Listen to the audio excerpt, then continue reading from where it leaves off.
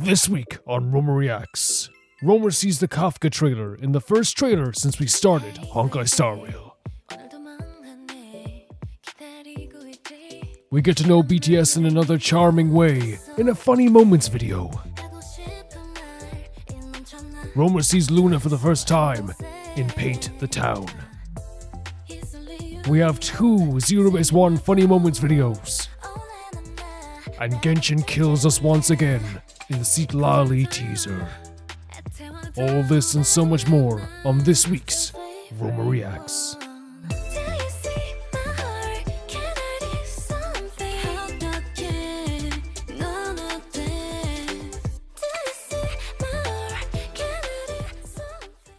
This is Roma Reacts, a series where I watch patron-submitted videos with all of you guys, and the first video is sent in by Cosmic Catloaf, and it is our first trailer, I guess, for Honkai Star Rail since we started Honkai Star Rail. We have watched a few before, but of course I stopped the submission of Honkai Star Rail trailers up to about 2 to 3 months before I was about to play the game, because I knew I was going to be playing the game maybe end of February or end of March, so I kind of stopped the submission of trailers, so we're kind of back on this again.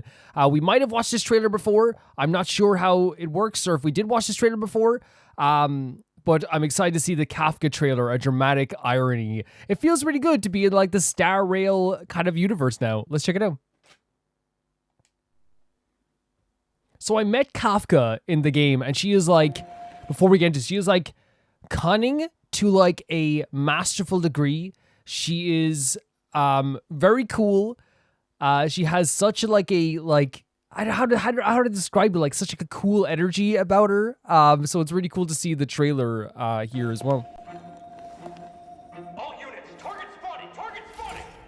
Very excited to get into more Star Rail this week as well. Shoot on sight. I repeat, shoot on sight. What do you see? Don't be afraid. That voice as well. Wasn't it you? It gets into my head. Who invited me? She's such a good design with the spider motif as well. So freaking cool.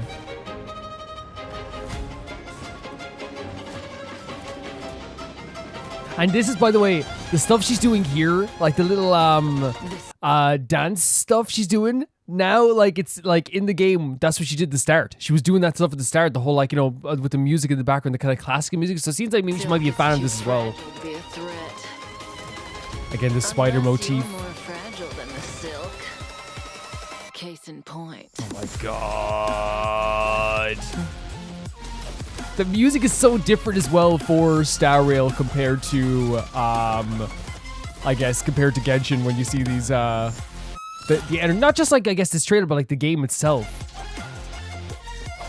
Oh my god, she's actually so cool. But she scares me in a weird way too, right? She's so cool, but she terrifies me.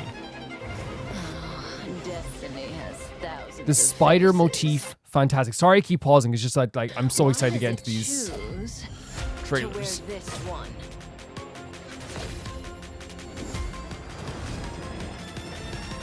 Stealing a glance. Now then, where are you hiding? The glasses look so good too. Look at this, oh my god!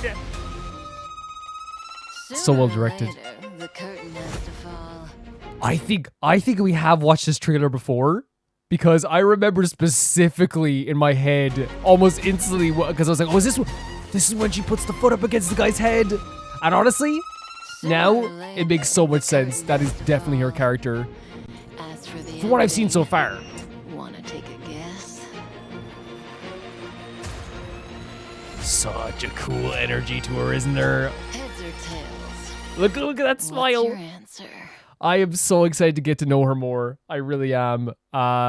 Yeah, the rules of what trailers we watch for Star Rail will kind of stay the same as Genshin if we've met the character and if they don't offer any spoilers. And I mean spoilers in terms of story, where they could end up, who they are as people. But I feel this is the perfect trailer to send, because I could understand everything, at least from my basic understanding of Kafka.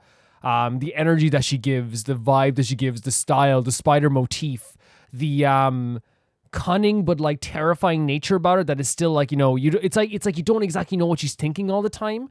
And I really got that even from the first episode of Star Rail. Yeah, so the idea is when it comes to like trailers for Star Rail, the rules will always be the same. If it's something that gives away a character, what position they'll be in, maybe what story they'll have, maybe what now here, like, obviously I couldn't pick up anything from that, only just about her character and her personality.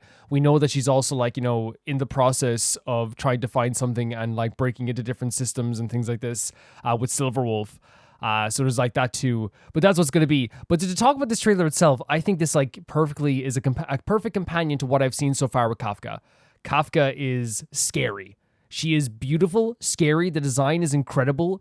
The spider motif to me, and I'm only taking guesses on her character, what I've seen so far. To me, like, the spider motif could be perfect for someone like her so far. Because she does seem like she is someone who likes to be in like control of a situation, someone who likes to make sure that everything goes perfectly, someone who's also very cool and calculated and prepared for certain situations. We saw that in the hallway when she took out a few of those soldiers as well in the actual game itself.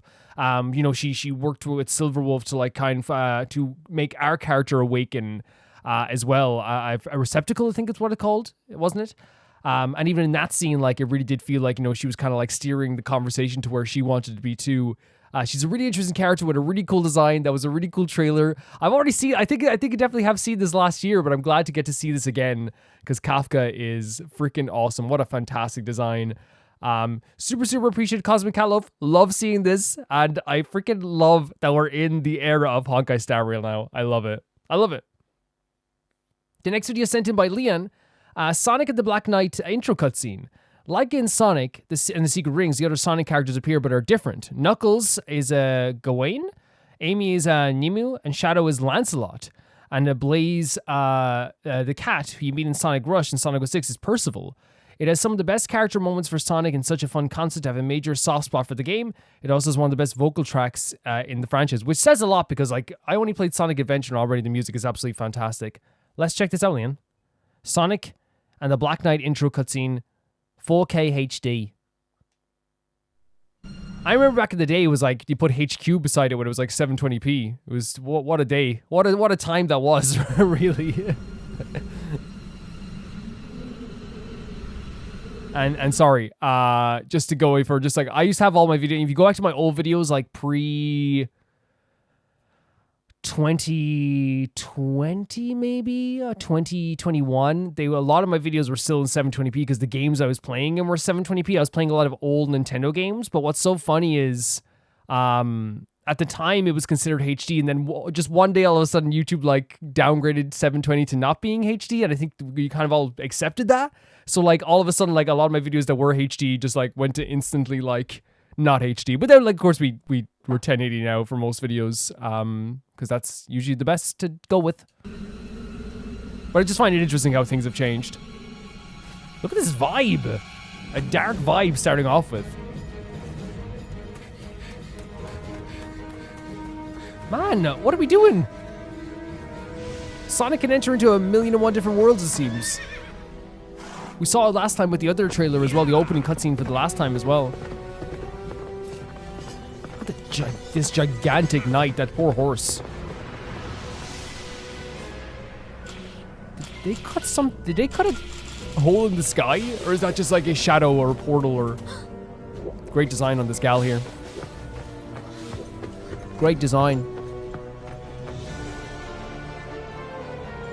Music as well.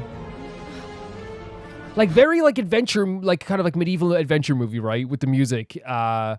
Almost like the medieval cartoon specials you would see, you know? Very cool. Wow, we're getting like pure magic here as well.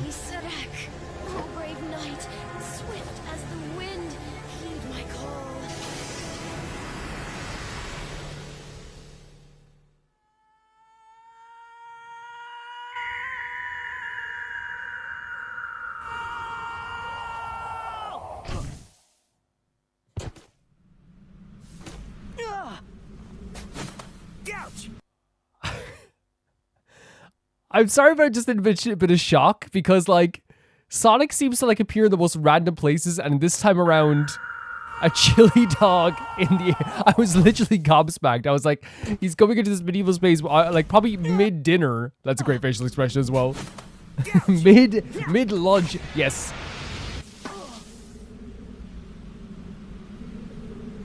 Catch those hot dogs. Hey, where am I? The chili dogs. So that's kind of famous to him, right? Being from a distant world. Forgive my Oh, she's rough like an elf of summons. some kind, I wonder. Come on, Sonic, you gotta help. This is such a cool premise. Such a great premise. Oh my god. Honestly, I've never had a chili dog. I think I said this before. I've never had one. I would definitely like to have one at some point in my life. I could just make one, I suppose. Oh, I get it. No problem. I'm used to stuff like Yeah, this. you're a hero. You're a good hero. Did you just throw up the chili dog in the air? What did you just do? And caught the chili dog as well. Come on, Sonic.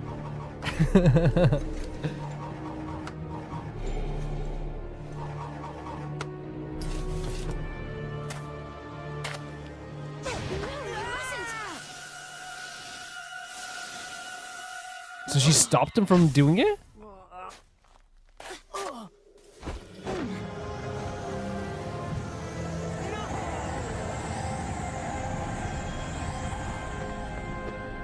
Does she think he's too powerful maybe? Or maybe like he has to bide his time? Looks like he's putting away his weapon though. You know what's interesting about the color design as well? Is that like it's very gritty. And like not in a bad way or anything like this. It's like it's way more like on a tinge of realism while keeping the arts a nice art style intact. That it's still nice to look at, you know? And you can like distinctively look at it from a far and go, oh, that's that medieval Sonic game, you know? Oh, wow. Oh my god, they're bowing to him? I shall give chase. Spread out and go after them. Slay them on sight. This is insane.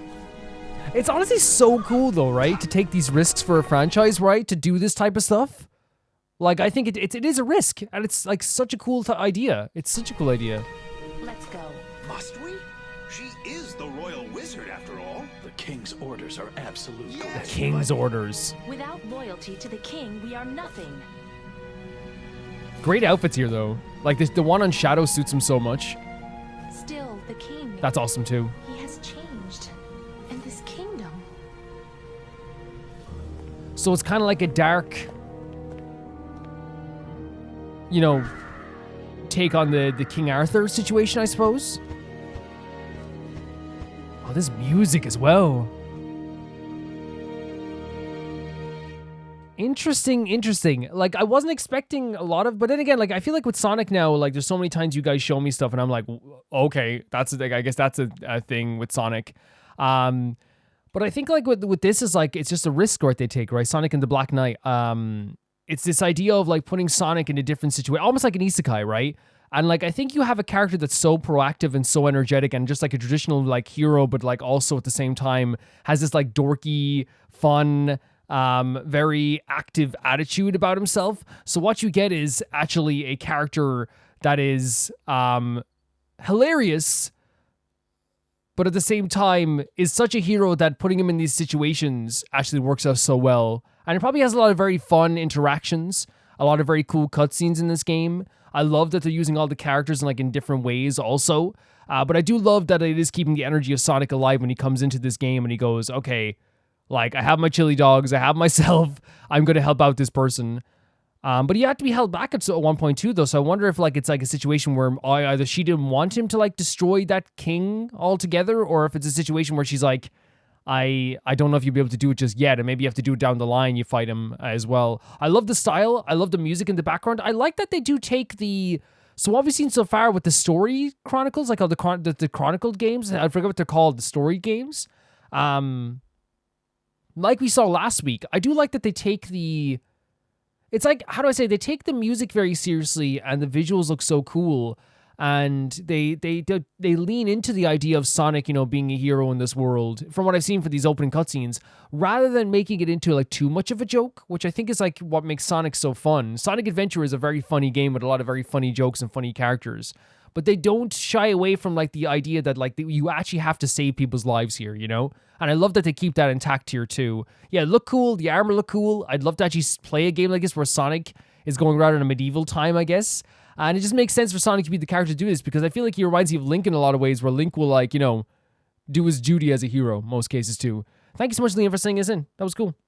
The next video is sent in by Heck. Issue 3 of the Sonic comic. This one is titled Fallout Part 3. You can probably guess what the last two were titled. Okay. The art style is noticeably different in this issue. I don't think it's any bad by any means. So there's a different art style as well. Let's check this out. And we have the cover as well there. Oh, shoot. For once, I'm Yeah, these are super dynamic. They're super fun. They are. Looks like Knuckles hogged all the fun. Yo, Knucks. Knuckles. Save any for me? Long time no see. What brings you out here? I ran into Amy in the next town over. She said you were looking into trouble here. I thought I'd lend a hand. You know, you're awfully far away from the HQ, Commander Knuckles. Don't remind me. It was more interesting when we were fighting to save the world. Now that we're focusing on rebuilding, it's all scheduling and inventory and...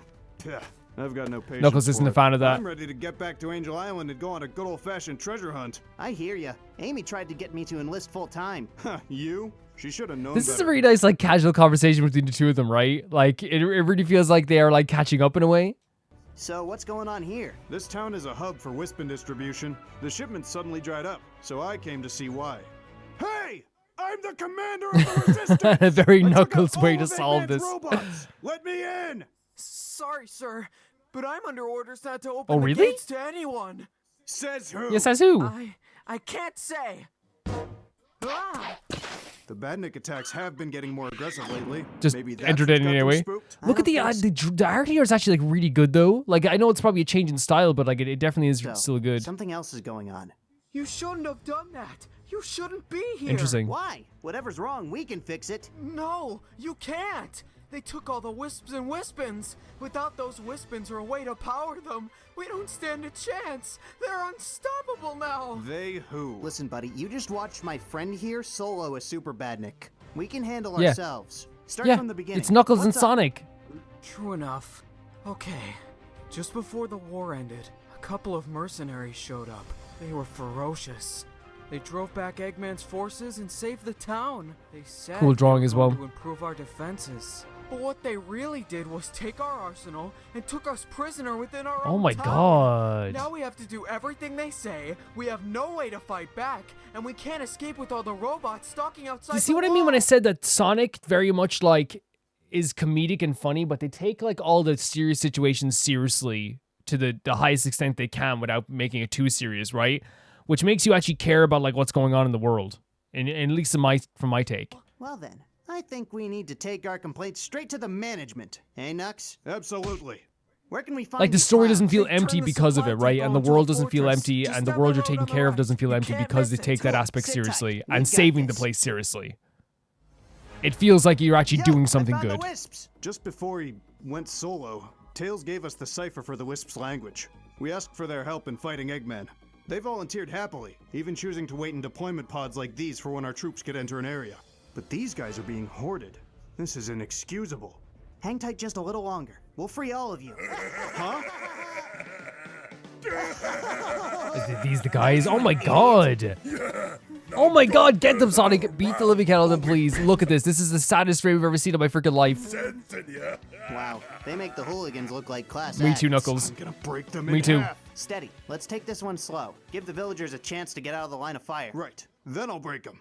Hey! Tweedledum and Tweedledummer! I'm Sonic Great stuff they did there, wasn't it? Really cool. the Hedgehog. Maybe you've heard the of me. changing of the frames. This is Knuckles the Echidna, commander of the Resistance. You guys are guilty of theft, extortion, kidnapping, and being grade A jerks. Tell 'em. So you Tell can 'em. either come along quietly, or we're gonna get loud. Who said you could come to our town, huh? Who said you could ruin our fun? Yeah, we've heard of you, hero. Oh, but the voice But you're clearly acting, ain't heard of us. You looking to scrap? Then get ready to crumble. Brace yourselves for... Please destroy these guys. Rough and tumble. Oh no, I was not prepared for this. Honestly, make fun of these guys at the end of days, please. Yes. They deserve Sonic. it. They're highly coordinated. Knuckles, you're the salt of the earth. Whatever. Let's get them. Did Knuckles say they were coordinated because they did a little intro at the start? That's hilarious.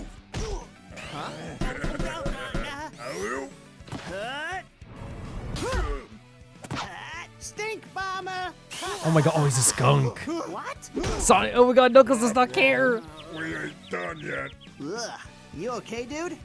I'm fine. That's definitely very Knuckles to just power through a gigantic stink bomb and to still save the day. Or messing around. Say your prayers, chumps! Okay, that might be a problem. I'll distract them. You grab a wispin of your own and... No, I can do one better. I'm really sorry for using that specific sound effect. If you didn't see a problem, don't worry about it. But those who did, I greatly apologize. I don't know what the sound effect is. I've heard it before. Honestly, if it's the most available sound effect, it doesn't matter whatsoever. Wisps. Art is about getting your point across. If you got the point across, that's all that matters. It's me, your old buddy Sonic.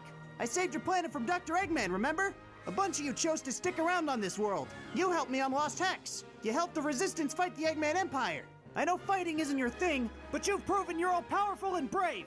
Knuckles Don't is let so these happy jerks about this boss you too. around. Look at this. They need you to bully everyone, but you don't need them.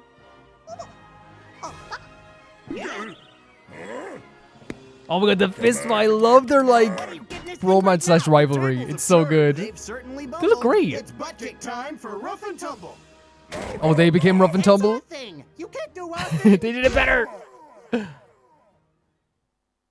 Great frame here as well. You did it!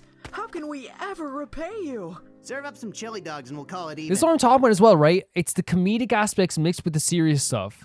It doesn't dilute the serious stuff. Like, you can still take the world seriously, you know? What's it saying? No idea. I don't have Tails' translator handy. Oh. Oh, I get it now. It's saying the Wisps plan to stick around and help you guys defend the town.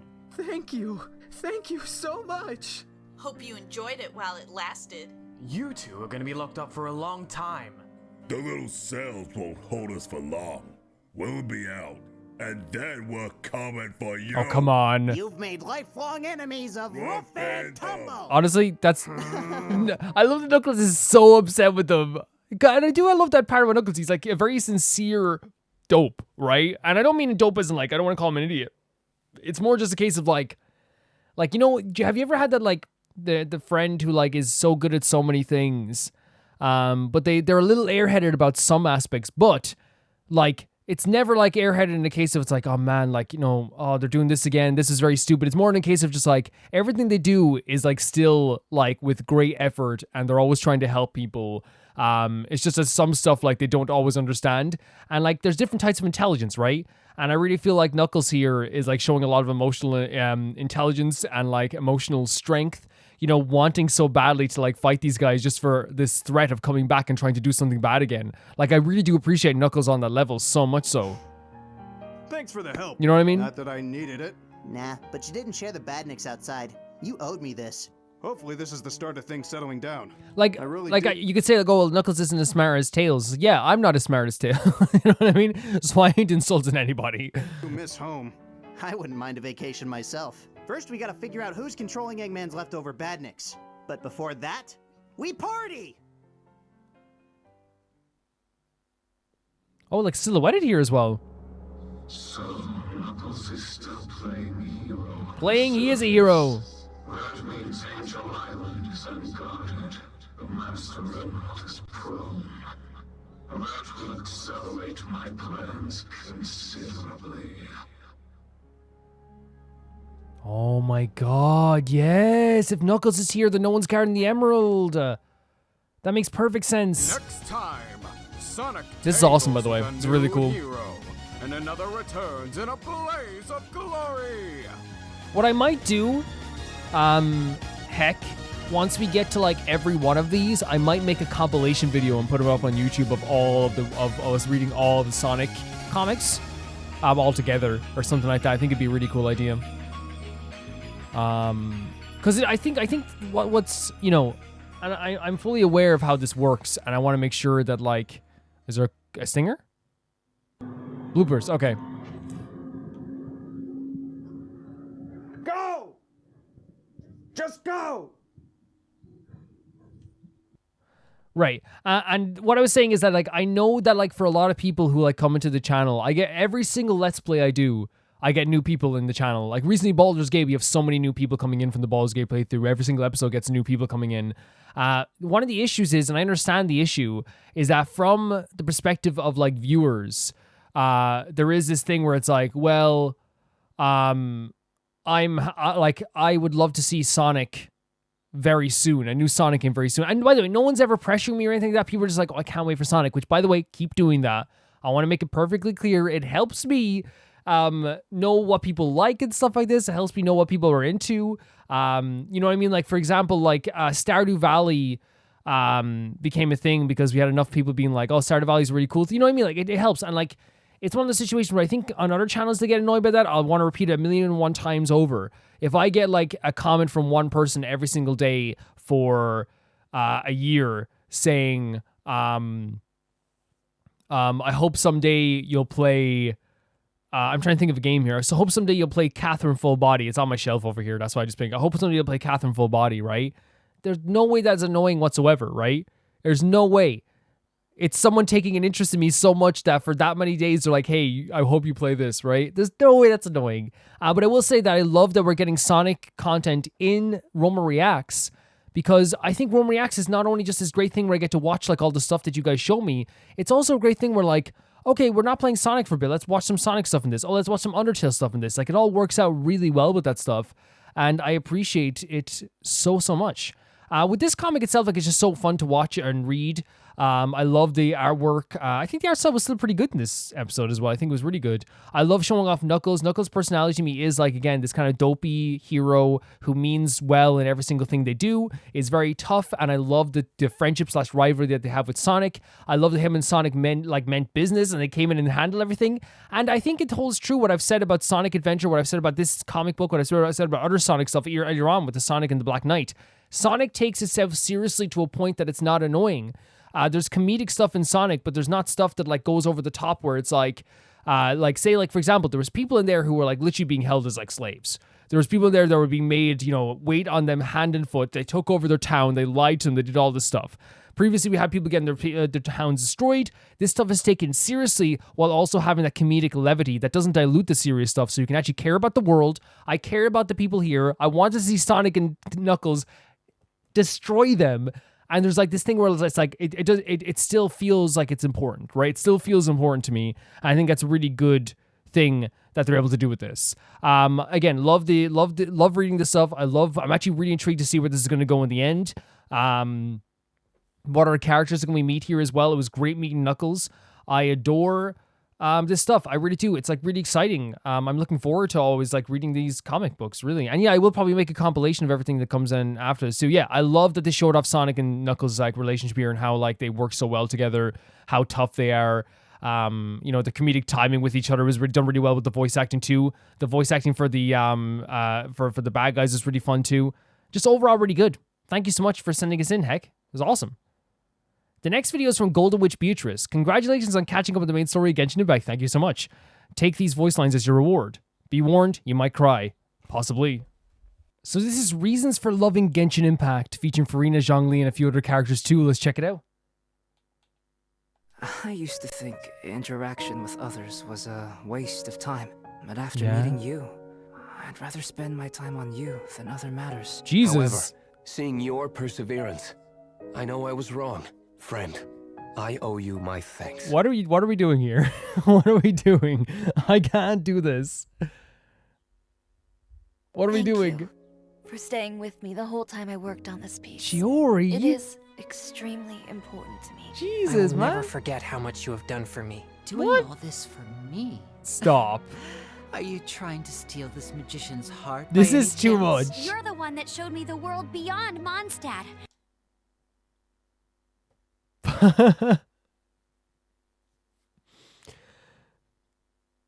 Of course, it's Amber who's the one who breaks me.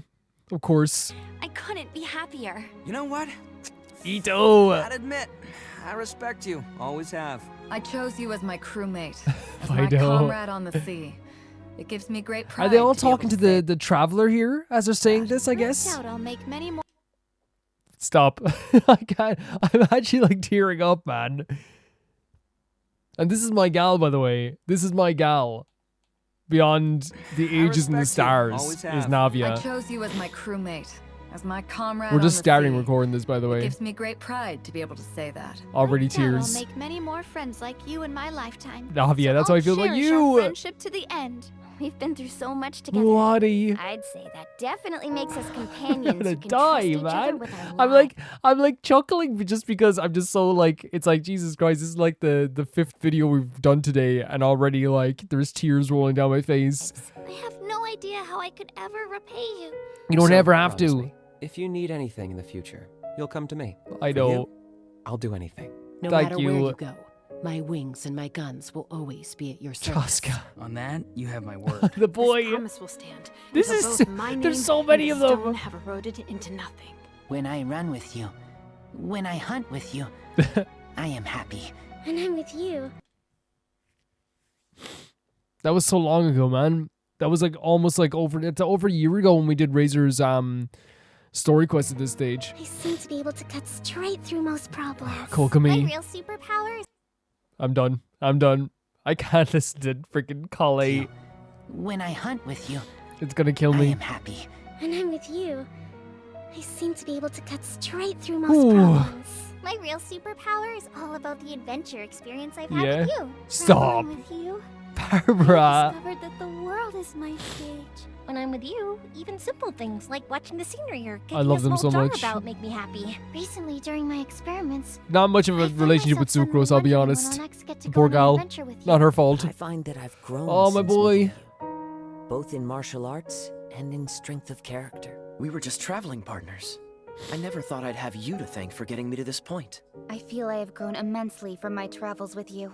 Our time together has been so pleasant that I'm fearful of I losing am what I've gained. devastated. All of this is because Gigi. of you. For such blessings, I Oh, give Rosaria. you thanks. Thank you so much for everything you've given me. Because what really matters We're only 2 minutes in. is that I have I'm you already to keep me done. company. Thank you for placing your trust in me. Look at Your you. kindness warms Look my at heart you. more than the brightest flame ever could. You have placed your trust Oh, in me. beautiful man. And of course, Beautiful man. I will not let you down. When it comes down to it, we're friends. Always remember that you can rely on your friends. Just get in touch and I'll be there. His voice. Anything ever troubling you, Koro. don't keep it all muzzled up inside. You can come talk to me as often as you like. Is that all right? Are we officially friends? Okay then. Always. Well, hand over your friendship certificate. What? I assume it'll need my signature. Let me put it more directly. I think of Man, you they have as a good everyone friend. here. Can't have peace of mind knowing Yow, that you're out yow. there braving the elements all day long. But don't worry.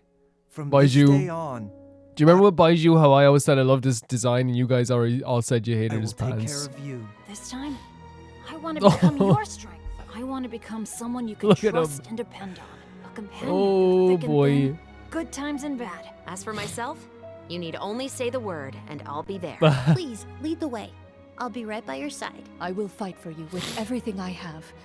As always. It's what I'm best at. And for you, it would be my pleasure. Look at this boy. But come hell or high water, if nothing else, then at least we'll be able to figure it out together, right? Okay. Of course. Speaking of beautiful men. I won't charge you any commission fees. I love I'm you sure your so happiness much. alone will be more than enough for me. In the meantime, I'll need you to take good care of yourself and have a happy, healthy life, okay? You've Thank got you, that Eula. spark in you too. Call me crazy, but when I see something beautiful, I want to keep it that way. In the meantime, Incredible. Oh, dying, crazy comrade. man. Keep yourself alive. He says, in the meantime, don't let anyone kill you, I swear to God. As long as I get to keep every customer's package safe. And you too. Sorry, I'm not going to Always apologize staying for all by the my sniffles, side. guys. You and me. What else did you We're expect? good friends now, right? What else did you expect at this stage? Become another dream. Perhaps Perhaps even cruel fate has deigned to smile upon me. God. I think for some reason a lot of like the Mondstadt ones are like killing me the most. Maybe it's just because it's been so long, right? That it just reminds me of like where we started. Understand, main Fräulein. In this traveler, Fräulein has found one who will never forsake her. Oh. I knew it. This girl. That's why you're my bestest friend ever. Our friendship has gone beyond something that can be expressed with a simple thank you. I didn't know you Oh my cared so God. much about me. My God. I don't know what to say. Oh, look at this boy. How can I ever repay you for this? Ever since I met you, I have been This is who gave us our start. Her and Amber gave us our start in this world. Master, but as Jean. Without Jean, we're not getting as far. We're not. Shall always go with you. I like hanging out with you. And the fact that you're here with me proves that you like hanging out with me too. I just...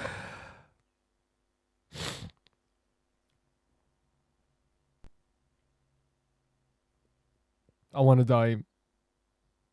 I want to get out and have some fun with you, peacefully, without anyone else interrupting.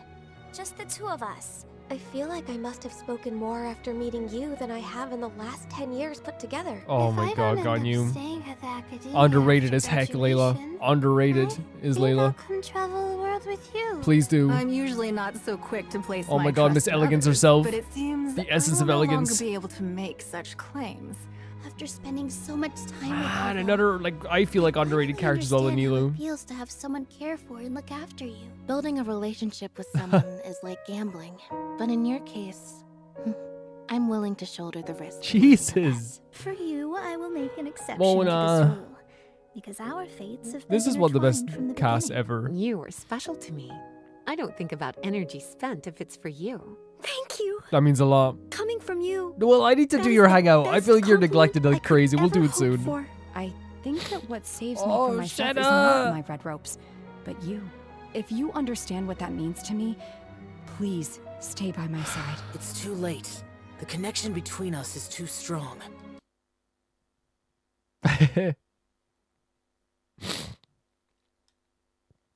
That's my eternal man. Even if you wanted to, it's too late to sever it. Yeah, I know. Nope. No ifs, no buts. show. You know too much about me. You know the real me, the one I normally have to hide. After all, you're very special to me. This If is you still crazy. insist on continuing down this path, Oh, then let me lead the way. you can One lead the way, holds you in my high boy. esteem, child, and is pleased to count you as a friend. Thank you for listening so patiently. Oh my God. I'm fortunate to have a close friend. Them saying thank you to us is crazy. And Candace again, we don't know as well. It's not Well, often that I get to be the interviewee. perfect design. This has been a real pleasure. All important things in life involve other people. As such, this gathering today has a unique meaning. We're friends After everything we've been through, all the battles we faced together, somehow friends just doesn't quite do it justice. Oh my God, I've been through so It's much. important to appreciate what you Granny. have in the here and now, to value and cherish the people you are close to. Let us lay our worries aside. I'm scared. And enjoy this fine I'm very scared. Whenever we are together, it is Oh, vital I'm bowing that we down. always shine a light I'm for bowing each down. other, okay? It's rather difficult to remain enlightened in the dark. But since meeting you, it's gradually starting Look at to this give me hour life for again. Nihida. Thank you for allowing What's happening here to me? Oh my God, it's almost over. My heart hurts so bad. But like, what's happening here is so interesting to me because like it just reaffirms that idea that I'm so right. I'm 100% right when I say that this is like I think the best in terms of quantity towards quality. There's no game in history that has this many characters that are this good. I don't think there ever will be. me to be here It's today, impossible. and for teaching me so many new things. Yeah, I need and to- so the next act Stop. shall be about our story. I hope. Now, I would Oh add my that wherever I God. go, Our first it simply Archon. must be with you. Just like I cherish the memories Oh my of God, I love you. everything in I love you so Inazuma. much. If you remember me, I'll live forever. I'm sorry for sniffing I right have to the mic, no but I don't care. regrets in meeting you, friend. Should the day ever come that we are not together, Better not be a day you like will that. continue to shine like gold in my memories. Outside that world, I will always be waiting for you. What an impressive freaking video. I hope you guys don't mind me checking out the comments just to see what other people felt about this as well. People joking. Yeah, people saying it was very emotional.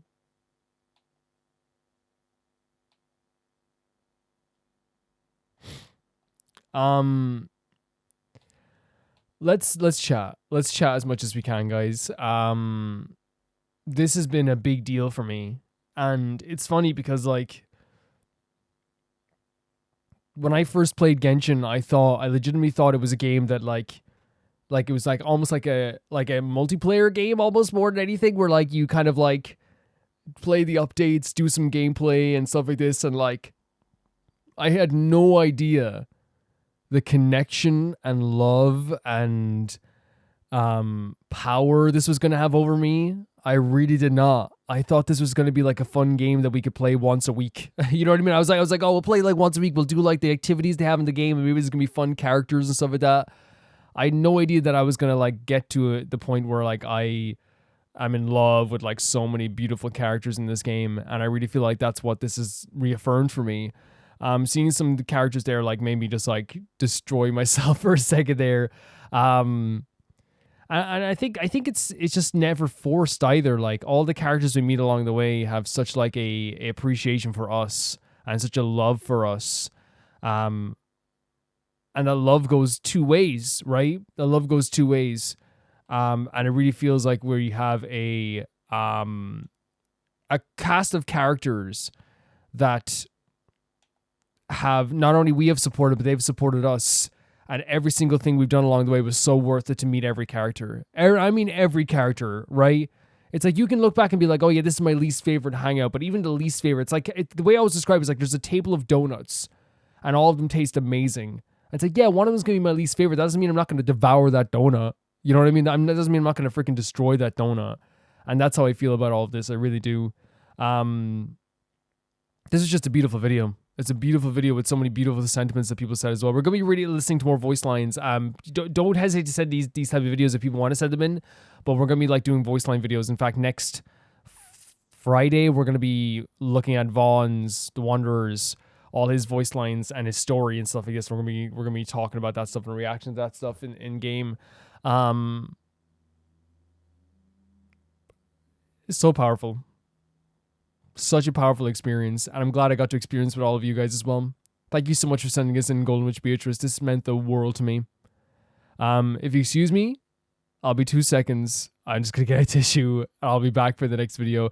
By the way, whenever I say like I get really emotional or stuff, I'm always worried people are gonna be like, oh well, I shouldn't send this in because I don't want to interrupt with anything. Roma Reacts is so strong because this video is sandwiched between Sonic the Hedgehog and a BTS Funny Moments video. That's why I love Roma Reacts. I really do. I am feeling it, man. I'm definitely feeling it. Oh, man. Okay. What a beautiful video. Absolutely beautiful, Golden Witch Beatrice. Thank you so much for sending us in. Again, once again, reaffirming my love for Genshin. I'm not going to talk for too much longer because I think I'll cry again. But I love these type of videos, and I love how much effort they put into all the extra dialogue and stuff. I guess I'm glad we're going to be looking into it more soon as well. I appreciate you guys for caring enough to send this type of video into me because it shows the care you had for the playthrough and the care I have for you guys caring about the playthrough and the care I had for the playthrough as well. I loved it. I absolutely loved it. The next video is sent in by Pauline Grint. I wanted to send Funny a BTS compilation, but I wasn't sure which one. What really got me into BTS was when I was out of my K-pop phase. Was not only their music, but mainly their bond at these kind of moments. I hope you like it. So this is BTS making comedians jobless.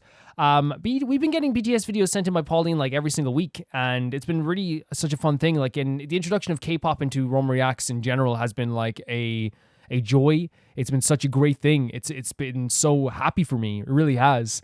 And like I would say that, like, you know, really now with the K-pop, with Genshin, Sonic, all these different musicals, like informational videos, anime, all this stuff, I really feel like it is like a variety, you know, video show, like more than it ever was before as well. It really is.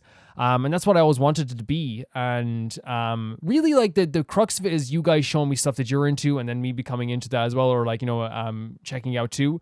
But I love that, like, and I said this to the people in the Patreon chats, and I think you guys in the comments would agree. I said, I know you guys aren't thinking about what a good video to watch is in terms of the people watching this Roma Reacts, but I think Roma Reacts is so good, not because of me, but because of the fact that, like, the patrons, like, for some reason have this natural talent that they didn't even know for finding the best videos that work in a video. I don't know. Let's check out BTS making comedians jobless. Oh my god, we're interesting start. Oh, there's V. Wait, okay, it's trying not to laugh. I'm just going to say this right now. I will fail. I will fail. So we're not going to do a try not to laugh. Instead, we're going to just laugh along with it, okay? If that makes sense. We could do a try not to laugh at some point. There's Jin. What is that?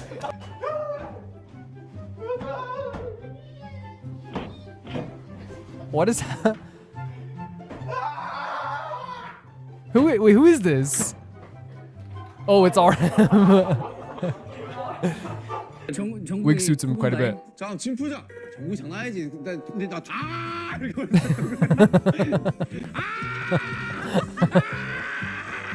I agree, by the way, I love this type of stuff when any like group, when any group, YouTube group, whatever. I love the behind the scenes stuff. I love the banter they have here as well. Like, you know.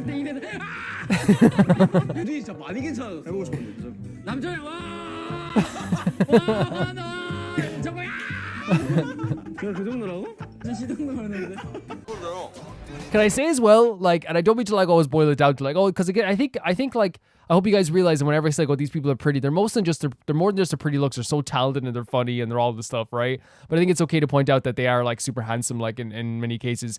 Jimin's someone who I knew people loved because he was like the one that like a lot of people would like, I'd hear it from all the time, the name Jimin, right? And like, slowly, it's one of those things where like at first I was still like, oh yeah, like it's V and Suga who are still, I think, like, if you call them BTS biases, someone called me Baby Army, BTS bias, these guys, and like I think that like more and more each week you're seeing how like, you know, how handsome everyone really is, but like I think Jimin is like, you know, like super handsome, and more each week, if that makes sense, that we see these videos. Taste testing for Jin. No.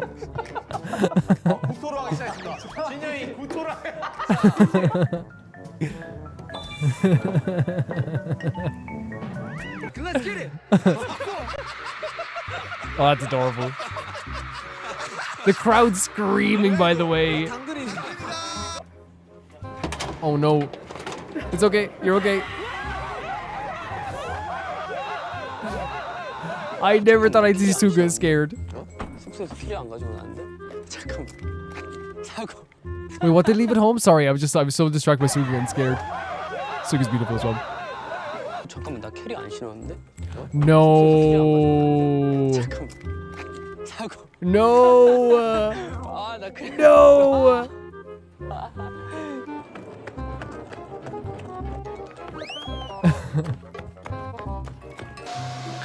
That would be terrifying if you lost your luggage. Jungkook. Love the hair. No, the chair.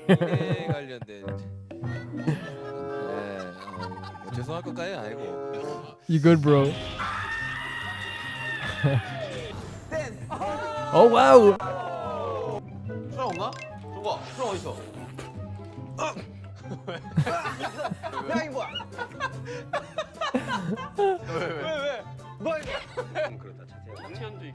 The face.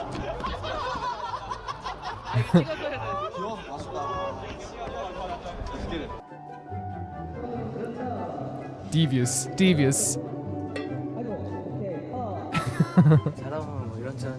Honestly, great way to pick yourself back up.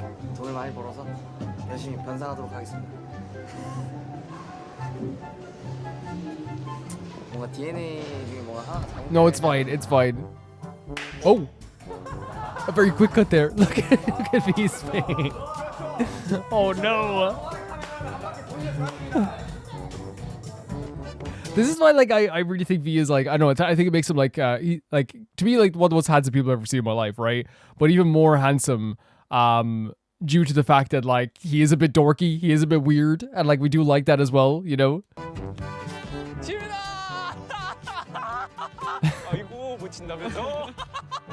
The witch laugh.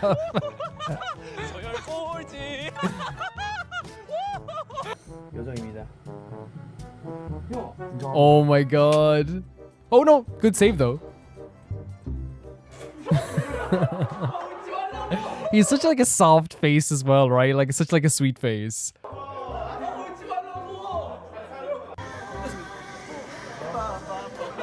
Nice uniforms.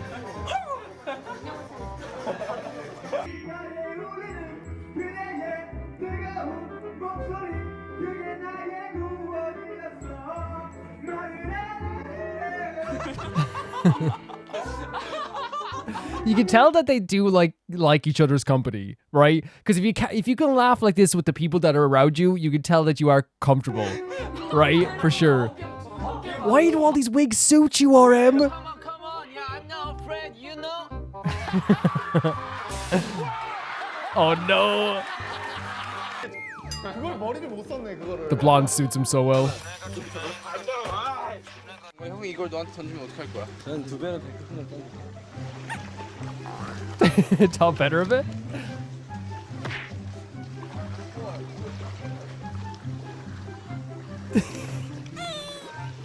Just wants to get in there.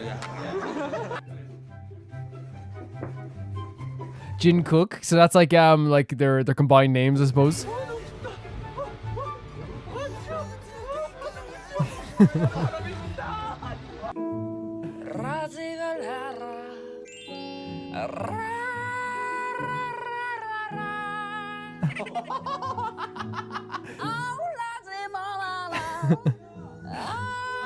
By the way, the talent to be like, I'll skip back a little bit. The talent to have like to be like joking, but also sound pretty good. You know what I mean?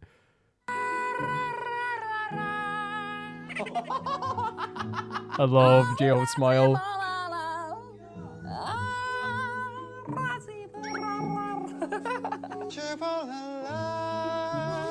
Beautiful voice.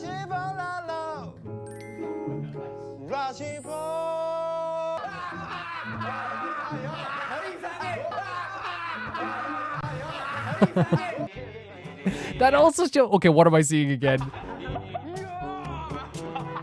They're very comfortable. No, like I really feel like it. Like even that there, I gotta skip back as well. But I didn't see what happened here because I was busy getting ready to pause. But it's mostly played anyway. But like that's also comfort. That's also comfort around each other. This is crazy to me. Oh my god, the pants. Sorry, I know I should be focusing on that. The pants on J-Hope.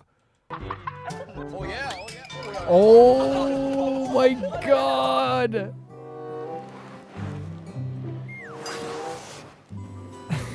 Oh, the beautiful smile.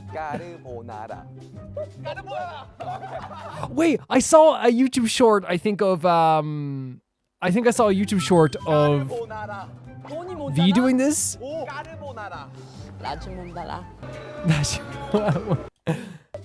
I think I saw a short of V doing this. That smile. 누군가 다 쏟으면 우리 신속 정확하게 10초 안에 저기 안착을 시켜야 돼요. 무슨 말인 줄 알죠? 하나, 둘, 셋. Oh god, oh god, it is, of course it's gonna be hot. 하나, 둘, 셋. 빨리. 잠깐만. 왜 자꾸 내려? 나도 뜨거워, 나도. 하나, 둘, 셋. 신속 정확. 아니 다. 왜 여기 전에? 진짜. 하나, 둘, 셋. This is just so fun.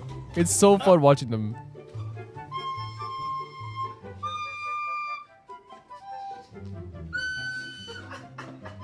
Oh my god, there's Suga's smile, by the way, melts my heart. It melts my heart so much, the laughter.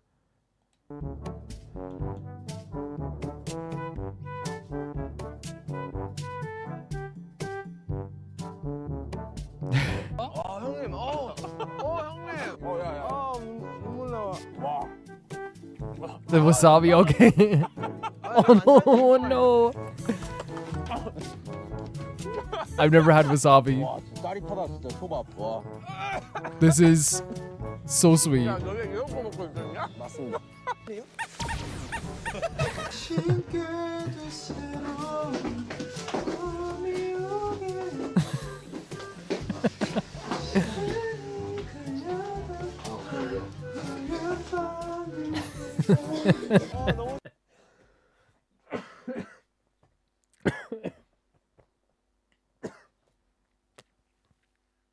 Oh my god. I've been laughing so much for the past like 10 minutes of recording this part that like I'm starting to cough. I love their banter so much. It's so adorable. It's so adorable.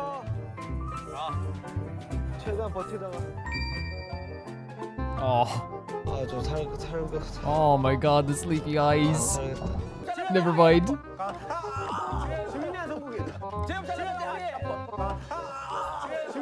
The two of them got hurt at the same time? Oh no.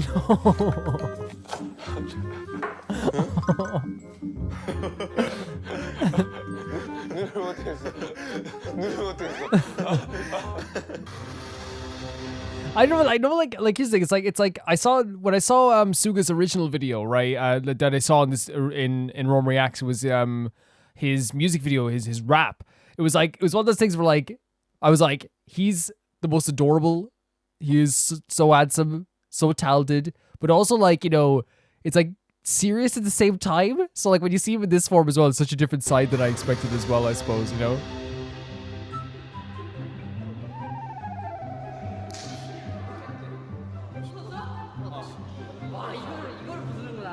He broke it?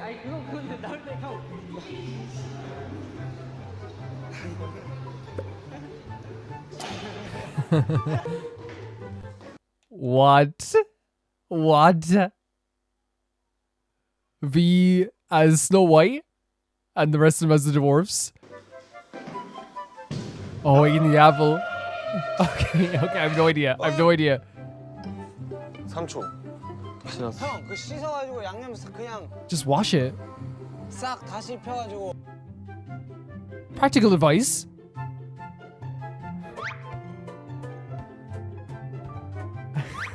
Oh my god. Look at this man. Look at me. Right now. Look at Taeyong. So handsome. Oh my god, he's beautiful. You look like an old man driving.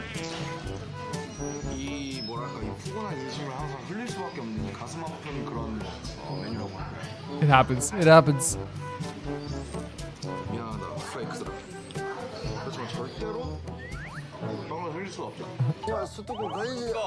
자, 일단 지민이 설거지 했고요. 네, 저거 물 불려놔가지고 그냥 물 한번 싹 찍고 갈가가지고. 그냥 왜 날? 갈가가지고. 정구야. 그 갈가가지고. 아니 그. You're looking at me.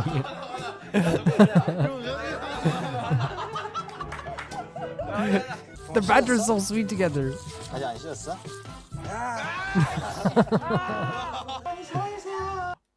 I'm like, there's so many like cuts in between here where I'm like, what was happening here today, you know?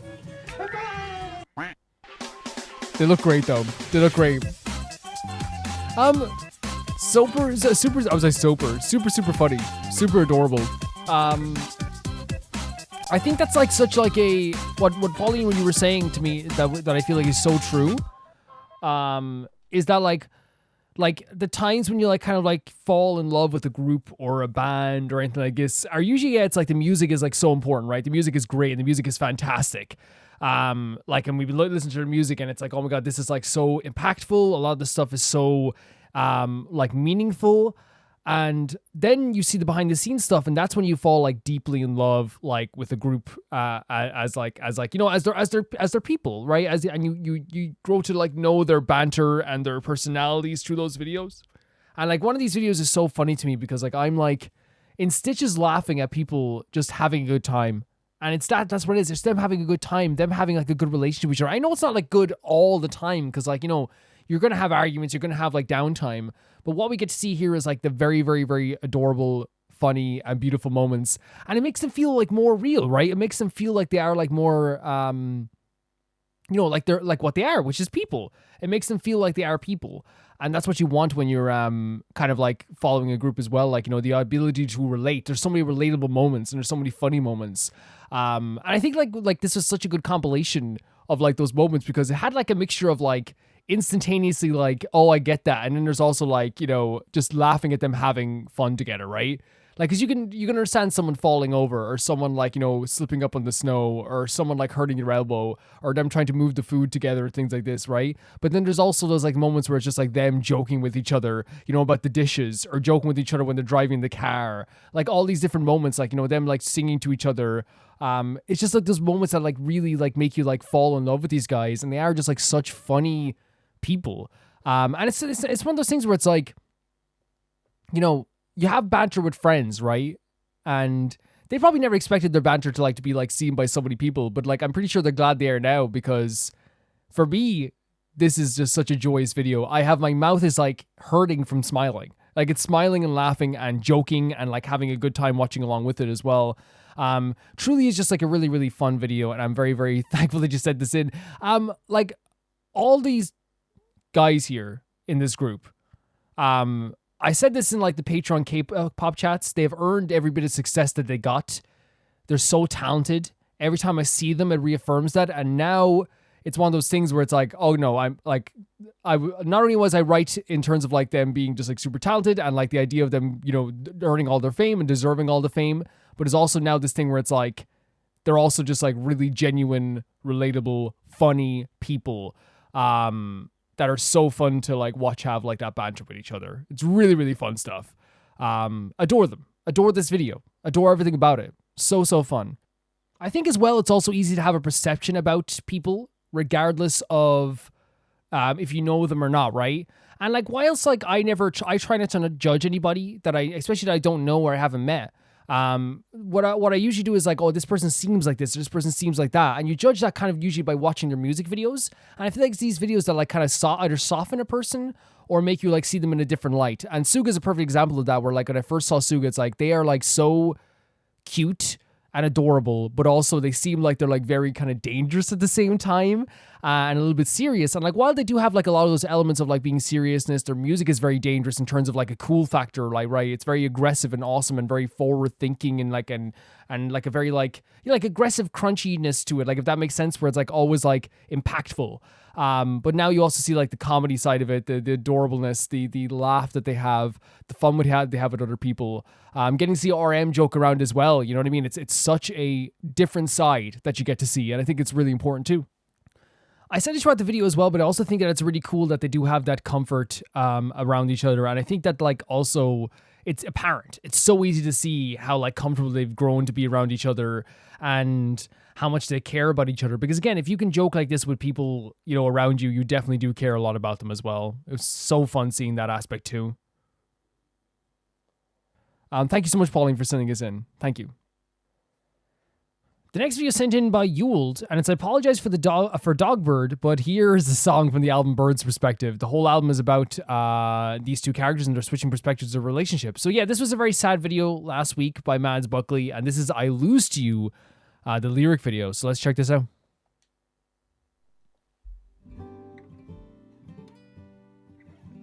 Beautiful artwork just as a still frame here though. Like the gorgeous colors as well.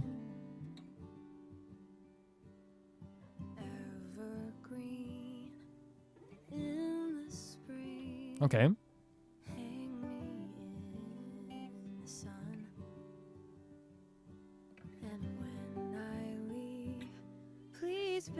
Beautiful voice.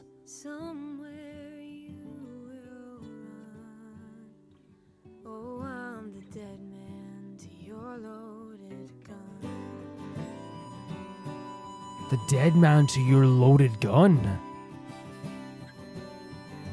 Interesting.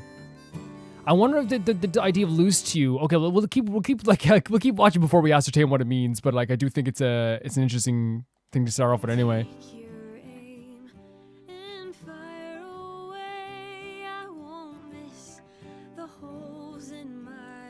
Interesting. I'm starting to get I have an idea already what I think it's saying.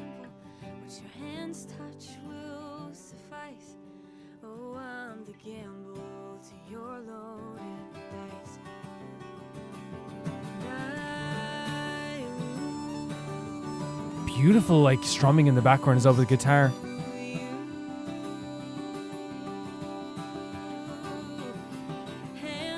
Is it okay? So far the vocals are absolutely beautiful. I want to make that clear before we get into like ascertaining what the actual like information that we're getting here is. My idea is, because the other song we saw was the idea of her saying like, I'm hurting you, I wish that you would F off. Like not F off in a bad way, but I wish you would leave because I don't want to hurt you anymore, right? And I don't know why you keep staying with me. Is this from the perspective of the bird this time saying, hey, I don't mind. I'm literally at your mercy, because I like you so much. Just make sure that, like, you know, I'm buried somewhere nice, you know what I mean? I won't miss these holes in my side because, like, I like being with you. And I wonder if, like, it was too much to take at some point, right? You know? And it's like if I'm gonna be hurt by you, at least it's by you, right? Possibly?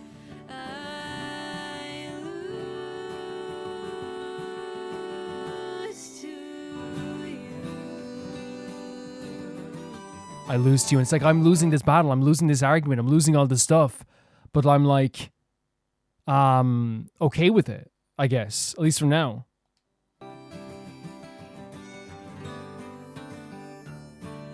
Because this is when they met, right? In college? And again, it's like where I die, where I'm laid to rest.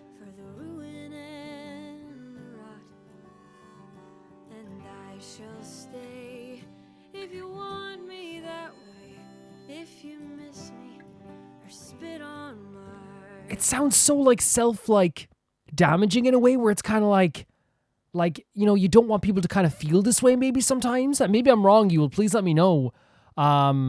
Because I could be. But it does sound like it's someone who's like kind of like, you know, putting their own feelings aside in order to, you know, to feel that utter happiness with a person that is probably making them feel a little bit hurt sometimes, right? At least that's what I'm getting at anyway. That's what I'm getting.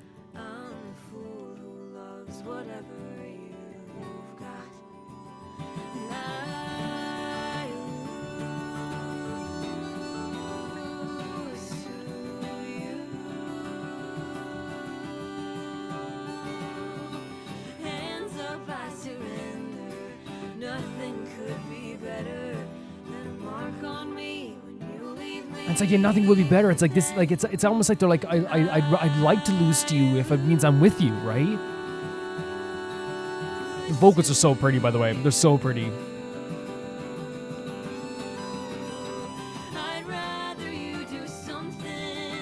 Yeah, oh, but there it is. Like, I'd rather feel something, right? Oh my god.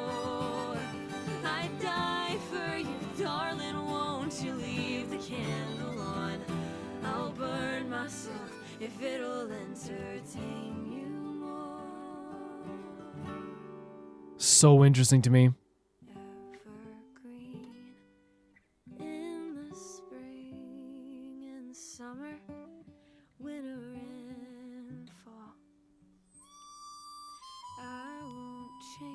And this slow tone as well as we're getting into this part, right? Man. Beautiful, beautiful tone, beautiful tone.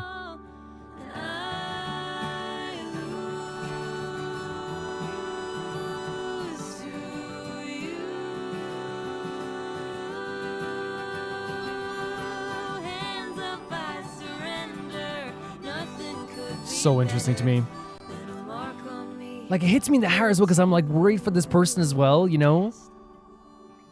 And maybe I'm just misinterpreting more pessimistically than you should, maybe, because it is a beautiful sentiment. I've talked about this a million times, like in other songs. Like, one of my favorite songs ever is "Lonely Day" by System of a Down. And one of the things I love in that song is it's a very pessimistic, but also very beautifully pessimistic outlook on life in general. This idea of like, you know, and if you go, I want to go with you, and if you die, I want to die with you. It's like this idea of like, take my hand and walk away. It's like this idea of like, I would rather be gone with you than live here without you. And what this song seems to me is like the other perspective you have from the birds' perspective, where it's like how they feel about this whole situation. They're probably feeling a lot of pain. Yeah, we know they're feeling a lot of pain from the stuff that the dog, in this sense, is inadvertently doing.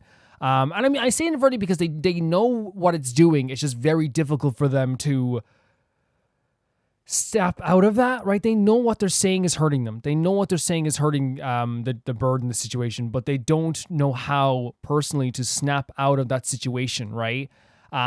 Without taking a massive step that they feel will expose them in some ways to like their family and their friends, which can be very difficult as well. But it is hurting the bird, and they're wondering, why are you still here? And from this perspective, it's like, I would rather take a bullet to the chest.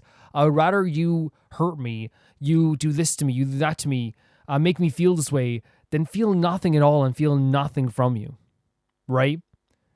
And I feel like that's like one of the things that like I'm getting from this song is this idea of like a deep emotional pain that is coming from this. That actually is like a weird, that is like it's an emotional pain that is like accepted, right? Where it's, and I think, I don't know if all of us can relate to it, but I think the idea of like even a friendship or a loved one or something like that, where it's like, yeah, I'm feeling upset right now and I'm feeling very sad, but it's like, man, what's the alternative? I don't get to see you. I don't get to be with you. And that hurts. It's a very painful feeling. And that's what I'm getting from this anyway. It seems like extremely painful and hurtful. But at the same time, it's a very beautiful sentiment because, like, again, I'm very much for doomed lovers and the idea of love and all this stuff and the idea of a darker side of love. And to me, this is a darker side of love where it's like, hey, I would rather take a bullet to the chest if it meant that it was your bullet than for you to look the other way and not even notice me, right?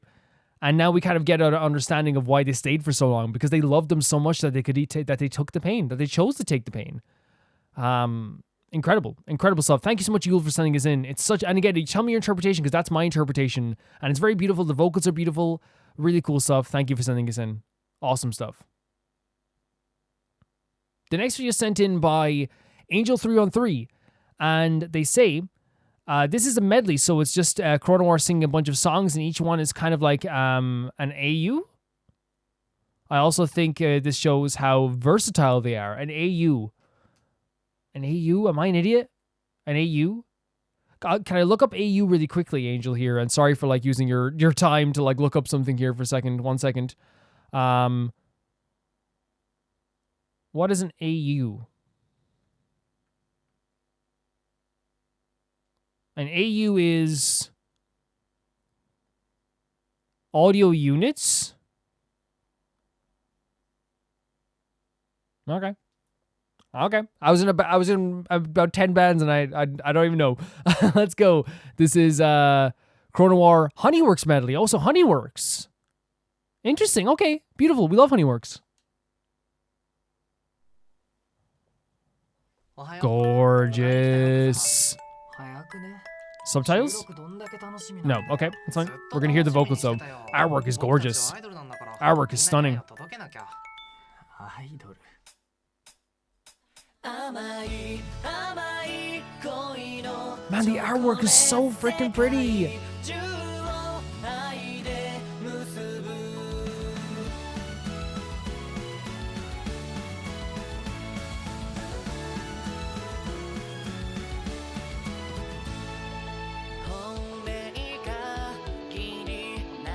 Gorgeous stuff. And the vocals are very like soft, they're very like comforting, almost like a cloud, if that makes sense. Like they're very like surroundingly comforting, right? But like I love the artwork in these type of videos, especially Honeyworks videos. Are you kidding me? Stunning. Like the vocals are like so like soft in a good way. Look at this look at that.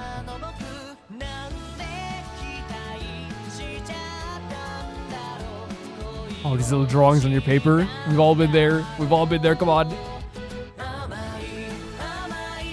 They are adorable. They are absolutely adorable.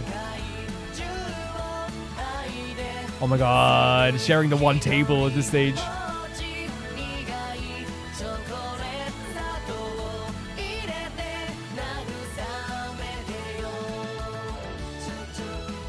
Lollipop chocolate, is that the... with the milk in the background? Oh, here's what you were talking about, medleys. Okay.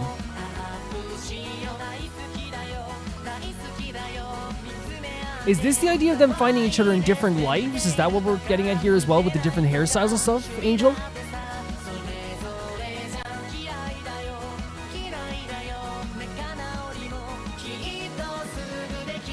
Oh my god. Outfit's amazing too. Yeah, the song changed. Like again, the first song was very like surrounding, very like almost like folky in a way as well. You could always hear like see them with the guitar in their hands as they were playing this. And now like I think what we have is like a like, I guess more of a anthem of a song, I guess. It feels like an anthem song.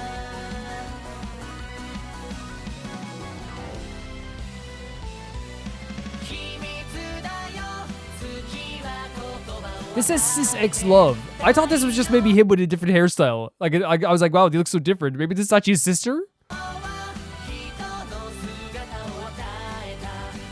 Maybe you could explain that to me. The chocolate as well here. It looks so good. Seeing the vampire get a little bit nervous here as well. Oh my god, adorable. Adorable.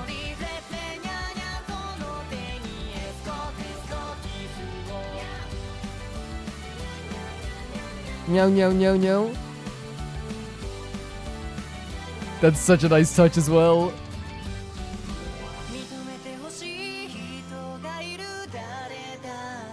The change-ups here.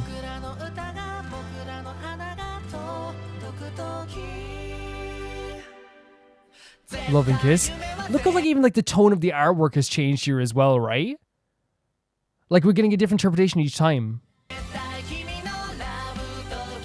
Like it's a little bit darker, right? The tones are a little bit darker.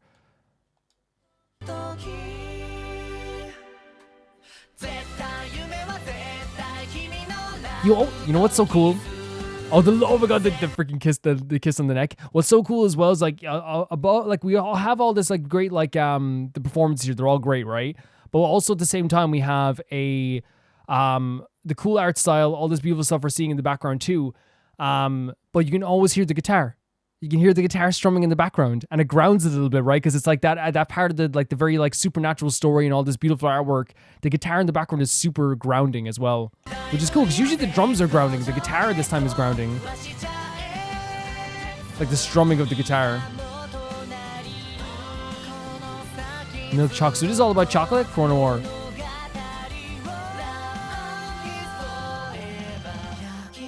Oh my god, adorable, adorable.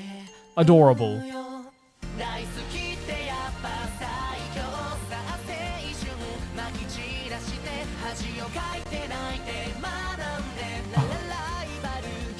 Wait, is this like a stage performance now? It changed up again. At the live show, yeah. I love the change-ups here. They're very cool. This is adorable, Zone. So cool. So fun. They're like pop idols now.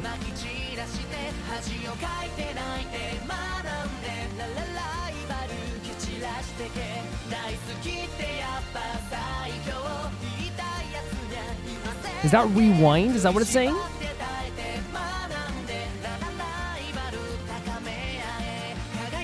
Oh my god, that's so cool. Really cool. And honestly, you know what works for so well for like a medley like this is the fact that every song like strung together so well. Right? Wait, it's not over though. They did credits. Wait. They did credits though.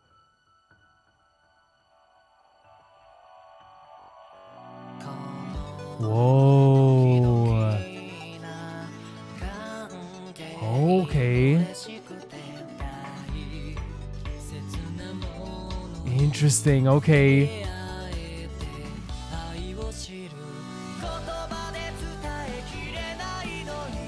Very, very, very pretty.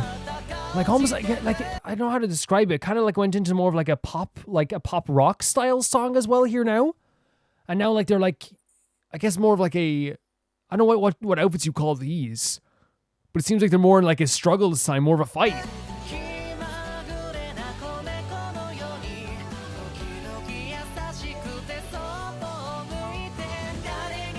Vocals are great, really great. Yeah, like look, it's so different this time, right? Like with the faded style even.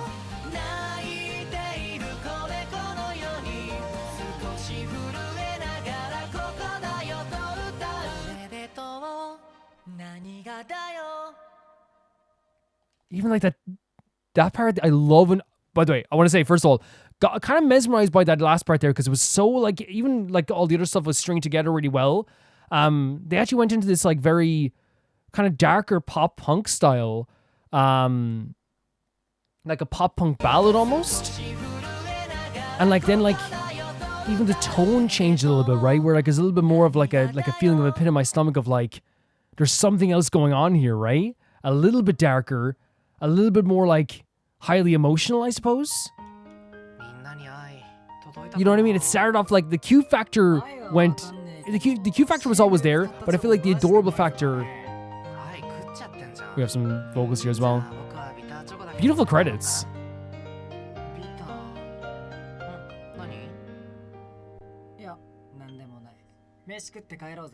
Okay. Yeah, like I really feel like what happened there was like this the changes that were happening there, at least in the tone of what I was hearing, was like I was like really adorable. Oh, this is really cute. Oh, this is still cute, but like it's getting a little bit like more mature. Then it got like super mature with the tone of the artwork, and then it kind of went to like, as I said, like a pop punk feel as well.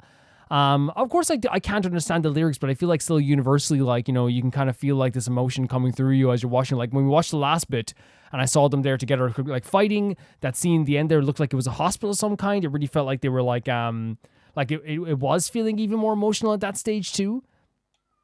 And so, like from my perspective, I do feel like we have a really good medley, right? Because I feel like medleys are like, you know, great in general. We saw a BTS medley recently that was awesome.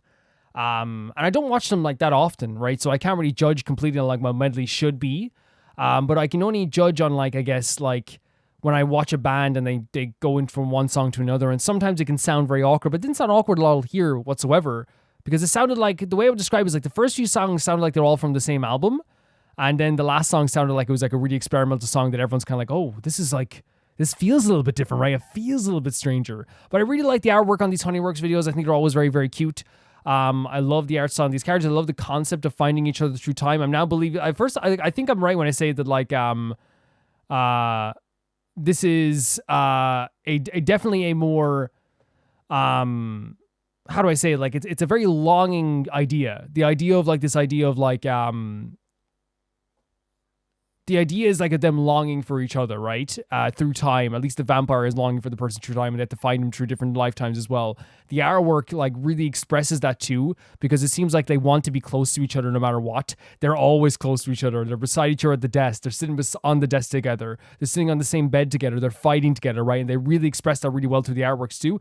And the Honeyworks style as well, always great. Always great, because like Honeyworks is something that I've grown to appreciate so much. I think is absolutely beautiful. And I think it's like so nice. Yeah, like as I said, I can't understand the music. I can only tell you what I felt. I was like going, oh, for like a lot of the parts there. I thought it was really cute, really beautiful. The art style was really beautiful.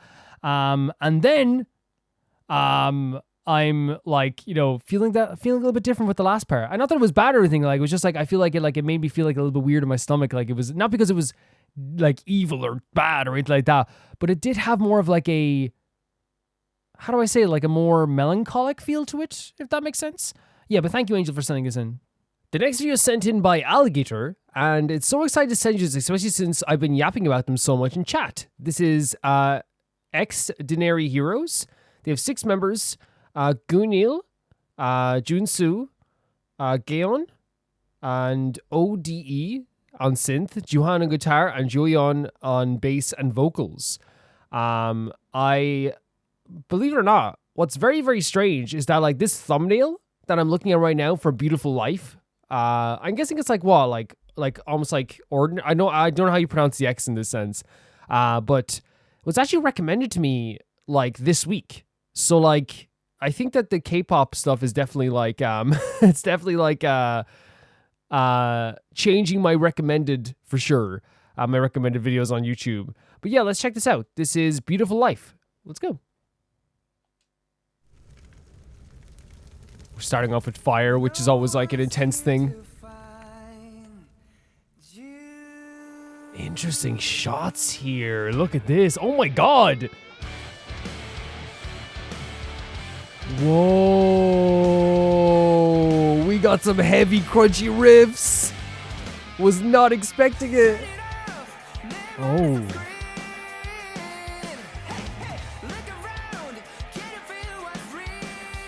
Oh my god, the hair!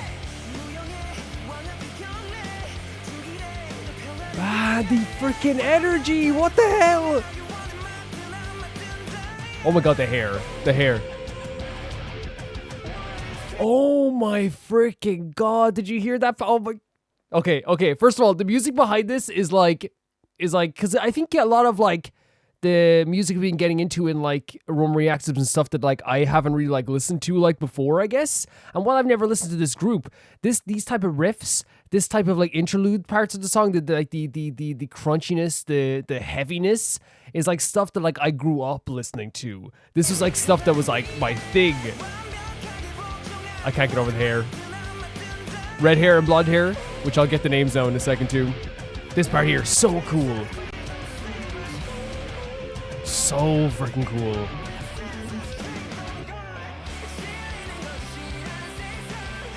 Man! The imagery is crazy, by the way. I love... Oh my god, still playing the instruments once they come in as well.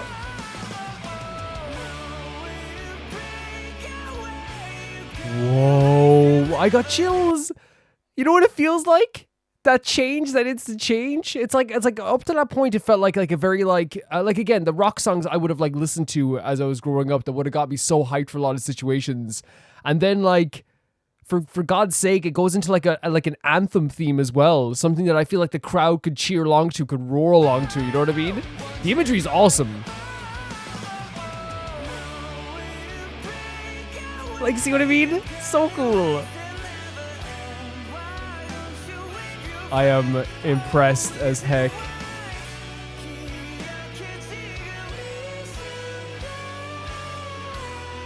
They look great, by the way. They look freaking great. I should be, by the way, we're gonna skip back a little bit because I was so godlike. I want to kind of look at the lyrics as well. Sorry about that. I'm just like so like like locked into the hair is so cool. Into an intangible king. So it seems like it is a song about the so far what those lyrics say, the idea of like people dying for like somebody that like, you know, wouldn't die for them, first of all. Like this tangible king, like that, you know, that wouldn't even do anything for you as well. Or like the idea he's fighting for my peace, but it's like, you know, or he asked me to fight for peace, which again is always like a very big oxymoron, right, isn't it?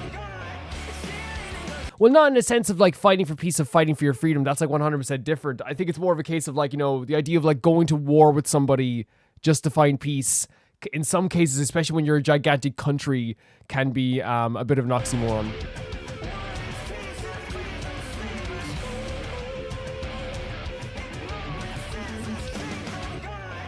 Ignorance is a strength.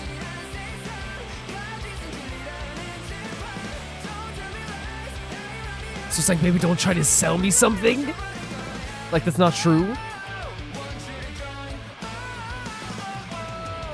This is awesome. So yeah, I wonder if this is about to do like propaganda. I was like, why don't you wave your flag? And white is a surrender, by the way. I can't get how good they look in this scene.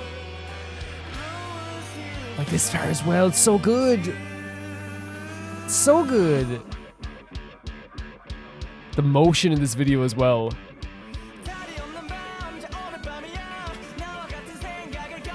This looks so good. This looks so good. Yeah, hello! Oh my god.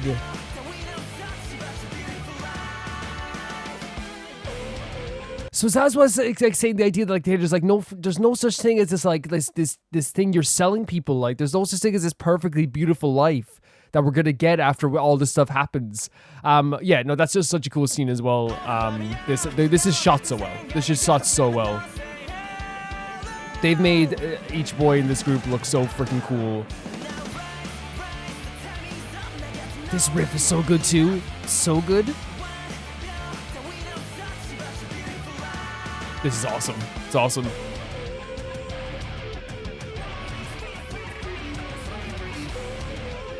Man, I love that, like, it's such a nice touch to keep playing as, like, they're, like, still trying to fight. Oh my god, the violence.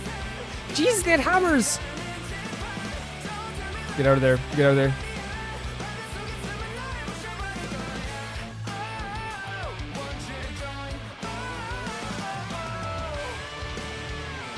And this time it didn't go into like the anthem vocals there. Oh, you get the trolley.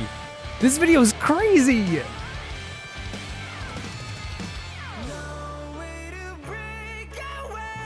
Man.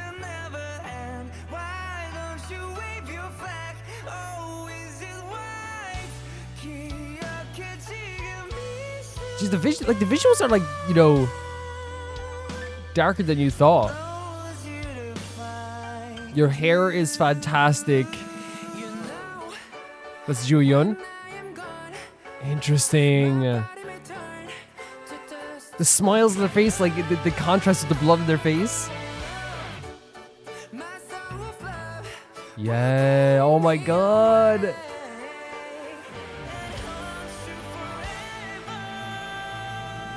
Okay.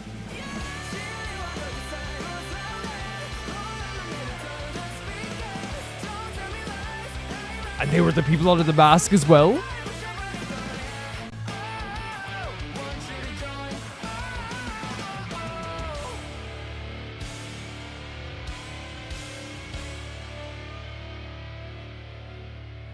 Such a crazy cool song, such a cool video.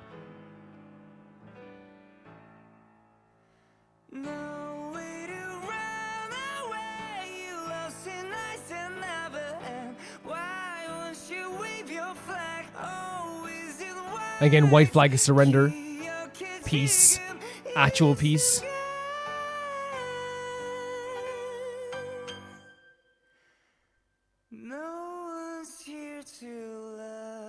Whoa. This whole song has been giving me chills. And it says F beautiful life there in the back. Well, you know, fuck beautiful life. That's what it says. What's real in your reality? And again, it seems like it is about propaganda. It's about like lies being told to you. You looking at me? Beautiful life. See, it's funny because like when I saw the Beautiful Life name, we are all heroes. Now, I think that's probably that's what it says to me, right? At first, I thought like the people in like the black masks were maybe like this kind of representation of like, you know, a propaganda system that was trying to shut people down. But it seems like in the end, maybe it was actually people rising up and fighting against something. I could be wrong with that as well. The idea of like the name Beautiful Life, when I first saw the name Beautiful Life in like the playlist thing, I was thinking like it's probably gonna be like a song about like, you know, a beautiful life, how things are good. You know, I'm with my honey, I'm with my girl. You know, it's pretty cool, which is also good too. I like listening to songs like as well. I think it's a very sarcastic title in terms of like, there's no such thing as a beautiful life. Hey, like, you know, you have to wake up and realize, hey, like, there's no such thing as like this perfect, beautiful life. The thing that they're selling you is not real. And I think that's like also like a, like, it could be true for like, you know, most situations in life. And here's the thing, I want to make it clear as well. Like when I say like, people will tell you to fight for your peace, when in reality, like, you know, my country of Ireland, right? If we didn't fight, we literally would not be at peace. And we would not be our own country. We'd still be a part of a different country, still colonized, right? But, so like, I'm never against the idea of like fighting for your peace, right? But I think what the song is trying to portray is the idea of like how constantly the way that like propaganda machines work is that they will, especially when it comes to war and destroying other countries and destroying other people and fighting other people, is usually this way. They'll tell you, when this is over and all the troops come home, my God, everything's going to be okay, right? Everything's going to be fine. And you're all going to live happily ever after. And like that is sold every single war, every single large scale war. And it's never true. It is never true. And I think that what this song is trying to say is that, like, you know, you're selling me all these lies. What is the truth? The truth is becoming lies. The lies becoming truth. What we knew to be the truth is now becoming the lies as well. And in this sense, it's like, hey, like, you're never going to break away from this. This is something that will always be there. The nights get colder. The nights get longer. I know I'm paraphrasing, like, because this wasn't the lines they were saying here, but like, you know, it's hard to break away from all this stuff. It's hard to let you break away from like this stuff that they're telling you and this type of life. And I wonder if this, you know, no one's here to love you. No one's here to find you. I wonder, is that them saying that, like, hey, just you don't have to listen to these guys. They're not here to love you. You know what I mean? The people like in power are not here to love you. They're not here to like, give you a warm blanket and a glass of milk and say everything's going to be okay. They're here to manipulate you in a lot of ways. They're here to like make you feel a certain way. As soon as you realize as well that like this life isn't supposed to be like 100% beautiful all the time, and that life can suck, and that this idea of a beautiful life is not true, the idea of like what's being sold as a beautiful life isn't always true, then we can actually do some actually like fighting back, because everyone can be a hero, right? Everyone can fight back. Everyone can say something. And they also said like this song will live on after I'm gone. After I'm burned to dust, like this song will haunt you. And I think that's like such an interesting way to phrase it, because like protest songs, I don't know if this is like a protest song or if it's like, but I get that vibe from it, with the video. Protest songs throughout history have lived on forever. Even after the people that they're protesting have gone and died, the song is still played on the airwaves. Now, the only thing is, just like this song kind of says, the truth and what you're told will like, change over time. A lot of protest songs are now used by the people that they would use to protest as like anthems sometimes, which is so interesting to me, because like it's like stuff will always keep its meaning or what the original meaning was, but like sometimes they will lose their meaning depending on who's listening to them, right? But I thought the visuals in this were crazy. I thought the band looked great. The music sounded fantastic. Like there was like a really like a crunchy aspect too, but like a very moving aspect. Like it felt very energetic, like I was moving towards something, and like I was like, when it's one of those things that like you can get lost in a song when they're cheering like let's go, and you're like yeah, when they're like doing the chant in the middle there, the anthem part, no one's here to find you, like that part. I'm like so locked in on it. They look fantastic. The visuals of this video look fantastic. This was great. This was really, really cool. And like for a song to give you chills and to make you like, oh, that's freaking sick, right? That's like a really good thing. Because I feel like I've said this before with music. You can do a video like this. There's an alternate universe where they did a video like this and it's cheesy as heck, right? There's an alternate universe where these guys did a video and it's the cheesiest thing you've ever seen in your life. And it's like, okay, guys, we're doing a kind of a song about lies and propaganda and how people lie to you, and the idea of a beautiful life is not totally true all the time. And like the way you do it with authenticity is what I feel like they did here. The way they did it with their acting skills, the visuals, it all worked very well. And the music as well was really good, which helps that also too. It didn't feel like it was a song for the sake of a song. They talked about the white flag all the time, and that's like such like a big symbol of the idea of like surrender. Why don't you, when you're waving your flag, because waving your flag was a big thing for years too, where it's like you tell a lie to your people and they start waving their flag and they go, yeah, I'm so ready for whatever you got planned for us, Mr. Big Man. And you're like, and then, it's like, why isn't your flag white? Should it be white? If everyone like had a white flag right now, the whole world would be at peace. You know what I mean? I do like that. There's another song by Bring Me the Horizon called Wonderful Life.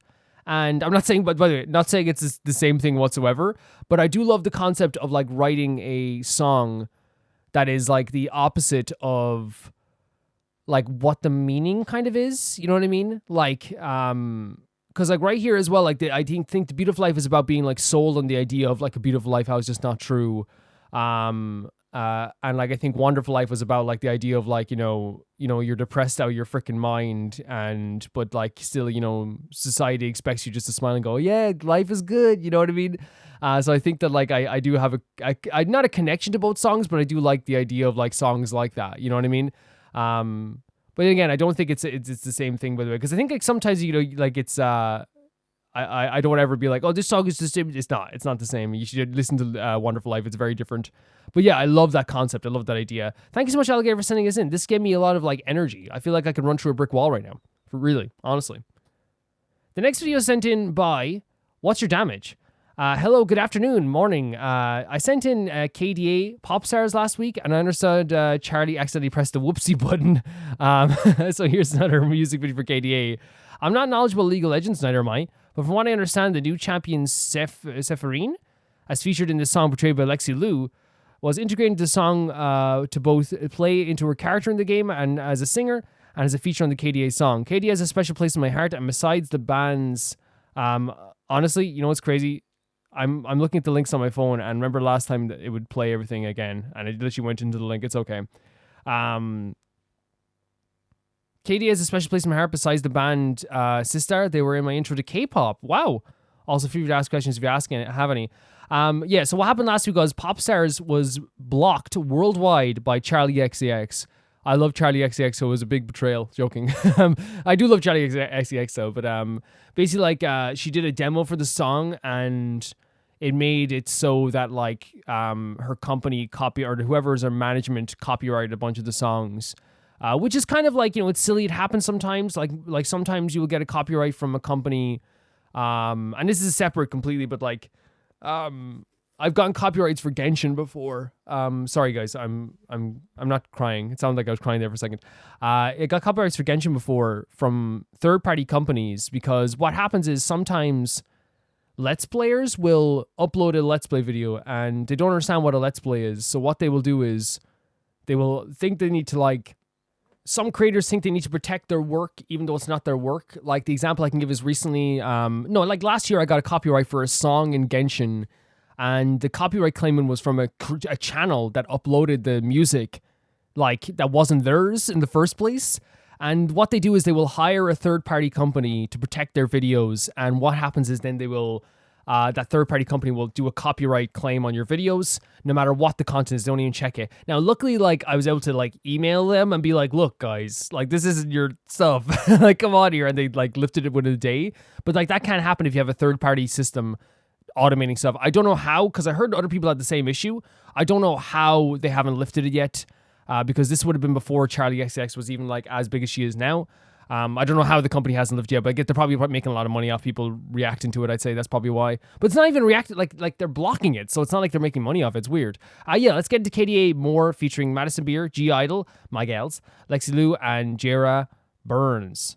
There's probably another name here as well, but it's cut off on my TV. Let's go.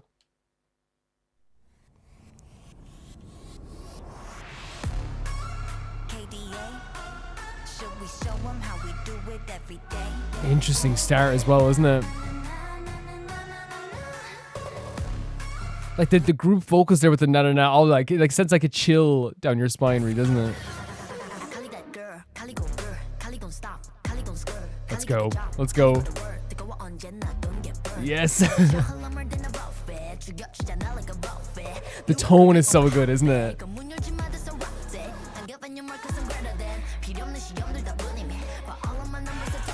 It's so good. I always like that. I when I saw the video last week, the questions I was asking was do they do their own choreo? Do they motion capture the choreo? And is that how it works? Like, I'm not sure, but I just thought like the actual like energy of it was like, you know, very like a precursor to G Idol. Not even precursor, but like it felt like very G Idol in the way that it's like so sharp and so confident in a way too, you know? Go get it. Fantastic rap here. Great vocals.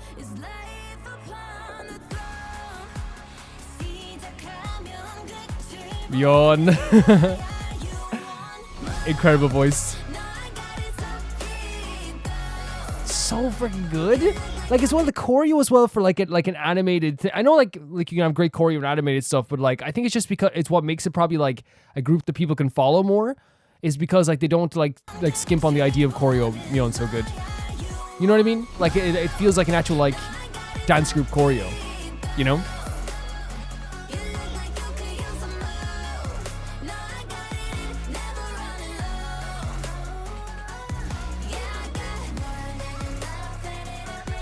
Great. The vocals when they all come together sound really good.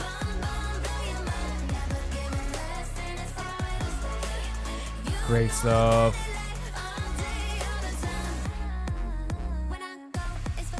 So like so far like we have look at songs like this, like obviously like it's like you know, we look at the contrast of all the songs that we have as well, like in Roma Reacts, and I feel like this is definitely like a song that is like, you know, it pumps you up, like, you know, from like your heart, but also like your legs. Like, does that make sense? Like it makes you want to move, it makes you want to bop, it makes you want to like, you know, move your head back and forth. But it's just so cool. You know what I mean? It's just so cool. And like that's like and while like I don't think songs need to be cool, I think every song serves a different purpose. I think they do a good job of like portraying these girls as being like really cool, if I'm being honest with you.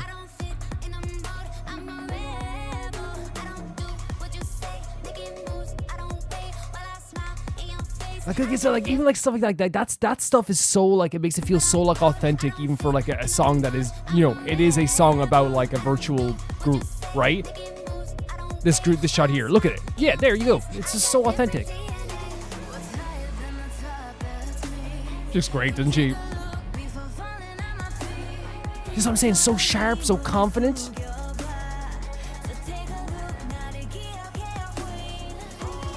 It's also like, you know, like I always love this. It kind of reminds you of Africa. Sorry, not Africa. So Toto. I was thinking of the song Toto. The way like whenever like I hear Mion sing like in a very subdued manner, it's always like yeah, like she's doing this like very artistically, and it's like I know that she can sing. Like she's incredible. So it's, to me, the reason I brought up Toto is because Toto like are some of the best instruments players in the world, but they will tone down their like music instruments when it's needed to make the song sound cooler or better. And it's always like, you know, the singers like, I know that these guys could do something else here if they wanted to, you know, but like they're doing it for the, you know, the song, you know, they're like kind of subduing their vocals, they're doing like a more softer tone. But in my opinion, like Mion can do it all. She really can. We've heard her.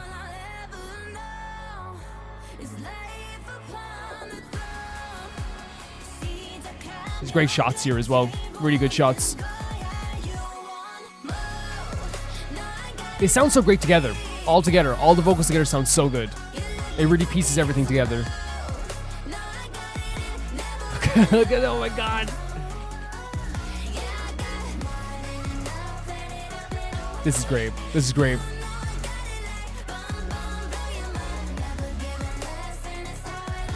I love that part with the kind of like, I don't know what you call it.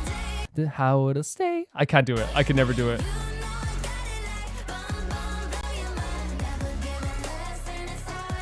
So good.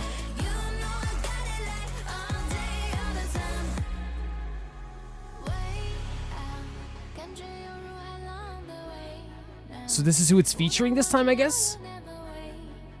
We're having a bit of a breakdown?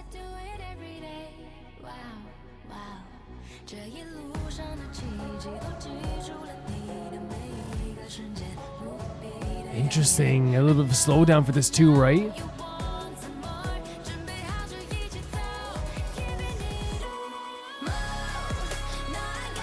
Oh, adding something to the last chorus as well.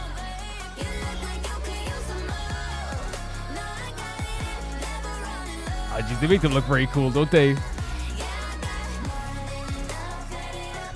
I think it's a great part as well. This whole part as well is really fantastic too.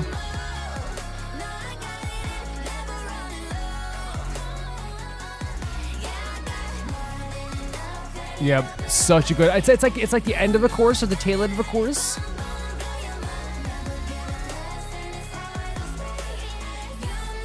Again, look, the banter in a video, in a virtual video, so freaking cool. So freaking cool. KDA, yeah, like, and I think that's like, again, like I said, like What's Your Damage? I never got into.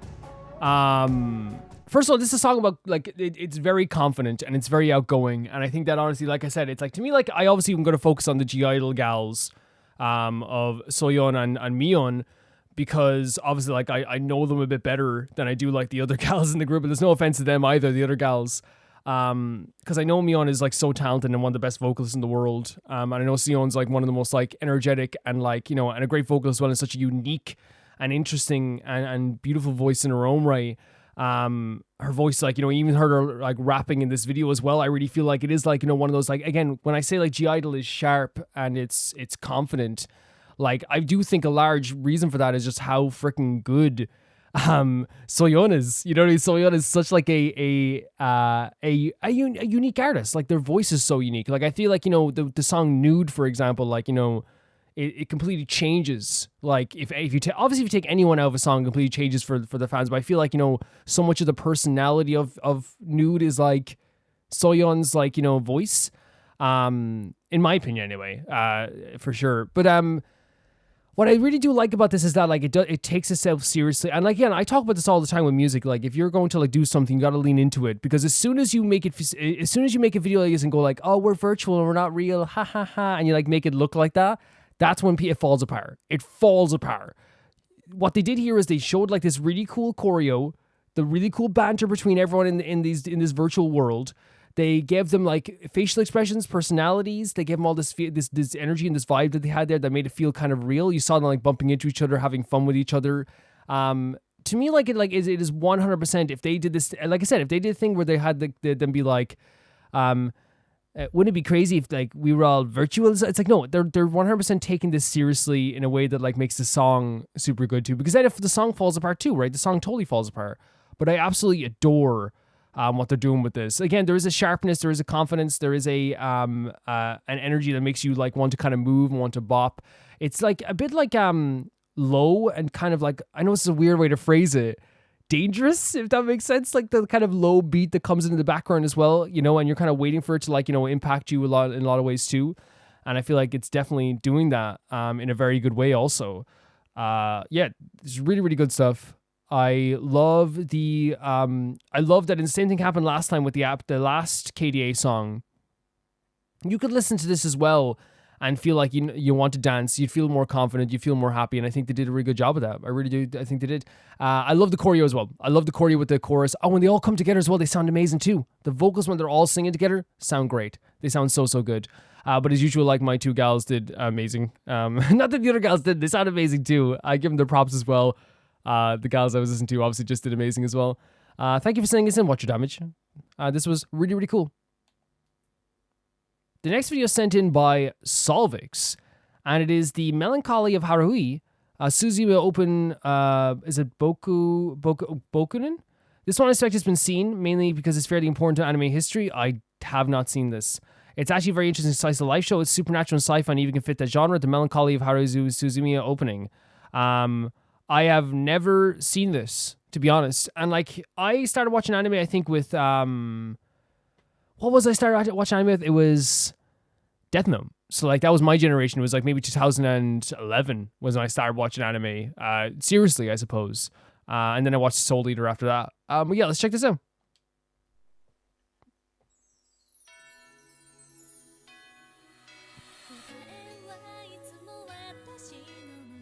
Again, we're loving the art style already. We're a big fan of the art style already.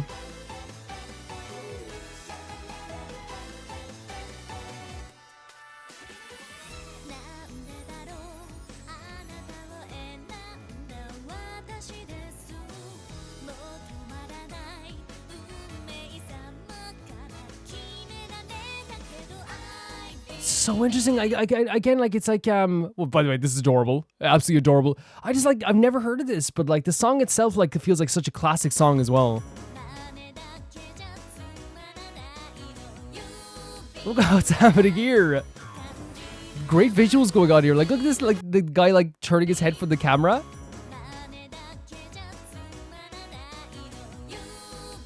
This is so interesting to me as well.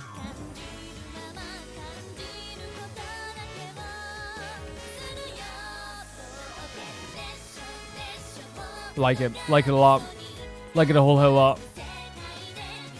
Like the music itself, but also the visuals are actually really, really pretty, really, really adorable. Look at this, I love these little cut-ins. Wait a second!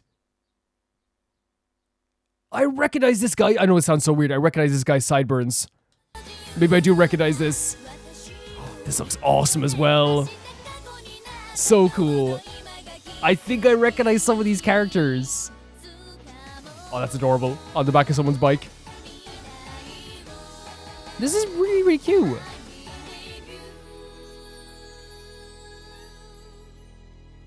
Super, super cute. Yeah, I think definitely I have to have heard of it at this stage, but I recognize the characters' voices, and I think that's probably the most important aspect. I recognize their voices. And not their voices, their sideburns. Why did I say voices? I think it's because we're so used to like talking about music sometimes. But I recognize the character sideburns. I recognize like the character designs quite a bit too. But I love openings like that just have like a very classic song. But they also have like a very like beautiful cut-ins, like the animation. It was adorable. And I think what like I love about anime openings, my favorite anime opens are anime opens like this that like are very fun, that show off the characters like in a very dynamic way. It doesn't like generally spoil much, but also like has this like very, very cool thing that you can rewatch. This is rewatchable. You could watch this any week and be like, oh yeah, this is so cute, this is so adorable. And like also like I feel like this is one of those things that like you're doing now. I could watch people react to this and be like, oh, this is really fun. This is really fun. I'd love to see people, you know, react to it or whatever. The interesting thing about it also as well is that like they have this really cool style that's, you know, that really kind of like feels like it's how do I say it? Like it feels like it's like at times like really adorable, then looks super realistic, and I feel like they do the mix very well also too. There were some designs in there like when the girl had like the big white gloves and the jacket on was actually really adorable as well. I wonder why the boy was turning away from the wall as well, but I like that part also. Yeah, classic song, a classic style song. With some really beautiful visuals. I love the colors. I love seeing all the different characters like fly by and have these really fun moments, like the moments where they're doing like the hand signals as well. Again, those are moments in anime openings that like you remember forever, right? Those are the moments that you go like, oh, this is like, yeah, I remember this part. Like for me, like I love I love EDs as well, endings. Like, and it's more, I feel like a lot of endings are like this nowadays for anime, but like a lot of openings like are very much just like, you get ready for what is about to happen. You know what I mean? But in this case, like, since it's a slice of life, it's more just like, hey, look all the fun people are having. Look at these fun characters. Don't you want to get to know them? And I feel like that's the case of what you get here as well. It's like, I do want to get to know them. I do want to see what they're like. I want to see who they care about and who they like and all this stuff. And it makes you want to like get involved in like that space, I suppose. I love Solvix. You send an anime every single week, and like I learn something new every week, and it's freaking awesome. It's so freaking cool, and I appreciate it so much. Yeah, like I never heard of the name, but I've definitely seen the character designs. I remember that character's sideburns. In fact, I think I have, you know what probably is? If I look at my iPad, I probably have a picture I've saved of that character because I was like using him as a reference to draw like sideburns or something like that. You know what I mean? When I was starting off drawing, because I remember like his face quite a bit. Thank you so much, Solvix, for sending in. That was awesome. That was really cool. The next video is sent in by Aka. And let me get up the thing here again. So professional. I am the most professional. Some Zerobaseone funny moments from their birthday live streams. For context, they used to give each other the most unserious, anonymous gifts and open them while live. They would know who gave each gift later. It says when you're the most unserious K-pop group. And honestly, probably true at this stage. Probably true at this. Wait, oh my god, I just saw Boys Planet logo as I clicked into the video. Okay, look at this. Got a heart attack. This is Eugene's audition, right? Oh my god, adorable boy. Let's check this out with the SpongeBob music. 제 최애 두 명입니다. 두 분 나와주세요. Who'd you invite over? 아 근데 그 저희 동아리 방에 들어오려면은요. 그 학생증이 있어야 돼요. Student ID. Eugene, let's go.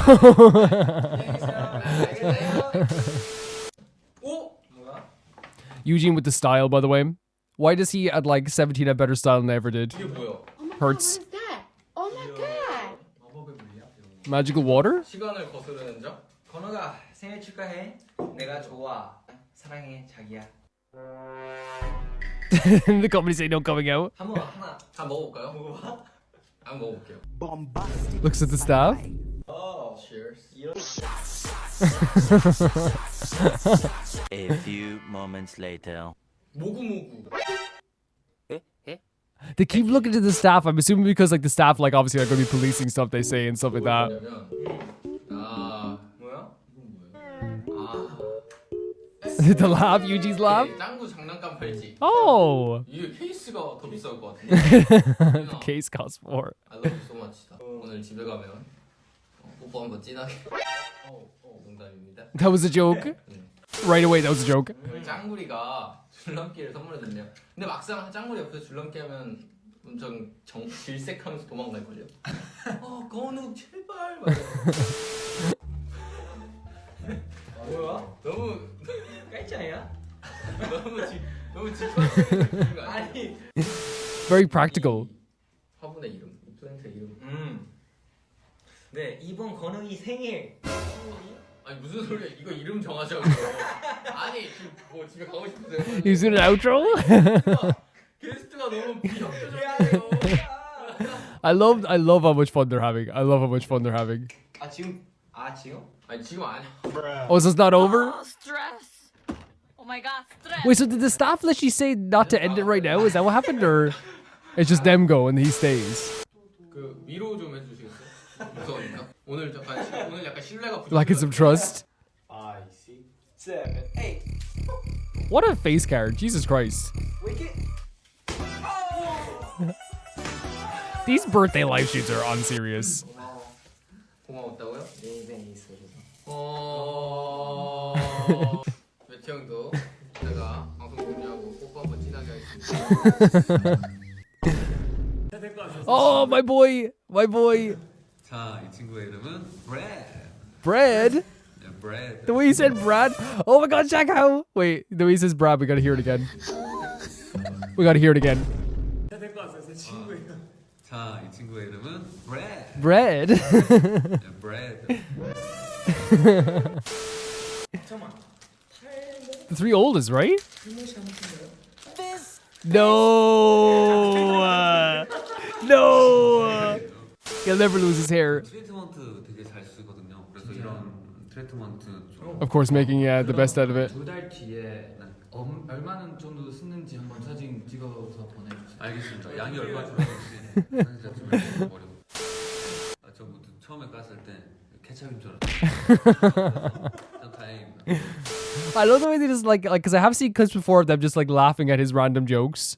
Like I actually saw like a clip where Eugene was saying that he doesn't find him very funny, but like the whole group will laugh at G1 anyway. You know what I mean?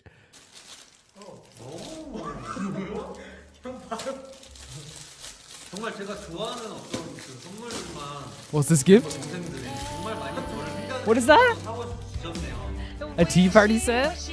See, the thing is, he's so sweet though. Like, I feel like if you did give him that, he would like, I don't know, accept it. He looks fantastic.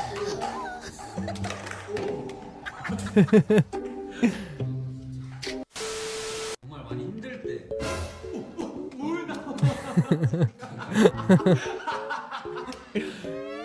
I love Jack House so much. There's two more. I don't want to see them anymore. Of course, haven't been bringing it in. What is that? What is that? Is that sweets and treats? 아 이거 주빈이에요. 이거 정말. I won't even eat one. 하나도 안 먹고 잘. Hanman's hair is amazing, by the way, right now. Shago's already eating. 그럼 우리 고민 형이 한번 읽어보도록 하겠습니다.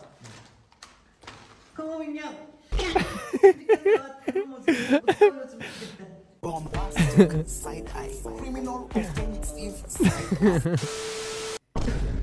We do love like the slight judging you get from your friends, right? Like, you know what I mean? Like, it's very playful.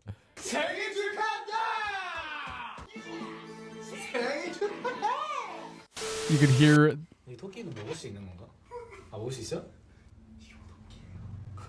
Oh my God, that $1 million smile. Adorable. Meanwhile. Adorable. You eat whatever you want. The energy. Today. I want to make clear, like, and anyone in the Patreon chats could say, I love all of them so much, right? So much.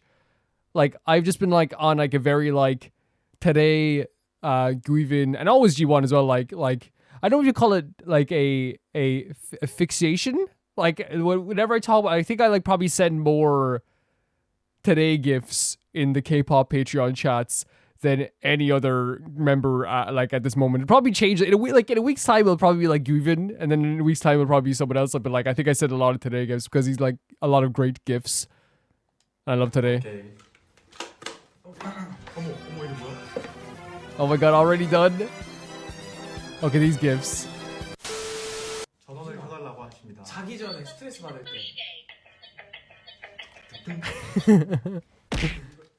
Unprovoked.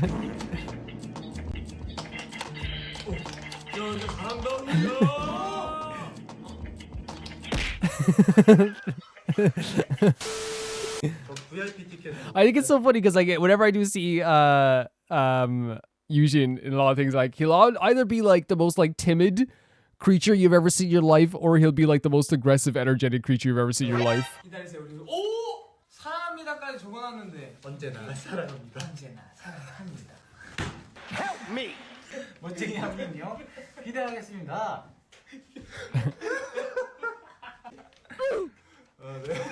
Wait, what's I need to like get the full context of this.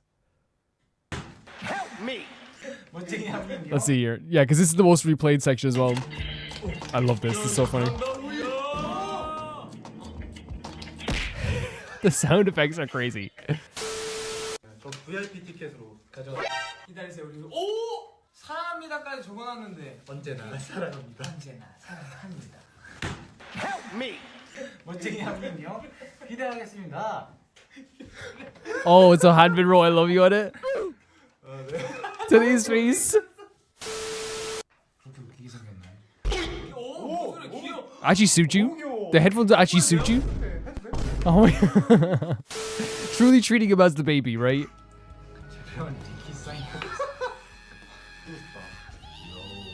Y'all seeing this? Did Ricky give him his own photo cards? Because honestly, that's a freaking slay. That's a serve, if I've ever heard of one. Bell! Bell! Yeah! 요! 하는 거 팬분들이 좋아하실 것 같아요. 아니 그렇게 야, 저 찢어버리는 거 아니지? 아니 정말 귀엽게. The aggressiveness of it as well. 내가 괜찮았어요. 내 관절이 아프다. 내 관절이 아프다. 안녕. 안녕. 천안제 잘 가. 반말이에요. 마지막으로 하는 포토 타임을 가져볼까요? Have a photo time? 외계인 침공시 귀여운 뽀들이 먼저 잡아먹힌다. Oh shit. Wait, they're saying that Yuji was the first to be eaten? 복숭아, 누르지 마. Please don't press the beach. Again, his like smile is so adorable. It's so adorable. Oh my god.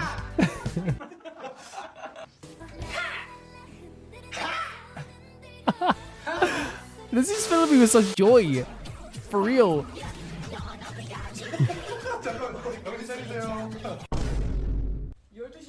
Oh my god, look at them all. Man, yeah, look at them. Sorry about that, by the way. I probably had to make a cut there. But like, oh my god, like they're like, this group is a perfect chemistry. Whenever I see them all together, I just adore them. They have such a perfect chemistry. Look at Givin with that, beautiful jacket, by the way. My birthday. Very, very low. Less energetic than just. That's suspicious. 아니면 본인 얼굴 먹을까요, 여러분? 아, 초콜릿. 아니야. It's like, I don't know about that. Oh my god, what is that? Oh my god, what is that? I love the suspicious look everyone is giving.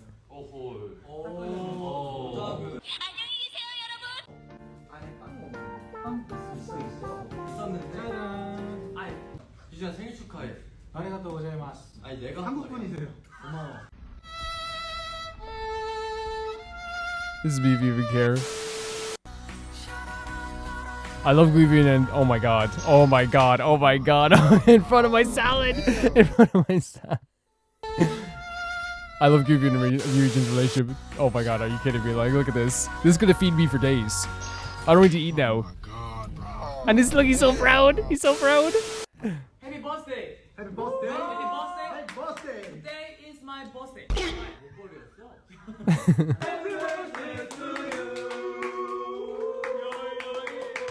Today, of course, using... Oh my god, G1! Today, using every chance as well, by the way, to sing is the best thing in the world.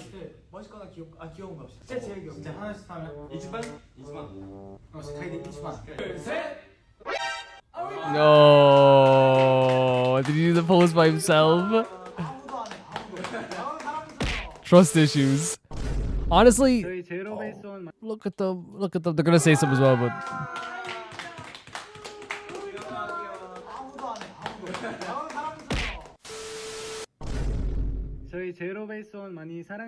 This is the photo they did?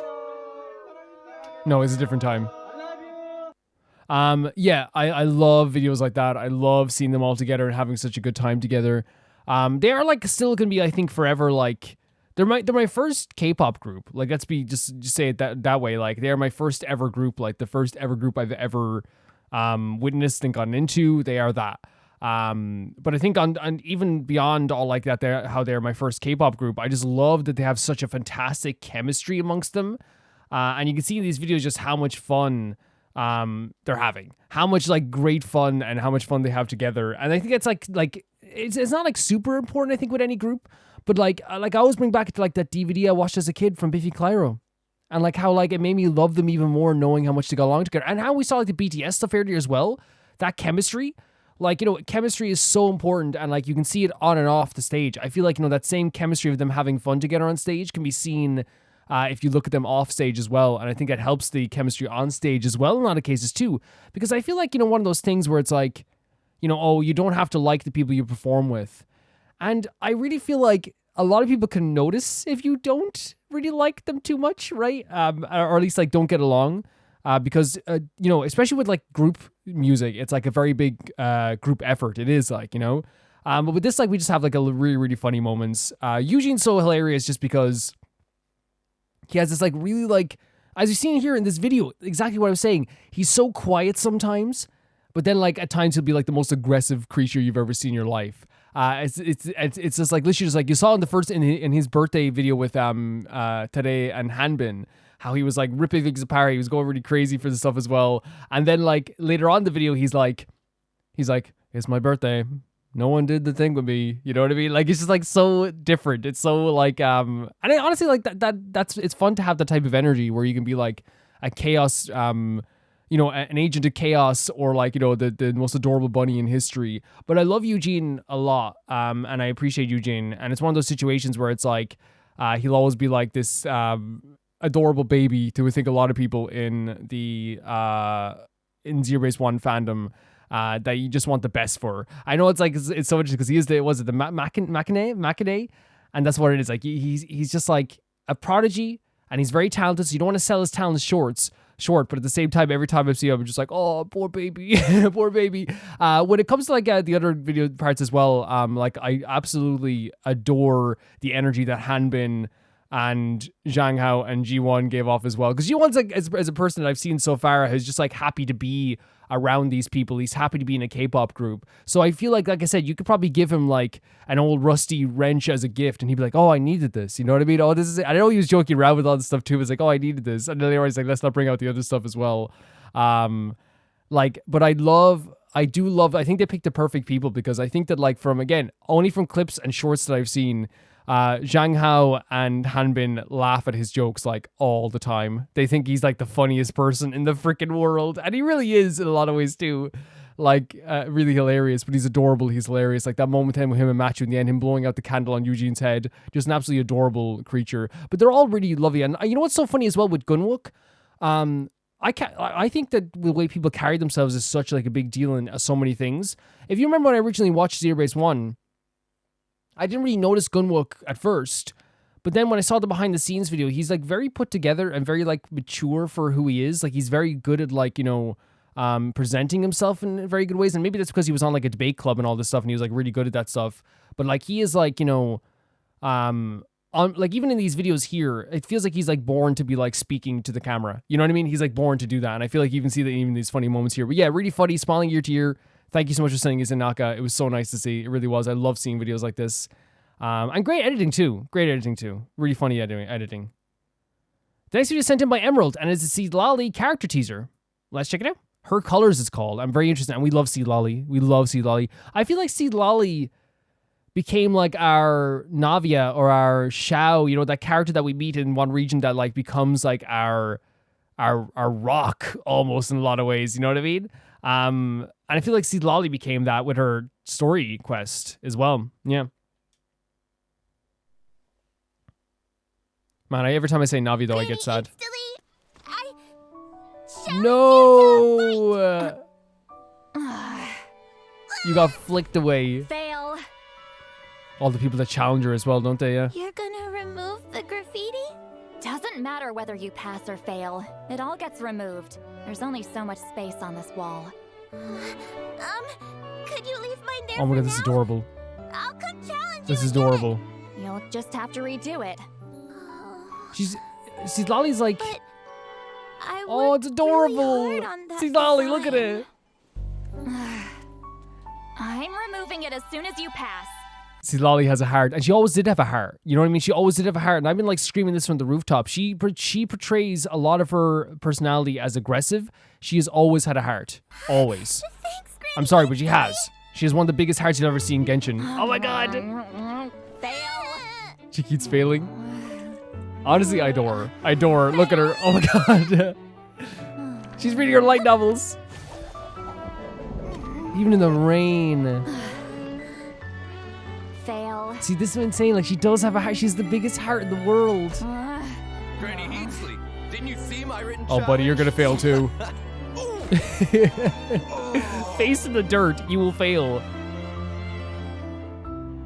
It's so stunning, isn't it?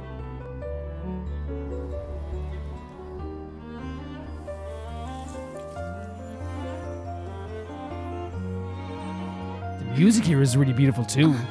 It's gorgeous. It's been a while. It's been a while? Granny eats Wait, silly. so was that little girl?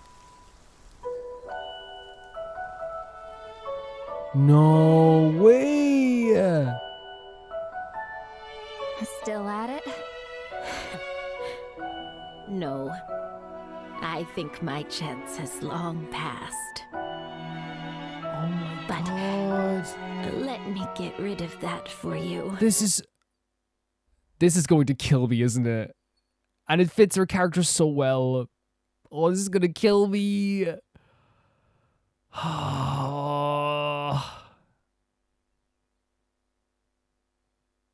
I don't even want to press play. Oh my god, never even able to. There's space. Oh, It's fine. Citlali. Oh my god, this music is absolutely beautiful as well. Letting her keep the space there as well. Look at, oh my god, Citlali's character design is incredible. What did she find? Or what did she drop?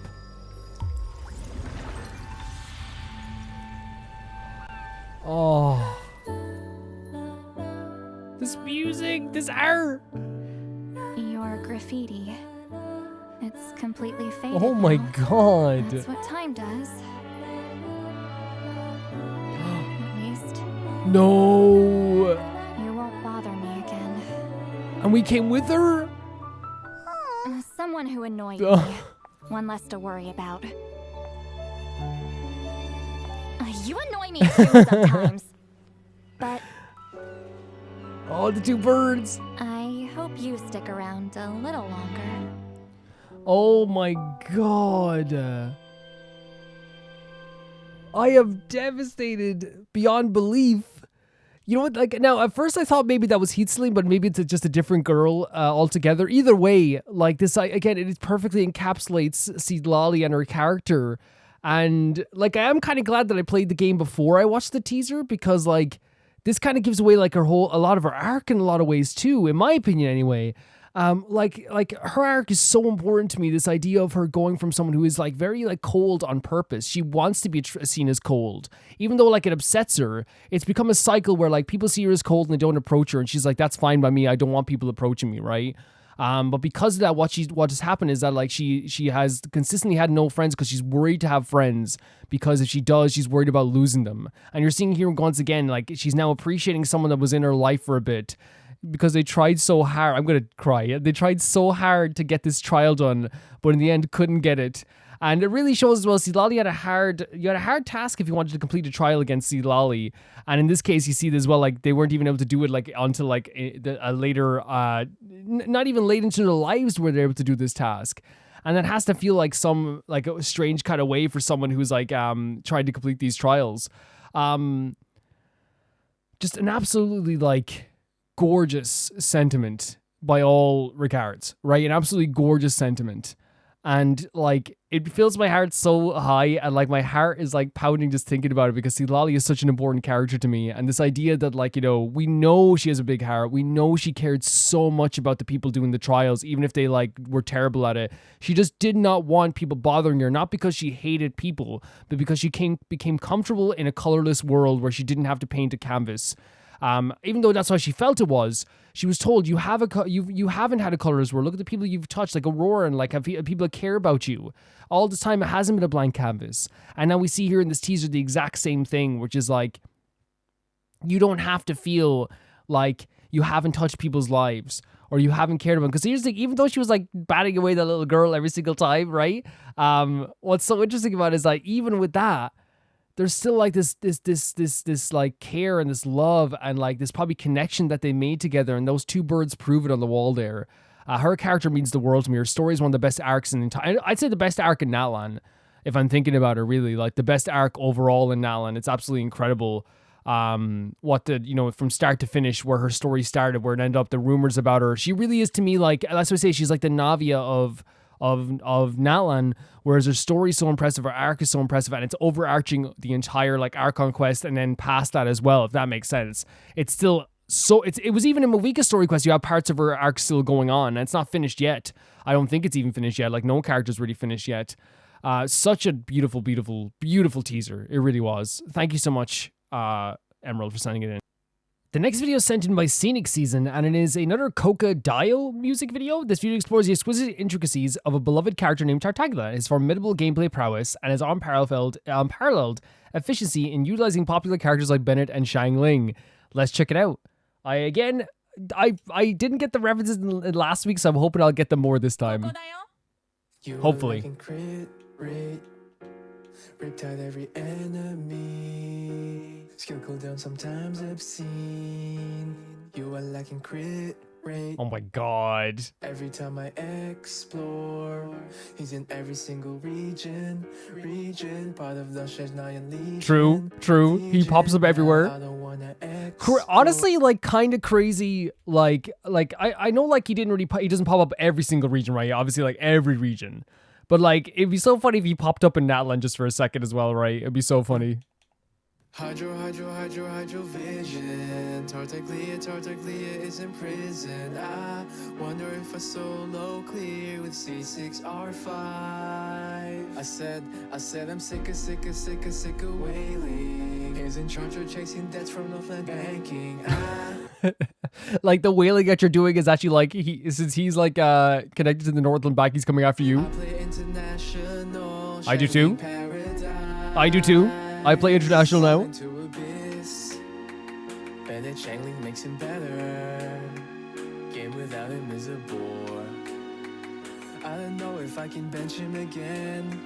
I actually, like, sorry for like making this like comedic video something that it probably isn't, but like, I adore using Tartaglia. I think he's so much fun, and I do think that the international team that someone suggested for me to do as well works so well. I didn't even know it was called international until people were like, yeah, it's international. It's just someone was like, yeah, this is a good team for him. I love using Tartaglia. And Bennett Shangling makes him better. Game without him is a bore. And I don't know if I can bench I think there's like such a weird passion behind these videos of just like love for these characters, right? Okay. I'm not gonna say it like eats, but like it's surprisingly like smooth, this part.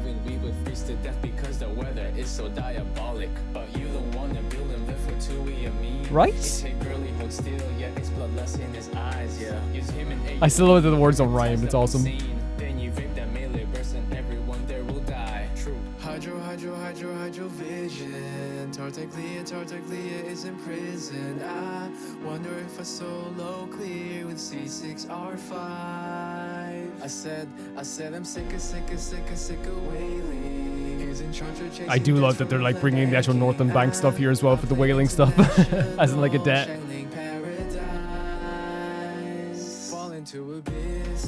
Like, this is actually like a really cool beat as well, right?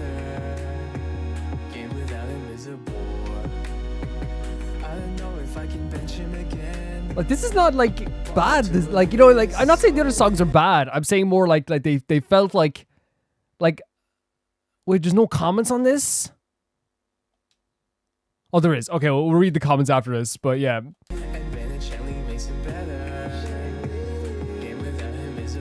Like, I think this actually sounds kind of good. Brace yourself. This is gonna hurt. Like, the other songs were, like, clearly joking. This is clearly a joke as well, right? There's jokes in this too, right? But I really feel like one of the interesting things about, like, this song as well is that, like, the beat and the actual lyrics that come along with it, like, they actually don't sound bad at all, right? At all. We're breaking out a Maripede with this one. We're swimming out of the primordial sea with this one. I need someone to, like, talk about how this actually, like, sounds like fire. Yes! Like, come on. It, like, to be like this time around, it actually does, like, sound like, yeah, I keep on ironically come back to this. This actually sounds, like, pretty good. Like, other times I was watching, I was like, oh, this is, like, really funny, or this is really, like, weird, right? But, like, this actually sounds like I watch this daily. Maybe, like, a lot of their songs are bangers. But, like, I do just think that this one, like, sounds pretty good. Yeah, like, I kind of get this one more than the Xiangling one, for sure, just because I use that international team. I think that, like, with Tartaglia, he's a character that, like, I think is about crit rate, is a character that is better with Benny and Xiangling, but, like, I, like, really just have, like, such a fun time with them. I think the whole idea of, like, this game without them was a bore. The game without them was a bore. I wonder if that is just because, like, they are so fun to use. Like, they are so, like, quick and snappy, and their moves are so fun to use. Like, Tartaglia is, that, like, it's actually just such a fun character. Like, when you're using those blades, it is such an exhilarating moment. Truly. So, like, honestly, like, I wonder, like, if that's what the song is about, maybe. Yeah, like, it's a fun song this time, and actually, like, had a really nice beat. I was, like, bopping my head back and forth. I was, like, you know, actually thinking that it was actually fire this time around. And I just think I don't usually use the term fire that often, but, like, I feel like I've adopted it because, like, of, you know, internet culture. You know, this is fire. This is cool. This is, you know, for me, I'd say it's sick, right? That's me. It's sick. But in musical terms, this would be fire, I suppose. Thank you, Seating Season, for setting us in. These are really fun. I actually can I be honest, like, at first I was kind of like, I don't know what these are, but now I've grown to, like, be excited about watching these every week. I've actually grown to be like, I can't wait to see what this next one's going to be. I see it in the list and I'm like, I can't wait. But yeah, really cool. Thank you, Seating Season. Really, really fun. Not only fun, but, like, it sounded great. Like, I could, like, again, like, obviously, like, it's not perfect. Obviously, it's not, like, it's not meant to be perfect. But I actually think it sounds better than even I thought it would. Yeah, very cool. The next video is sent in by Yubaka, and it's So I Voiced Capitano in Ukrainian. Okay, very cool. Let's check out what this is like. I'm actually very interested to hear this. Now that it's I hear I voiced Capitano in Ukrainian. Now that Chesnaya is close, it's time to get some Slavic culture vibes going. Yeah, let's go. Let's go. Interesting with this scene too. Архонт Натлану. Oh wow. Сила, на яку треба рівнятись. Таємниця артерій землі. Для мене fits very well already. Already it fits very well. Таємниця. Давно їм судилося знищення. Та оскільки клятва дана 5 століть тому залишається невиконаною. Якого біса тобі здалося серце Бога? Like, Ashley fits this character so well. Хтось повинен взяти мантію порятунку. Твій план зайшов у глухий кут. І тепер належить мені створити нові правила для Натлана. Але перш ніж зустріти новий What a scene this is as well. Старий потрібно провести. Перемога та поразка – це правила, а не наслідок. Я ніколи не використовував перевагу над суперником в момент слабкості. There's a great bass to your voice that to me really does, like, how do I say it, that really does showcase the captain in a lot of cases too, like, and showcase that deep aspect of the captain too. It's an intense deepness. Жоден герой не повинен блукати в одиночку. Зроби свій вибір. Відкинь свої правила, або дозволь мені викликати парадокс. I can tell you're having a lot of fun with this too. I can tell you're having so much fun with this. Oh. Once is the next song there as well. Yeah, no, really, really cool. Like, and I think the captain, as you said, like Il Capitano, I think like if you want to do Il Capitano, like what you did there, like is probably like what you want to do. Intense, deep, like a beastly tone, right? That like sounds like someone who has seen a lot. That sounds like someone who has like, not only as their face we know has decayed, but like it feels like their soul has been decaying, or their spirit has been weathered. And I feel like that is so seen in their voice too. And in this sense, like, you have to be intense, right? And Yuaka did that really, really well. You have to have this intense vocal coming into this vocal performance, because like this is an intense character. This is a character that has like such a mystery about them. And the first time you hear the captain's voice, it is like this thing that like, it chills you, right? It chills you quite a bit. And I feel like I always find it very interesting to hear the different characters and different voices and different performances. And obviously I've only ever heard it in English, but like hearing like a dub as well of like the captain's voice is also like really, really sick to me. Because he's a character that I already think has like really great voice acting. So thank you for saying, isn't you, Buck? I thought you did a fantastic job. And I really do think that like, it says Genshin Impact UA. What is UA? Did we have the same thing last time? UA? Yeah, just really, really good stuff. And yeah, I think you did a fantastic job. For sure. The next video is sent in by Minu. And Minu is sent in a Honeyworks video. And this one is from a different perspective than we had last week. Now, Minu gave us last week Natsuki's perspective in this whole story. And if you remember from last week's perspective with Natsuki and you, Natsuki was very much like trying to practice like this whole idea of like, oh, I like you, like telling them that they like them, but really like they were just trying to make it like if this is the first time I can do this without being embarrassed, I want to make it seem like it's the real thing this time. And it was like a very adorable thing. It really was. And like, I was really wondering what it would be like from Yu's perspective. Because you instantly, when he found out that she liked it, he was like, yeah, let's do it. Let's for real this time, right? For real this time. Let's do for real. So I really do want to see his perspective, what he thought all those times that she was like saying all this stuff to him. They gave the two versions here so I can watch both of them back, and I do appreciate that quite a bit. But I actually do like remember these stories very clearly as well. I did watch it back right before this as well, but I do remember these stories very clearly because I think that the Honeyworks videos that Minu sends in, and I think anyone who watches them with me as well would agree that they do such a fantastic job of telling a story and implementing characters while also making it very pretty and memorable. And that's what I definitely got from this, for sure. So let's check out Yu's perspective. I'm actually very excited and very interested. I picked up the PS5 controller when I meant to pick up the Xbox controller. Let's check this out.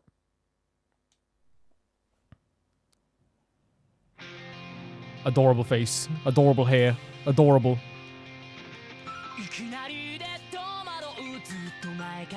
I love you. There we go. I love it. I love it. I love it. I love it.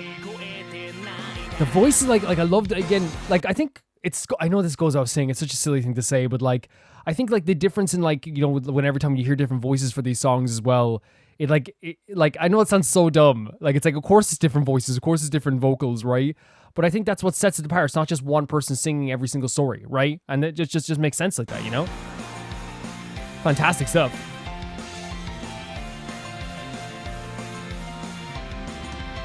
Great artwork always as well. Oh my god, you see, look, he's like, how am I supposed to even deal with this, right? I tried to smile, so he's like trying to smile through it as well.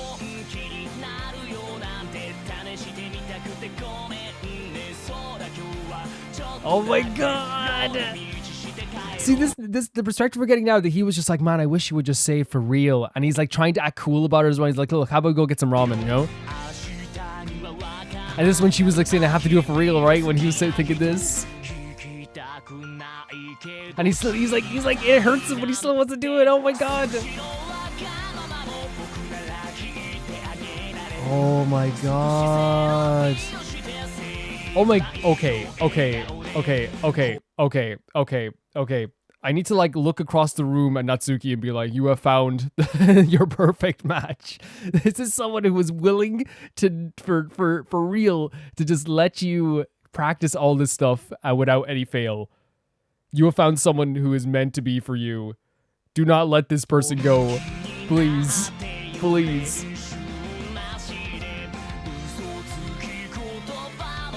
I like it because you're really good. Yeah, but it's frustrating, right? Look, this is great artwork as well.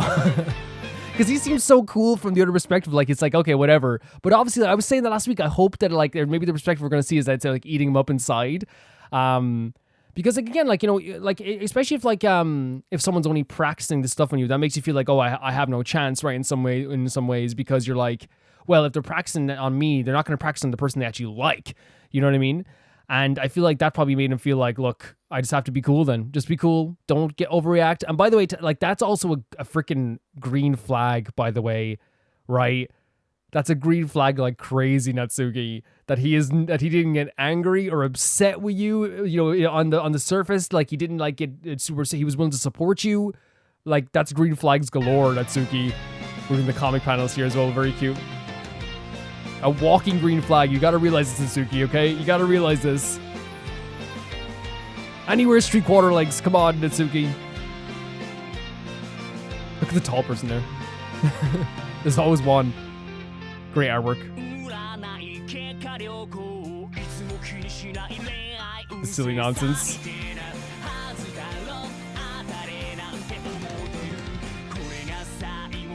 See, it's interesting as well. Like, it's like, I wonder there when he's saying, like, I wish, because again, that's, again, a normal feeling. I know it said, like, it's a green flag and now he's wishing that things would go bad, but I think that's also, like, in terms of, like, jealousy, I think it's totally normal. I think some jealousy is actually pretty healthy sometimes in a way where it's like, you know, in your head, you're like, man, I hope that, like, you know, like, I know it sounds really bad to say, but it's like, man, I hope that whatever guy that likes her does turn her down because I like her, you know. And it's not, again, I think it's totally like, if you think that, obviously you're going to feel bad about thinking that. But at the same time, I don't think it's damaging to someone to think that and then not act on that. You know what I mean? Because it'd be different if he went to her and said, I hope he turns you down. That's totally different. That's totally different from being like, oh, like, I hope that happens, right? Because I think we've all been there once in our life when we like someone and they like someone else and you're like, I hope it doesn't work out. You know what I mean?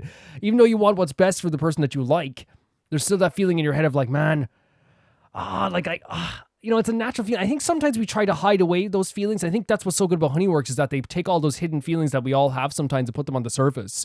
Because it's 100% the case that, like, and I'll say this, like, no problem. How many times does that happen in not just in relationships, but there's so many times where you feel to yourself, you're like, man, like, I hope that this happens. So like there's a jealous feeling inside of you, right? I'm not saying that you hope bad things happen. I'm saying there's a jealous feeling inside of you. And sometimes I feel like music videos or animations try to like show only the beautiful aspects of things. But to me, because the way Honeyworks portrays all this very real feelings as like a very realistic part of the relationship and the process of getting together with someone, it makes those aspects beautiful. It makes the awkward parts beautiful. It makes the really damaging parts that could damage your soul a little bit beautiful, right? Because that's a normal part of like growing up and, oh, sorry, I didn't mean to skip before, and being in that kind of like situation, right? It's a normal part. And I feel like they do such a good job of always portraying that in every single song they do. You're going to feel jealous. You're going to feel sad. You're going to feel like, you know, oh my God, adorable. You know what I mean? You're going to feel that way. It's natural. I'm rooting for you. Give it your all. There it is. And how this made him I remember almost instantly he was like, let's go. Oh, he knows it's the truth this time. I'm gonna go and say again, he's trying, you see what I mean inside, like you have those feelings. Really, he's trying to stay composed. He gives it that's a very nice smile though. Very cool. Adorable. And see, she said this last time, did you hear my heart? And it's like, I want you to hear it too. For his perspective, you wanted that too. What's so great about that, and like, first of all, the music's awesome, and I feel like this time the music was even like it was actually similarly like a similar speed, and it felt like it was kind of a similar timeline too, because I feel like they were trying to show how much of a wavelength they were on, and like. With his perspective, like I said, it feels just very natural. It feels like a very natural perspective because like when you put both the songs together, it really does feel as though like they're a perfect companion to each other. And it's very normal. I would never look at this and be like, oh, that's how they feel. That's kind of weird. It's not weird. To me, it's like I said, Honeyworks takes all those natural feelings that we all have and puts them like and describes them in a way that it's like yeah, that makes sense. Because I feel like sometimes in media, like jealousy is always only ever like portrayed as like, I've done something bad, you know, I've cut your, like, I don't know, I'm trying to think of like your basketball outfit so you can't play basketball today. You know, so it's always like portrayed as something like very, very sinister, which it can be. And jealousy's tough. But like, also, I think it also can be very cute. Like in this sense where it's like, oh man, I hope that she's like, that doesn't work out because I want to be with her. You know what I mean? And from her perspective, there was this thing where it's like, I hope that he like, I don't think he liked me because of I'm very awkward and all this stuff that I've done. Okay, I'm just gonna have to say to him, she was trying to build up the courage and practicing on the person that she actually liked to actually build up to this. You know what I mean? And that's what she actually gets to do in the end. Very, very beautiful stuff. Like, really, really beautiful stuff. It's very, like, it feels real. Like, it feels so real. And I love that. I love Honeyworks doesn't shy away from those moments, right? They don't try to be overly cute just for the sake of it. Because they are cute. They have beautiful artwork, beautiful stories, but they focus on the stuff that people feel in their hearts, right? Remember the stories with Mona and her sister, right? It wasn't the prettiest thing in the world to have Mona talk about how, like, you know, her relation with her sister is weirder now as they're getting older. But it's a normal, natural feeling to have. It really is. And they portrayed this so well. And last week I was like dying to know what his perspective was. And I'm glad I think I probably guessed it one part right, Minu? Where I said that like he probably like really wanted this all along too. And honestly, like I stand by what I said, but that's like such like a green flag that he like didn't outwardly. Because the thing is like if he liked her, he could have been like, look, and there's nothing wrong if he said this as well, right? There's a bunch of ways this could have gone. He could have been like very mean and been like, well, he's not going to like you anyway. That would have sucked. That would have been the bad part of jealousy. He could have come out and said something else. He could have been like, hey, I just want to say that I really like you. And this is tough for me because I don't like doing this. So can we not do this? You know what I mean? And that would have been like, and it probably would have made her go like, oh, right. And maybe made her back off a little bit in a way. It would have been a bit awkward in a way. But like, I think that the third option is also like better than anything, which is just like, they're both incredibly awkward and it's both a very like interesting situation that you don't see often, but the feelings behind it are very normal and regular, right? Really good stuff once again, Minu. Thank you so much for sending us in. This was awesome to see. So I love seeing the other perspective of this too. I love the Honeyworks videos. They just like, they draw me in so much. Thank you. The next video is sent in by Ali. Sharing more Splatoon music. This song, Color Pulse, is performed by Pearl and Marina, the members of the band Off the Hook, and was performed during the Splatfest in Splatoon 2. Interesting. Okay, so last week we didn't really get a, like, what I say is, like, it was, like, very, like, it was my first time hearing Splatoon music and seeing it. So, like, it was very, like, I was caught off guard in some ways. So hopefully this time as well, like, I can, you know, we get away the caught off guardness of it and kind of, like, appreciate, like, more of the musical aspects of it as well, I suppose. Let's check it out. Because we did appreciate the choreo quite a bit and the sounds in some cases, but obviously it's very new to me. I think Ali understands that too. Switch click. Man, I hope they announce the Switch. No, I'm joking. Like, I love the vibes of the city, man. Like, it looks so freaking good. Oh my god, everyone cheered them on as well.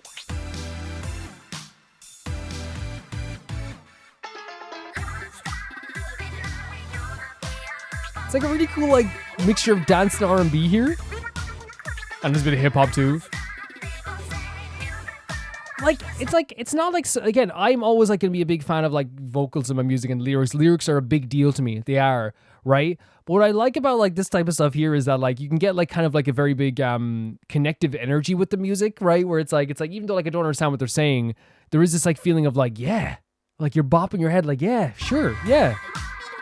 You know what I mean? You know what I mean? Like, it's actually very sweet as well, right? It's very adorable. Everyone's really into it too.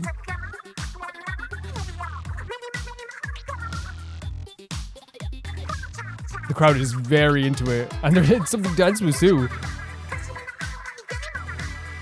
Like, I'm not gonna lie, of course it's still strange to me, right? It's still strange to me, but like, that's just the way things go. Like, some things are gonna be very different to people, you know?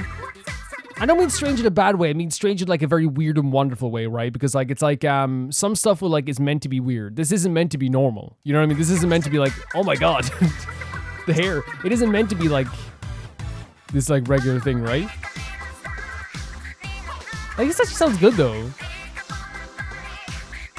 I like the like mid 2000s, early 2000s R&B influence. The gal in the front scares me though, quite a bit. Terrifying. What is that?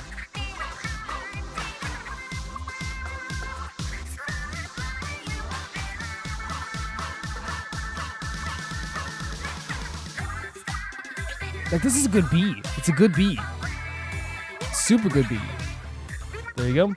I appreciate like Splatoon so much just because it's a game that I've always seen from afar. People have wanted me to play it on the channel, and I've always like thought of the idea of like we could play it on the channel. I haven't really never would be opposed to it. But it's obviously just like depends on like timing and stuff like this. Like it's not always like the proper time. Because the thing is like, you know, like obviously like there's so many games that get suggested to me every single day, but I think years ago Splatoon was a big one that was being suggested because I was probably like playing a lot of Nintendo stuff at the time. Even though I still want to get back to like playing more Nintendo stuff, like I want to play Zelda Legend of Echoes at some point, but you know, it's all about timing, as we said. It's all about timing. But I really do appreciate seeing stuff like this because it is like stuff that is like out of my radar, and that's what I always say about Roma Reacts. It is like a amalgamation of very different things. But in terms of this video itself, like the front girl still kind of scares me, and like some of the designs kind of scare me a little bit. But I do love the design of the city. I think that it's always like very weird and wonderful. I love that they've created their own like little culture within Splatoon, where it's very unapologetically Splatoon, right? It's very much Splatoon and germane to Splatoon. So it's not like something that is like, it's not crazy to that world. It's like very, very natural in that world. And I think we can all appreciate that in some way, shape, or form. Yeah, it's like, I really love that. I love how unapologetic it is. I love how like it doesn't care if you think it's like too strange. It's like, this is like this world. It's built into this world. And I think it is very weird and wonderful. And it does have a nice beat to it as well. So thank you, Ollie, for sending us in. Very interesting to see this stuff as well. The next video is sent in by Dodo Dan, and it's an upcoming project I'm quite excited about. So it's Dinosauria Volume 2 Animated Series official trailer. Let's check it out.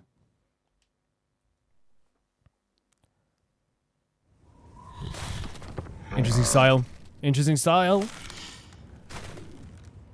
Dinosaurs to me still are like the most, like in media, they're always breathtaking, right? And I feel like that's like and Dodo Dan, you probably agree with me as well. Like they are like breathtaking creatures, regardless of how they're portrayed. Like Jurassic Park still is like the first movie is one of the most breathtaking movies ever, and it's not even like they're not real even in the movie, but it feels real, right?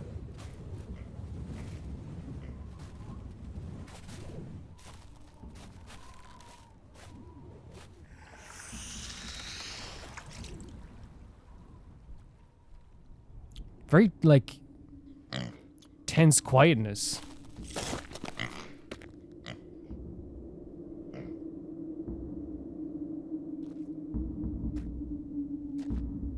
And you can almost, like, hear the cold itself. I love when... Look at that hole in the middle there as well. What is that? Man, dinosaurs are crazy. Oh, we're getting into that. Oh, okay. Here we go. Some stunning music here, too. Oh, so pretty.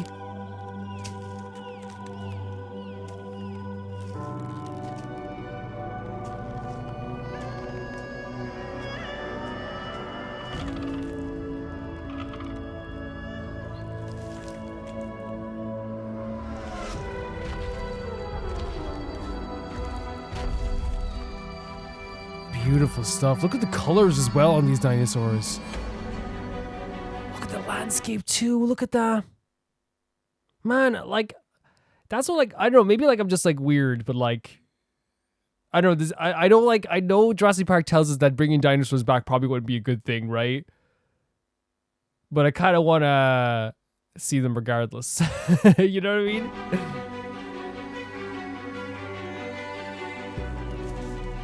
Stunning visuals here too.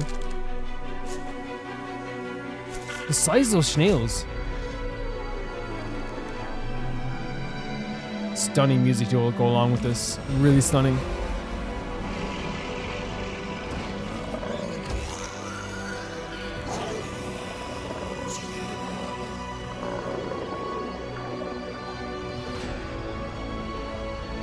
Oh my god. Oh no, no, no, no, no, no, no. Ah, no. And like, you know what this is portraying really well as well, like the beautiful aspects of that nature and like kind of like the devastatingly scary aspects of it too, right? Because it's all a natural part of it. What are the babies?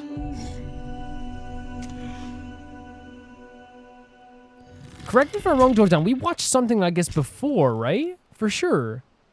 I'm pretty sure I remember the art style, but if I haven't, like, you know, please correct me, because I know we've watched a lot of dinosaur stuff and it's all been very, very cool. This is David, and I really hope you're all excited for this new series of Dinosauria films.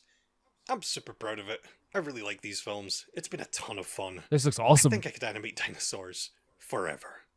As per usual, super special thanks to all my top Patreon supporters scrolling by on screen right now. Without these fantastic people, massive animated projects like these really wouldn't be possible. So again, thank you. Patreon is such an important thing in my existence as well. So like I always love when I see people doing their Patreon, because like it is like such an important part of my existence too.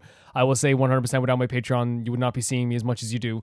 Just factually so. But yeah, like super, I think we probably definitely watched something like this before, right? I want to go into their channel and see if like this is the thing we have watched before. Because again, I watch so many videos all the time, but like I usually get like a hint of like, oh, I definitely watched this before, right? We did. We watched The Last Tyrant, was it? Am I right in saying that? Dorodan, we watched The Last Tyrant a while back. Yeah, it says here I watched this. Now I recognize the style for sure. I recognize the style from this 100%. I love the passion. And this is one of those things that like not only I get from Dorodan, but the videos that Dorodan sends in, there's when it's about dinosaurs, is like there's this real passion for these prehistoric creatures. And I feel like it's one of those things where like everyone can like universally like, you know, like even if you're not as passionate like about it as other people would be, like I love it in a sense that is like very peripheral, but at the same time like I appreciate it so freaking much. Like it's so cool, it's so pretty. And in this case, like we're seeing once again like this beautiful artwork, these beautiful landscapes, the beautiful music in the background.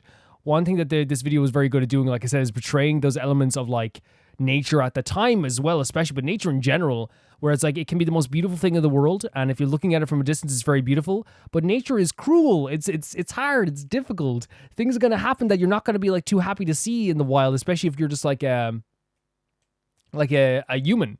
You know what I mean? But in this sense, we do get to like have like a really beautiful vibe of this too, and I love the artwork. I love that like all of it fits so perfectly in its own style, and it has its own style. That's why I feel like I was able to recognize a similar style towards the end, maybe from The Last Tyrant, because like I was just like this seems familiar because it has like a different. It's like almost like it's like cell shaded without the cell shading, if that makes sense. It's like super interesting that way. But this was really, really pretty. If you ever wonder why like I make a sound really quickly like that, it's because my mouth touches the mic by accident. I have it closer to me nowadays. Does it sound good? Does it sound good? But yeah, I love seeing stuff like this. Beautifully animated, beautiful music. I love the eeriness at the start as well.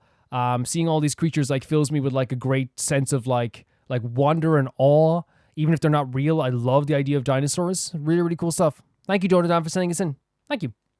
The next video is sent in by Tyri, and they said, it's time to get to know Loona. As you already know, these girls are very special to me. They've been my ultimate K-pop group the longest. They're the only group I still follow from when I got into K-pop ages ago. The song ranks very low for most fans, which you don't understand because it's in my top 3. If you have any theories you want to discuss after I'm down, this is Paint the Town by Loona. Hashtag Stan Loona. Loona, I get told like parts of the lore as things have gone on, right? And I know for a fact, like one of the things like I always like really I'm interested in is the fact that like Artemis comes from Loona, right? And Odd Eye Circle comes from Loona as well, because there was like a lot of legal disputes and all this stuff that was happening too. But I've been really excited to hear Loona. And when I saw it like posted in the Patreon stuff, it like made me super excited because it's a group that like I think people have heard, even if like you haven't heard of K-pop, people have heard of Loona. But for me, like I only heard about it like on the periphery. Like when I heard the term Stan Loona, I was like, that sounds familiar, right? That sounds familiar, even though I was like, I still don't really like know them at all. But yeah, let's get into this. I'm super excited to see this. I'm going to probably like focus on everything. But if I'm focusing on like, you know, the gals themselves for a bit, like if I am focusing on the Artemis gals a bit too much or even Cherry too much, I do apologize, but it's going to happen. I do love the idea. And this was 3 years ago, by the way. So from Paint the Town. Go. Super excited. Super excited. Put the subtitles on.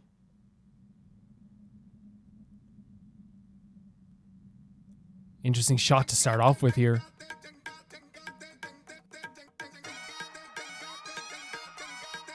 Looks so good. Oh my god. And like it's crazy starting off here like with this first frame here with like Heejin, right? Really awesome. Interesting beat as well. Oh my god. Vigal. Man.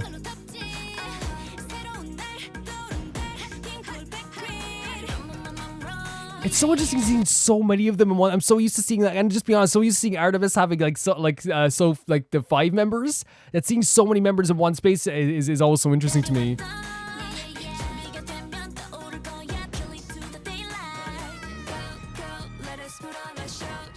Oh my god, the frame again. Nice beat, nice beat, nice beat. Oh my. The switch up. And again, like the choreo was already really, really cool. But like the tone of the video changes completely and the song. Look at it, oh my god.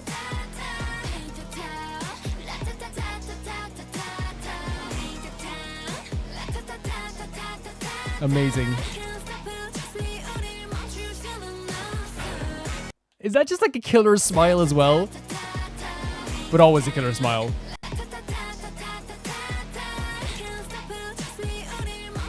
Yep, killer smile. It's so... We're taking it to the moon. The eyes of the moon are covered? And eclipse will begin. Oh! Sounds super good, doesn't it? I'm sorry, I'm going to skip back several times as well just to hear some parts again. Because it's my first time hearing Loona at all.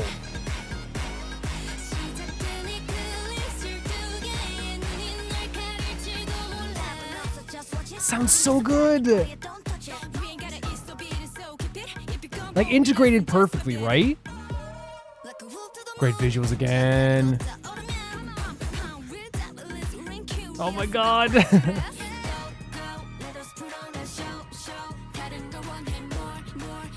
Break the forbidden.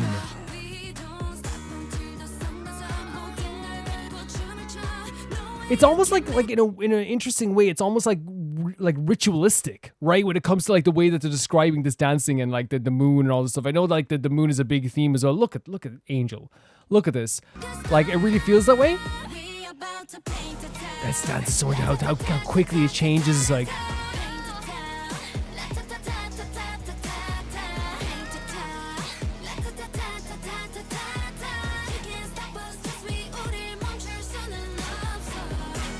Like look at these dangerous visuals as well. Gorgeous. You got this.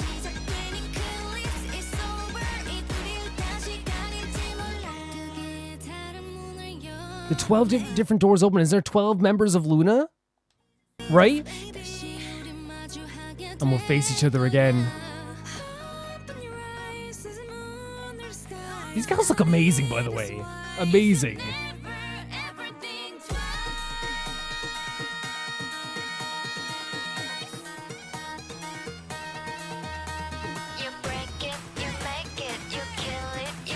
You kill it, you want it, you won't it, you kicking down the door almost. I adore this part. My mouth is like wide open as I'm watching this, by the way.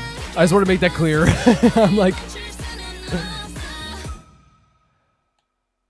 Can we get the last bit of the vocals here as well? Because that's again, they look so freaking cool. My mouth is wide open watching this.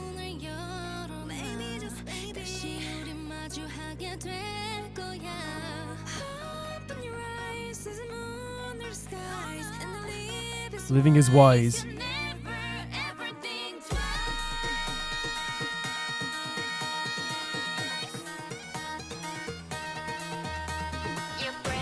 This right, yeah.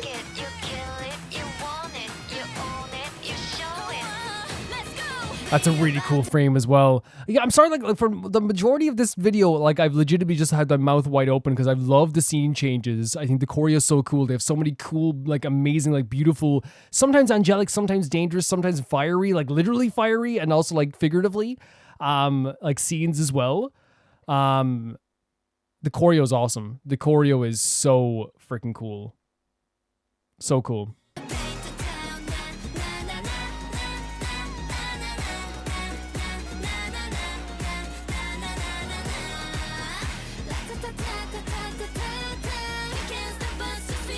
So you can't stop us. They look so cool. They look so freaking cool. Before we go any further, oh, they said yeah. Before you go any further. Like, this is what I'm saying, these, like, angelic, almost, like, beautiful, like, otherworldly, like, frames. I want to go back to, like, some of the lyrics beforehand, just so I can get, like, a good grasp on stuff, like, as well. Of course, I go back to the frame with, our girl, Cherry. She looks so good! I'm trying to get, like, a grasp on, like, what maybe the lyrics probably mean as well.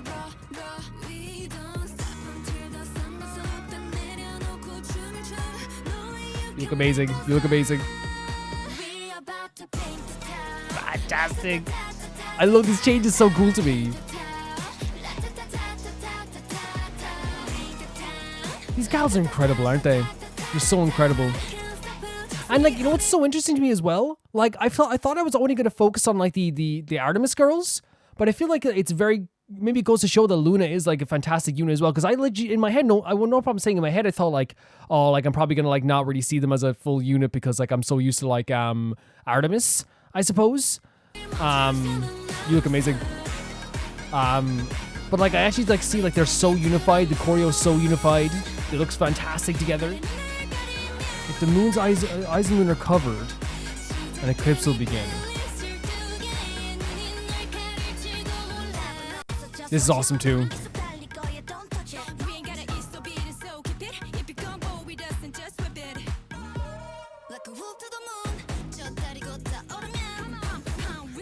We're devilish. So good. Break the forbidden, roll. There's lyrics about the 12 doors I want to get to as well. You look, oh my god, you look amazing.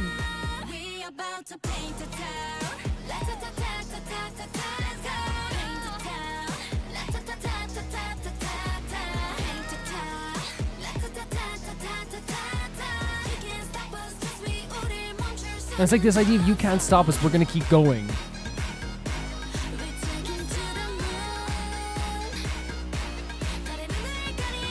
But the eyes of the moon are covered?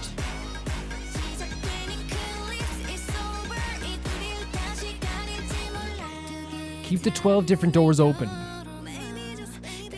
We'll face each other again. Okay, like, this is a really cool song, right? It's a really cool song. And like I think I'm actually like very surprised. I'm surprised that like I came into this and you guys know I said at the start, I can't wait to like see just the Artemis girls, and I'm like I'm gonna probably focus on the Artemis girls. And while I did like see like you know some of the Artemis girls, and I was just like, yeah, you know, it's great. But I really feel like they really showed off what they can do as a unit here. And like I think from Loona's fans' perspectives, they're like, yeah, this is what it was like before Artemis. So I don't know what you're even saying. But for me, I heard Artemis first, and like to me, Artemis are like a generational group. And you know, one of their songs became one of my favorite songs of all time. Now, my interpretation of, like, before we go into, like, why I thought the music video was fantastic, my interpretation of the lyrics, it sounds like it is talking about, like, the 12 doors thing to me seems like it is, like, everyone has their own path they're taking, right? But in the end, they'll come back together, right? It seems like almost like it's like, yeah, we'll face each other soon, but we'll come back together in the end. I wonder if also, like, the song as well has, like, a tinge of, like, hey, like, you know, you can't put us down. You can't tell us to stop. We're going to keep going. If you don't like it, then just like leave. And I wonder if that is like, you know, trying to like maybe almost like respect themselves and respect their own direction while also like being a unit, right? While also being together. And Painted Town, like, you know, really describes the idea of like, you know, going on the town, having a fun time in the town. And I feel like that could definitely be what they were going for here as well. But I found this to be like really, really energetic. The actual video itself was fantastic. All the girls look amazing. All the girls, not just the Artemis girls. All the girls look absolutely amazing.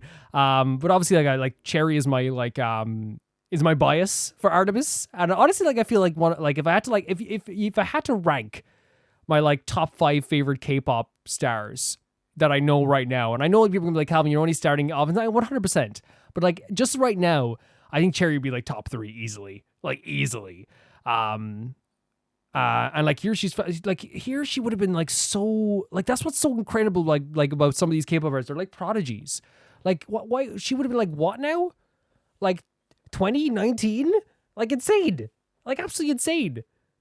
Like it boggles my mind how talented they can be. But yeah, as I said, there was like very angelic scenes in this song. There was very like the song itself had like a lot of energy to it, but like I said, it had like a little bit of danger to it as well, which you talk about in songs. Like, yeah, like if you want to like get across something and have like a dangerous vibe to it, it has to match the visuals, I think, a lot of times too. And the switch ups with like the chorus, like the way it got a little bit deeper, a little bit like more like, I guess, like grounded and grungier and grittier, definitely fit the vibe of like what they were going for here too, while also like putting in like the different like angelic scenes, beautiful scenes in the hallway, seeing the girls together like in different outfits, really like, you know, added to the idea of maybe that's what it is as well. Like it's like there was so many like different scenes in them like by themselves and like together. Maybe that was this idea of like, even though like we're ourselves, we can also be, you know, a unit and work well together as a unit as well. Yeah, I thought they all looked fantastic. I thought this video looked fantastic. And in terms of like this, like I said, the sound of the song as well, like, it's as I said, very energized song. Like you could dance to this song, right? A lot, right? You could definitely dance to this song. To me, it's a song that like, if you put on earlier on in the morning when you're getting ready, you are like pumped. You are so pumped. But clearly behind this, it has a lot of like, you know, meaning to them. And you can see like even in their performances as well, they're performing this in a way that is like very like, it's a lot deeper than just like a very energetic song. I feel like they were like totally into the idea of the song, and I thought it made the song even cooler as well. Obviously, I could be misinterpreting a lot of this aspect of the song too. This is my first ever time hearing Loona, but I found it to be like really, really cool, really energetic. Like I said, great performances. The girls looked fantastic. The visuals of the video looked amazing too. This is my first time hearing Loona. And to be honest, I'm impressed as heck. And like, I think it is a testament to the group itself that someone like me who has already heard Artemis, came from that and came into this expecting only to focus on Artemis, but was like mesmerized, mouth wide open as I was watching this whole thing. That's what happened. Thank you so much for sending this in, Tyree. That was really, really cool to see, honestly. Really, really cool. I want to say, sorry, this is Cal from the future here. I also want to say about the Artemis girls. One thing I think that is so fantastic about them is that I really feel like they are chameleons and, like, as I said, generational performers. I've now seen them across 4 different music videos, I believe, and each time they've been able to adapt to like a different style and a different vibe and a different energy. And to me, like, it's so impressive how they're able to like move in between that so effortlessly, to the point that like at some points in this video, like I was like, that's, you know what I mean? Like, just like, it's so interesting. And that kind of happened in, when I was the song Unfair, which is such a beautiful song. I remember just being like, oh wait, that's Heejin. You know what I mean? Like, it's just like, it's so interesting to like, I guess recognize them from that perspective. Like, and as I really feel like they do like adapt so well to different, styles, but also different videos. And of course they were younger here as well, but like, you know, still, it just like really feels like they're so good at like just shifting in between different styles of songs. They're really, really talented, and I adore them so much. Awesome, really awesome. I didn't expect to like focus on everyone. That's awesome. The next video is sent in by Primo Hiko, and it is Genshin Elemental Warfare Medical Incident. Let's check it out.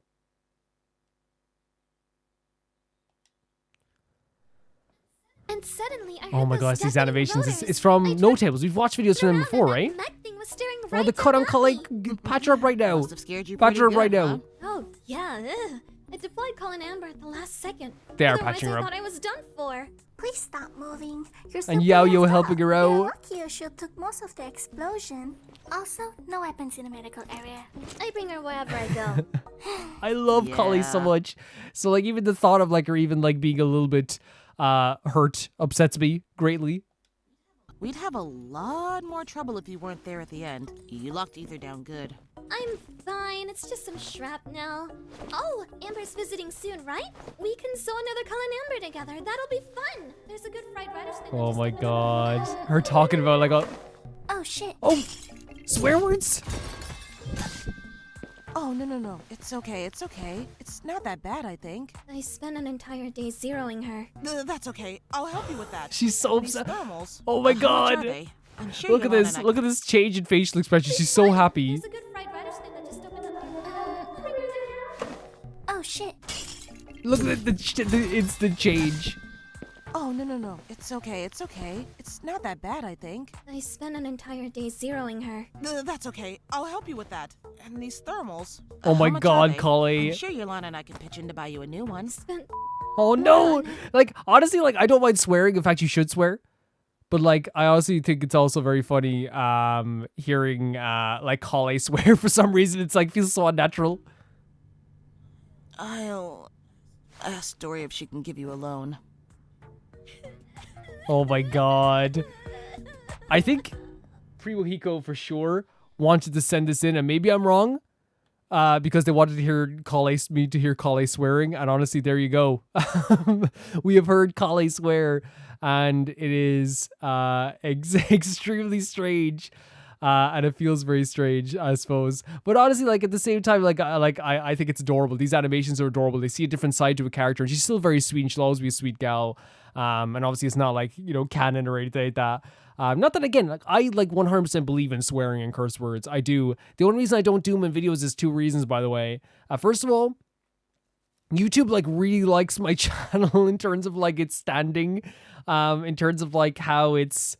I know it sounds really weird. YouTube literally just told me that I rate all my videos really well, and that's why I get the full extent of what they can give me, because they're like, oh, you're there's nothing bad in your videos, right? But what's so interesting about YouTube as well is that I also for me, I don't swear a lot because I want how do I say it? I know what it's like to watch YouTube as a teenager, right? And I'm saying this is the same for a kid. I understand what it's like to have a parent walk into the room whilst your favorite YouTuber is swearing up a storm. There's nothing wrong, but I want to make clear, you can swear all you want, but I always like to just not say any swear or anything like that. And here's I don't make sexual jokes anyway, really in my own life anyway. And again, there's nothing wrong with that. It's just me personally. But I always like the idea that if a parent walks into the room and they hear Romer's videos, I think they'll be like, oh yeah, that's cool. Keep watching. You know what I mean? You know what I mean? For those people, you guys get what I'm saying. There'll be a swear every once in a while. There was a swear in this video for sure. Because I do swear sometimes in life too. But I obviously I'm just trying to make clear there's nothing wrong with swearing. I'm from Ireland. We grew up swearing. You know what I mean? But I really do 100% enjoy seeing stuff like this, because again, it's a different energy, it's a different vibe. I love the fact that Kali looks so adorable with her gun, as well as such a contrast to who she usually is. But yeah, I really enjoyed this premium. Thank you for sending us in. I enjoy seeing Kali whenever I can. And in this sense, it's always a beautiful animation for no tables. It always looks really cool. It's a world that could be its own TV show as well, and they just do a really fantastic job with that. 100%. Adorable. The next video sent in by Spectre V, and they just say, "Wah!" and it's hat in time. Your contract has expired. Let's check it out.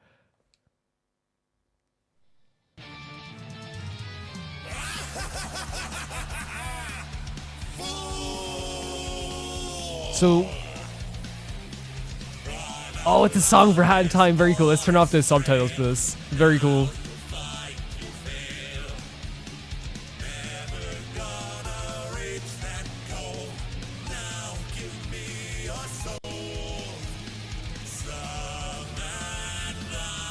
It's interesting because like they got the vocals like pretty good for like what it would sound like if he was singing himself, right? It does really sound like good, you know?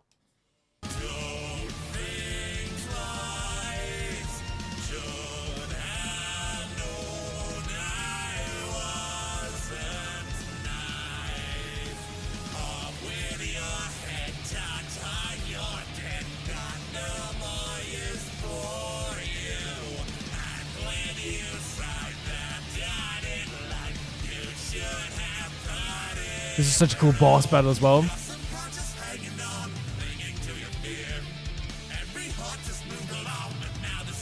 I love that like we love the Snatcher now, so like these like very dark lyrics are always just like, oh, like is this gonna be like it's more adorable than scary, I suppose, for me.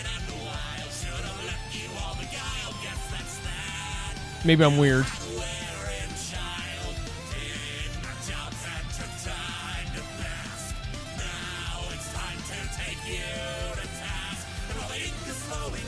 Oh my god, some great vocals here as well. Like a cool part of the song also.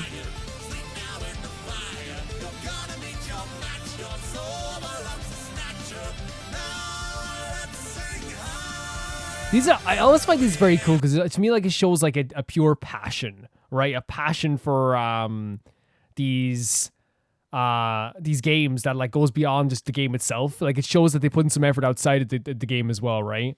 For sure. To me anyway.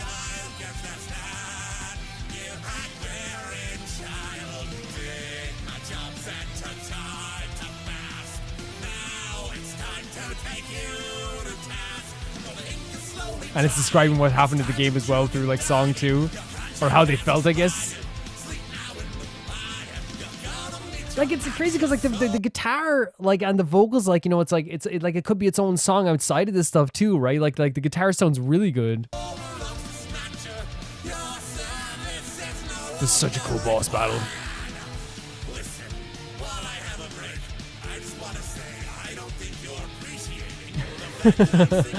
Very Snatcher-like lyrics.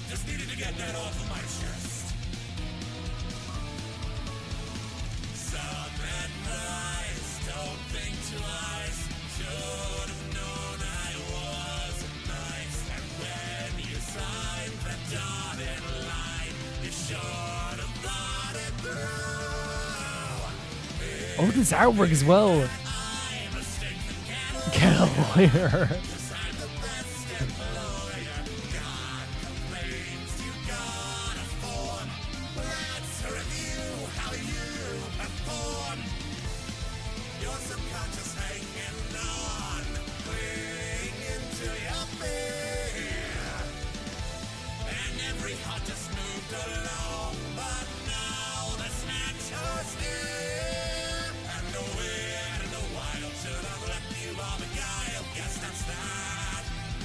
You hat wearing. Again, they're very like Snatcher lyrics, right? Very focused on Snatcher like themselves.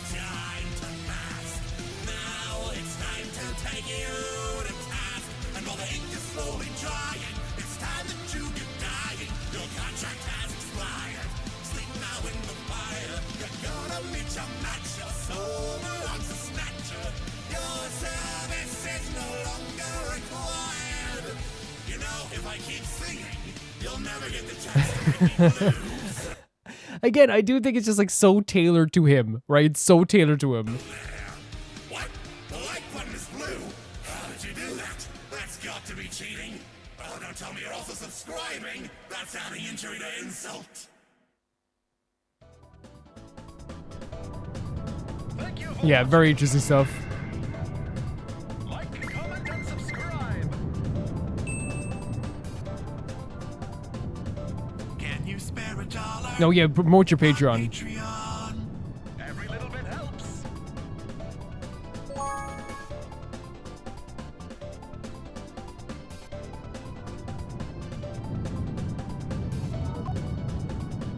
Yeah. I'm trying to say maybe there's something else coming up here as well.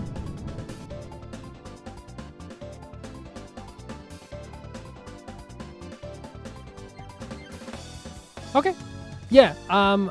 Those songs are always very interesting because they do feel like so, as we said, tailored to the character. There's some really funny moments in there as well, but they do have some like good tunes in the background as well. Like they have some good guitar, some good like key changes as well. Like sounds like, actually very, very, very, very, very cool. And I feel like I said, it shows like an effort from the it shows such an effort from like the fan base to actually create something that is like this cool as well. Like it gives me great joy seeing this type of stuff as well. But yeah, the Snatcher would definitely say this stuff. The Snatcher would definitely sing this stuff if you like, you know what I mean? That's what means that just means they understand the character probably like better than you even think they would. And from my perspective, it's just like a really cool music video as well. I like really enjoyed Hat in Time. I really did. And like Hat in Time, like to me is like one of the best platformers I've played, honestly. And it's just super, super fun. It's super fun. And I wonder like as well, like if they're ever going to make a sequel. Maybe not. I think I'm just like wishful thinking. But the Snatcher is like one of the best parts of the game. It really is like the subcon forest. To me, like a lot of people feel like it's like the peak of the game in some cases. But obviously I think there's like great areas. Like to me, like Neo Q's and Metro is also really fantastic too. But it's really cool seeing this because I love seeing the effort that fans put into the videos outside of the game. The next video sent in by Felicius Felix and is the character trailer for Ororon, Elusive and Unfathomable Yuus. Let's check it out. Ororon, our beloved character. We love him to pieces.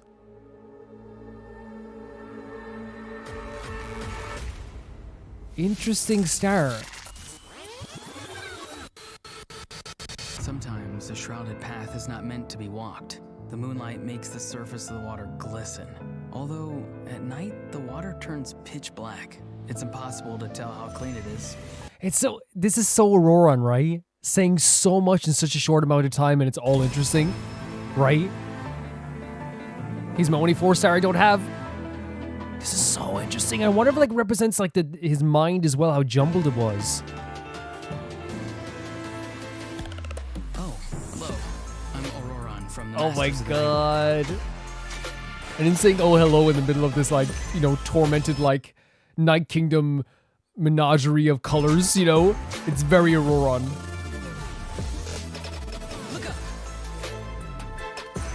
So cute. We love Ororon. We really do. I don't know where I come from, but that doesn't bother me too much. Right. I care more about where I'm going. Freaking piano here as well.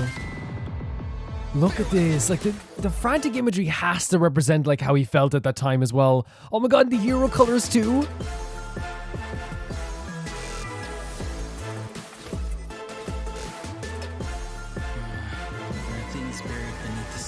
Careful now. Let's not wake them up. You see what I mean? Even like the stuff he's saying is quite scary, right? It's quite scary what he's saying. Like there's stuff buried beneath the snow, right? But it's very Ororon to be in this like crazy space and speak so naturally and casually, right? That's an Ororon thing to do. I think it's so cool that that's what we have here with Ororon. Really cool character trailer. And like the visuals seem very jumbled, and I think that's almost intentional for who he is. Like he is a jumbled character, but like what I love too about Ororon is that he is like a character that like is so casual in his like demeanor, but is like one of the most like tough and interesting characters you could ever see in your life. Like he's a character that I truly feel like if he was like in a big crash or something, like a car crash that the car turned over several times, I'm pretty sure everyone else would just like wake up and they'd be like, fully bandaged up, and Aurora would be there like cooking sausage or something, being like, hey, oh, you guys are awake. Cool. It's like, Aurora, what happened? The car crash, I guess. He's just very casual about this as well. And I love that about his character. And this also like just had some really cool like piano in the background too, which is also like a very interesting style choice. Again, I wonder if that is because it is like this very graceful thing, because Ororon can be very graceful with his moves, but again, is a very frantic mind. And that's the way I feel like his character is, or at least for a long time, had a lot of stuff eating him up inside as well. So that really fits him too. Yeah, really cool character teaser. Was it character teaser or trailer? It was good anyway. It was good anyway. Character trailer, I think. Thank you, Felix, for sending us in. The next video is sent in by SR Fiji, and it is the Collective Miscellany. Hey, Miscellany, how you doing? You going to the shops, having a fun time, Miscellany? Yeah, I'm just going to shop. Okay, Miscellany. This is Arleccino. Let's check it out. I haven't watched one of these in a while. The last one I watched was Sijmin, I believe. The fourth of the Fatui Harbingers, a formidable Snezhnayan diplomat and a ruthless assassin. This is the most you can hope to glean about Arleccino if you know the right people to ask. But if you go one step further and gain the acceptance of a certain group of children, you'll learn about her most important identity of all, a father. Oh, mommy, daddy. This mommy, will be daddy. a productive partnership, I hope. As an intelligence operative, Arleccino prefers more covert means of attack. But don't expect her to shy away from unleashing her raging flames The music in the background with Arleccino in this video is so weird to me because, like, as a character, she is that, like, so terrifying to me. And to also see her, like, in, to also see her, like casually ripping someone to shreds would be hilarious with this music. Like, you're doing her combat, I mean. Arleccino's normal attack can You know what I combo mean? up to 6 spear strikes, dealing physical damage to enemies. It's such a contrast. Her charged attack consumes a fixed amount of stamina to dash toward an enemy and deliver a single slash. Continue holding the attack button, and she moves rapidly for like a short one-winged period angel almost. at the cost of further stamina. With her elemental skill, Arleccino commands Bale Moon Bloodfire to deal pyro damage. You see what I mean when I say all of her moves are terrifying? They all look terrifying. They sound terrifying. There's stuff that you would never want to witness in your life. Enemies. She then charges at one of them and delivers a further slash, dealing AoE pyro damage. Enemies struck by her elemental skill will receive a Blood Debt directive for a set period. Okay. Blood Debt directive deals up to 2 rounds of pyro damage at set intervals. The damage dealt is considered elemental skill damage. Using her charged attack, or elemental burst causes Arleccino to absorb and clear nearby Blood Debt directives. Each directive absorbed grants her a bond of life worth a percentage of her max HP. Man, can I be honest and say, like, this stuff always confuses me. Always confuses me. There is a limit to the total bond of life that can be gained in this way. If her elemental skill is used again within a certain time, the directive's duration is recalculated, as is the maximum bond of life that they can confer. The Crimson Moon bloodline etched into Arleccino's life brings her pain, but also power. When her bond of life is greater than or equal to, So it hurts her as well as she's doing this, HP, but she keeps up such she a enters the mask of masterful the Red face Death when she's doing state, this. converting her normal, charged, and plunging attack damage into pyro damage that cannot be overridden. While in this state, when Arleccino's normal attack hits an enemy, the damage dealt is increased by an amount based on her attack Very and cool. her current bond of life percentage. A portion of her bond of life is then consumed.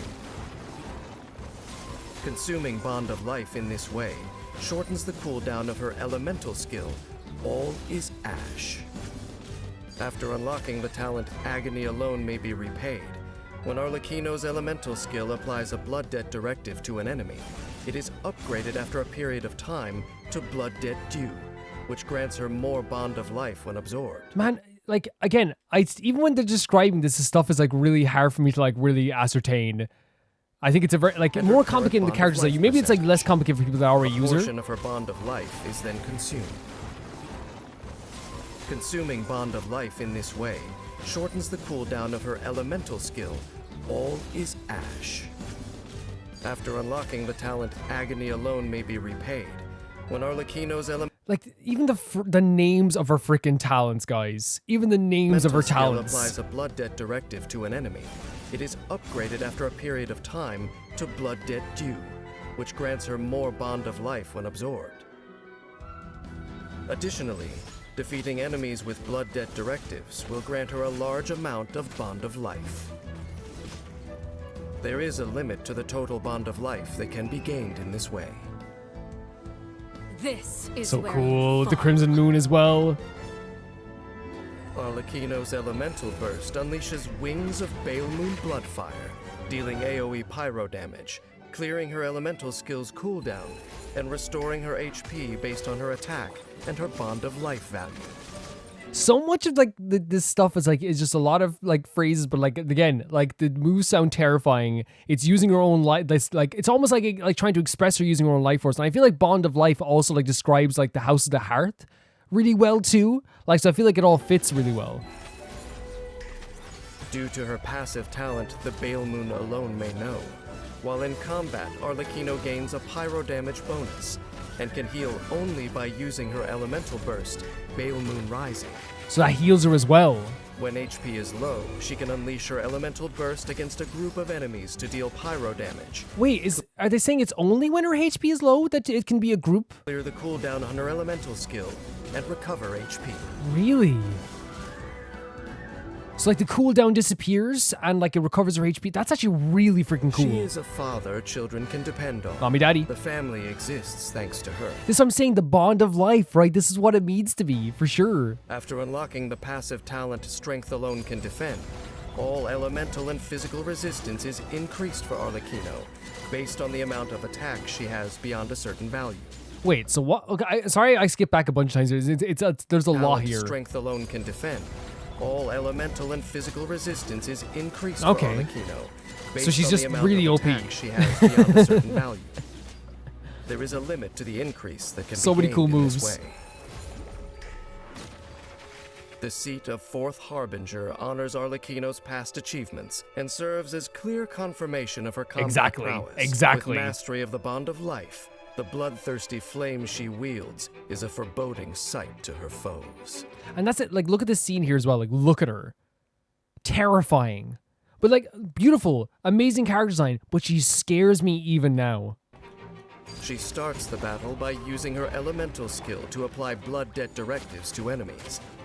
At an opportune moment, she uses a charged attack to absorb the directives, gaining Bond of Life and entering the Mask of the Red Death state, in which she dishes out pyro damage with her enhanced Look at this combo here they've done here, this 4-piece combo. When energy is full, she uses her elemental burst to deal pyro damage to enemies, while healing herself and also clearing her elemental skill cooldown. Then she goes on a final offensive streak, turning her foes to ash by the searing light of the blood-red moon. The way Dane is describing this as well. Neither a dark sun nor a red moon is seen as a good omen by this world. By the way, her combat is incredible. Like I just want to say that right now because I was like, obviously, like I was like, you know, I should say it like when I see it, but like it looks so cool, it looks so fun, it looks so dangerous. It's so cool. Like look at this. Ash by the searing light of the blood-red moon. Neither a dark sun nor a red moon is seen as a good omen by this world's standards. Things certainly did not end well for the dynasties that took them as their respective emblems. So when someone has a recurring dream featuring the sight of a crimson moon, she should beware. What? Wait, I love when they add these like little story moments in the end. A red moon is seen as a good omen by this world's standards. Things certainly did not end well for the dynasties that took them as their respective emblems. It's so cool how this is like her so thing when someone then. has a recurring dream featuring the sight of a crimson moon, she should beware. In my long journey... So it's like a symbol of like a downfall even, right? Which is interesting that like her, like a lot of her like moves are about like taking her own life and having all her own pain, but also then like, you know, her symbol that she's using in her moves is like a downfall itself. Respective emblems. So when someone has a or recurring a symbol of dream downfall featuring the sight of a crimson moon, she should beware. In my long journey, I have seen many fight to defy fate. Arleccino is one of them. And she seems to have succeeded. The fiery blood that corrodes her flesh has eaten away, too, at the shackles that once bound her. What a freaking line! One of them. And she seems to have succeeded. The fiery blood that corrodes her flesh has eaten away, too, at the shackles that once bound her. So it's like the idea that, like, yes, this stuff is, like, you know, eating away at her, but it's also made her feel more free. When a blood-red moon shines down from above, some see the face of death, while others see the roof over their heads.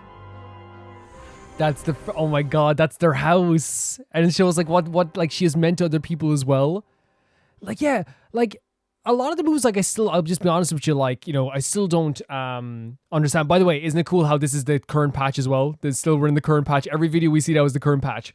I try not to look at these very often because, like, I'm worried that I might give away, like, the next few characters or whatever like that. So I just, like, look ahead at whatever, like, right in front of me, or the symbol, the Genshin symbol. But yeah, I think what they said there, like, is definitely, like, tailored to who Arleccino is, right? It's like this idea of, like, this self-sacrifice that she has made to endure this pain for so many years of her life, to, you know, protect other people or to move forward with other people. And that's really symbolizes what happens with the House of the Hearth as well. It's a lot of self-sacrifice that is not unseen, that goes onto the surface. And her moveset is like that too. It's a lot of self-sacrifice to make a damage on someone else or make damage on someone else.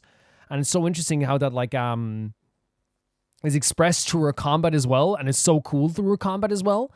Yeah, it's like, it's super, super cool. It's super cool. I also think that, like, the lines at the end there, like, the idea of, like, all this stuff has probably caused a great pain, like, you know, hurting people, killing people, having to do all this stuff. It probably does get to her sometimes, but this idea of her, like, burning away at herself with this fiery passion has also burned away all those aspects that used to contain her. You know, when she broke free from the house, not broke free, when she became the leader of the House of the Hearth, yes, it, like, would eat away, it eats away at you, right? That whole pressure, that idea that you have to be a leader, you have to take care of people, of course it's going to eat away at you.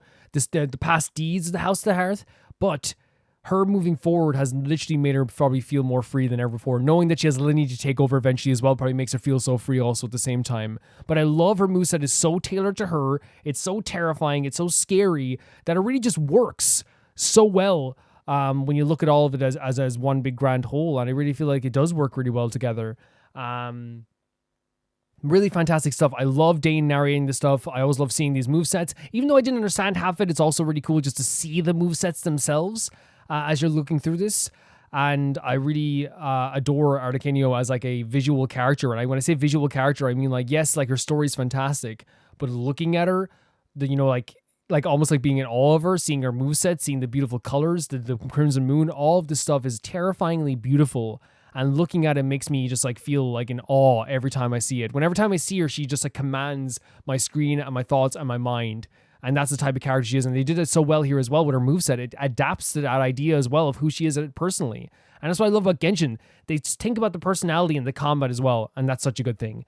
There's other games that do it too, like the Trails of Cold Steel series do that really well also, but I love how Genshin does it really well too. Thank you so much for sending us in, SRFG. Thank you. The next video is sent in by Zevi, and it's Identity V Fool's Gold. And I thank you for sending us in, Zevi. Let's check this out.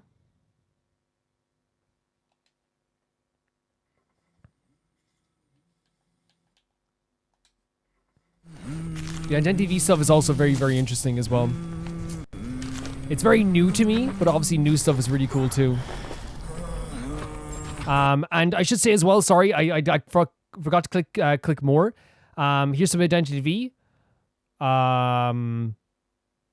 So, you know, there are factions between survivors and hunters. What recently became a thing in the past year is survivor characters and hunters version, vice versa. Each character has a story, and though through that story, we see why their respective faction. But the developers did amazing to give us another part of the story. What if this thing happened instead of and made this person entirely different person? It's like a different path completely, which, like, in life, if you think of it that way, that's how it works. This is one of the such story of Norton Campbell, a prospector who wanted to become rich. He wanted to find legendary gold in the mine, which is, you know, fool's gold. He wanted to find the legendary gold mine, even resorting to using unsavory tactics to gain information from different people. The other miners looked down on him, bullied him, but once they found out that he would deduce the location of the mine, they all decided to tag along. Unfortunately for them, the greed that Norton holds no end, and if he cannot find his gold mine himself, then nobody will. In his survivor version, he was reported to be a survivor of a mining accident. This version hasn't been in the game for a really long time, until recently when he was given a hunter version, which became something else, and being one with the mines, which is absolutely terrifying. It sends a chill down your spine, the idea of a person being one with this space, right? Looks like a button almost, but on a coin. Father is a miner. Cool style already. Oh, the Identity style is very cool. If you want it, come and get it. I once thought the same.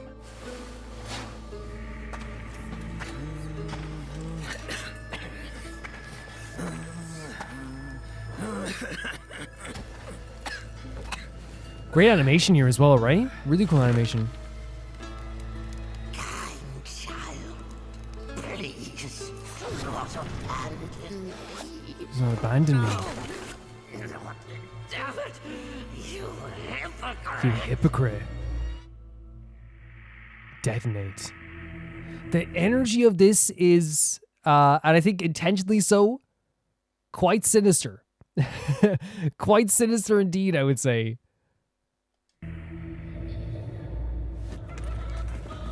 Poverty is the worst curse.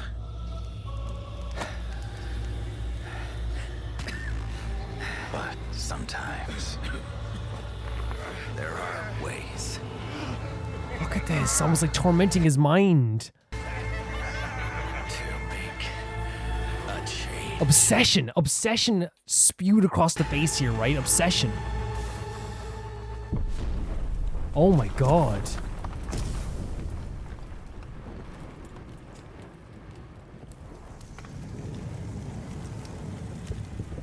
Wait. Oh my god. So he became a hunter in this way as well. He actually looks pretty sick though. Like, Zevi, I gotta be honest with you here, right? Whilst like it's terrifying, the idea of this got a charisma upgrade in my book. He looks so sick. You know what I mean? It's terrifying and it's meant to be terrifying. The idea of it's terrifying. But look how cool he looks. Look. Charisma upgrade. Maybe you feel that way too, Zevi. You can let me know if you do feel that way. Oh, that's kind of creepy.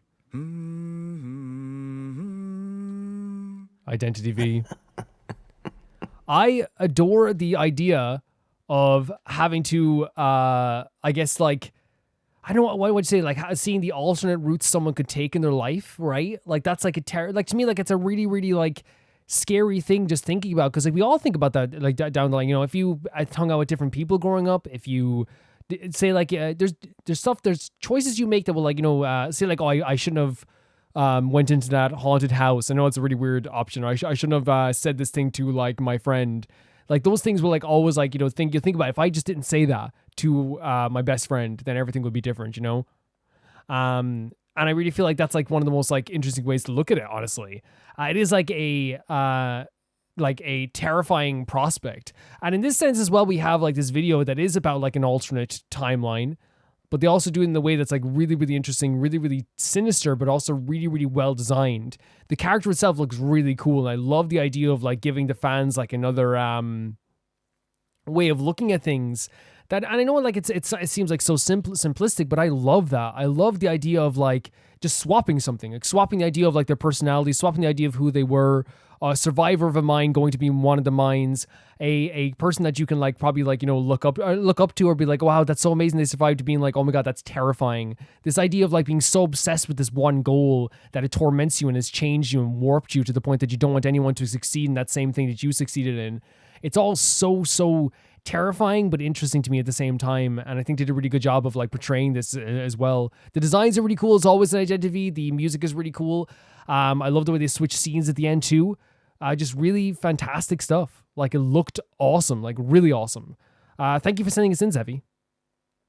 The next video is sent in by Kat Sith, and it is the it says, so this week in Genshin we ran around quite a bit in the Masters Nightwinds area. We did.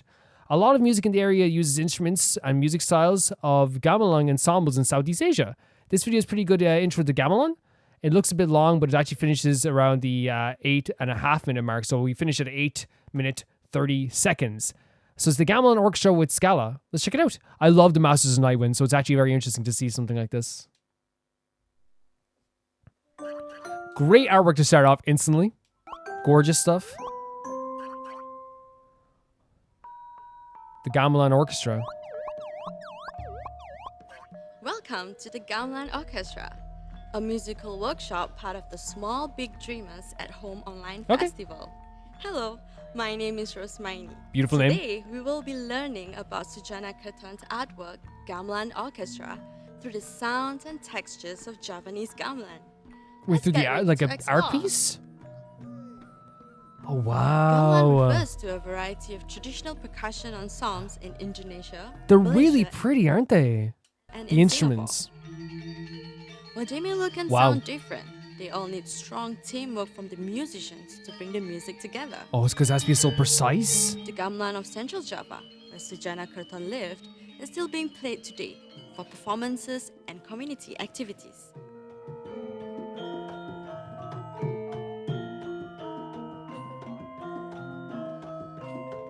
I love seeing like these like different performances as well, especially with traditional instruments like this as well, because obviously like this is like something I'm not totally, I guess, privy to all the time.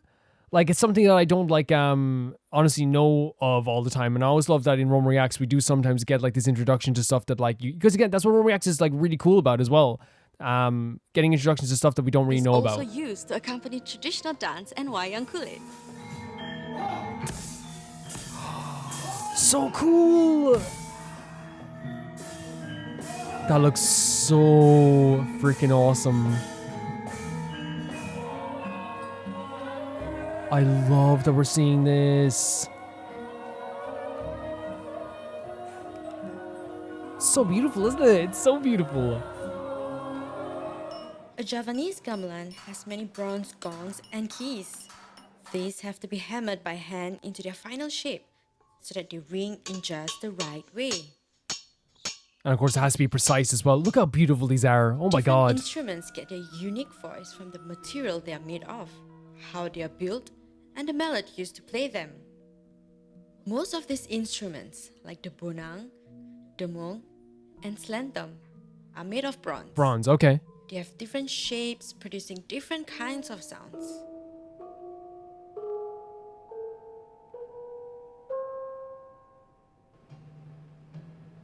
A much deeper kind of like, almost like damp sound, right? But it's still very pretty.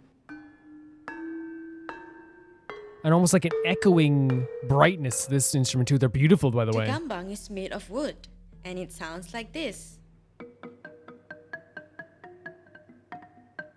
They sound so good.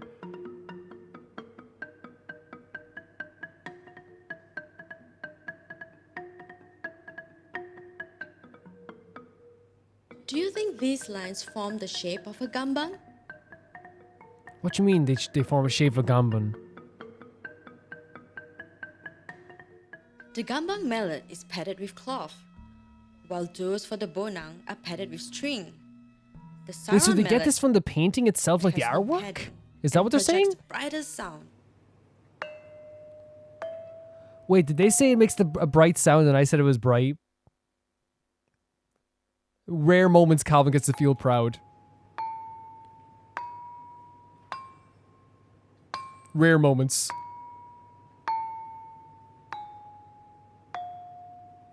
You could make some really cool ambient music with this stuff though, right? The kendang or drums are made of wood and leather. We use our hands to produce different tones. By striking different parts of the drum, we can create many different sounds. The instruments themselves are so pretty as well. They are just so gorgeous.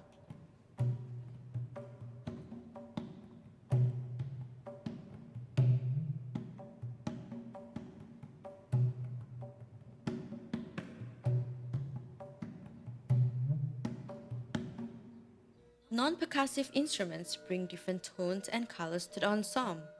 You have the rebab and sitar, which are stringed instruments. One is bowed and the other plucked. We have some string instruments here too. This is the suling, a bamboo flute.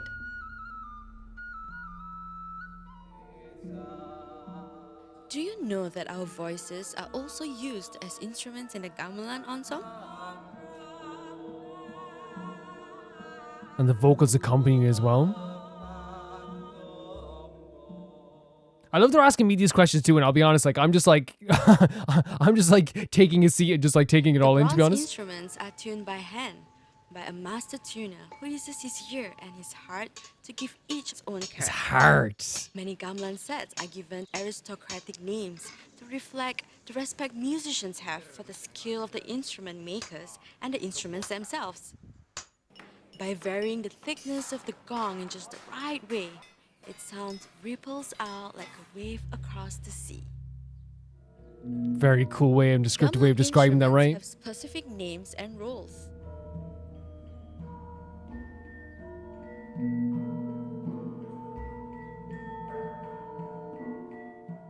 Timekeeping instruments play only at important points, so the musicians know where they are in the music. Wait, so what they said, the timekeeping instruments, okay. Keeping instruments play only at important points. Okay, so the that's pretty musicians cool. know where they are in the music. Do these circular lines represent the sound waves of the gong?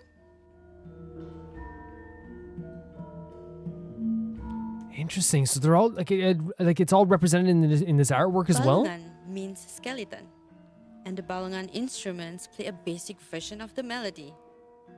The Peking uses a mallet made of a buffalo's horn. This Interesting. gives a clear and distinctly bright sound. On top of the balungan, the melodic instruments elaborate and decorate the basic version in their individual ways. The bonang often uses a technique called mipil, which means to walk. Why do you think it's named this? Because it sounds like walking. Like it sounds like it could accompany someone like taking a very bouncy Is stroll. back and forth, giving a continuous, unbroken melodic line that can Okay. leap high and low. These two instruments guide the others melodically. That's so cool that it's when it's not just that they have to be precise, it's that they actually literally have to like work together to guide each other. Which I know a lot of music does it, but it sounds like it's even more precise with this stuff here. Do you think these lines express how the robot player plays his instrument? I don't know. I guess. But here's the thing. What I'm confused about the painting aspect of it, like 100%, I'll put my hands up. I do still think that it's awesome that that it's connected to this, you know?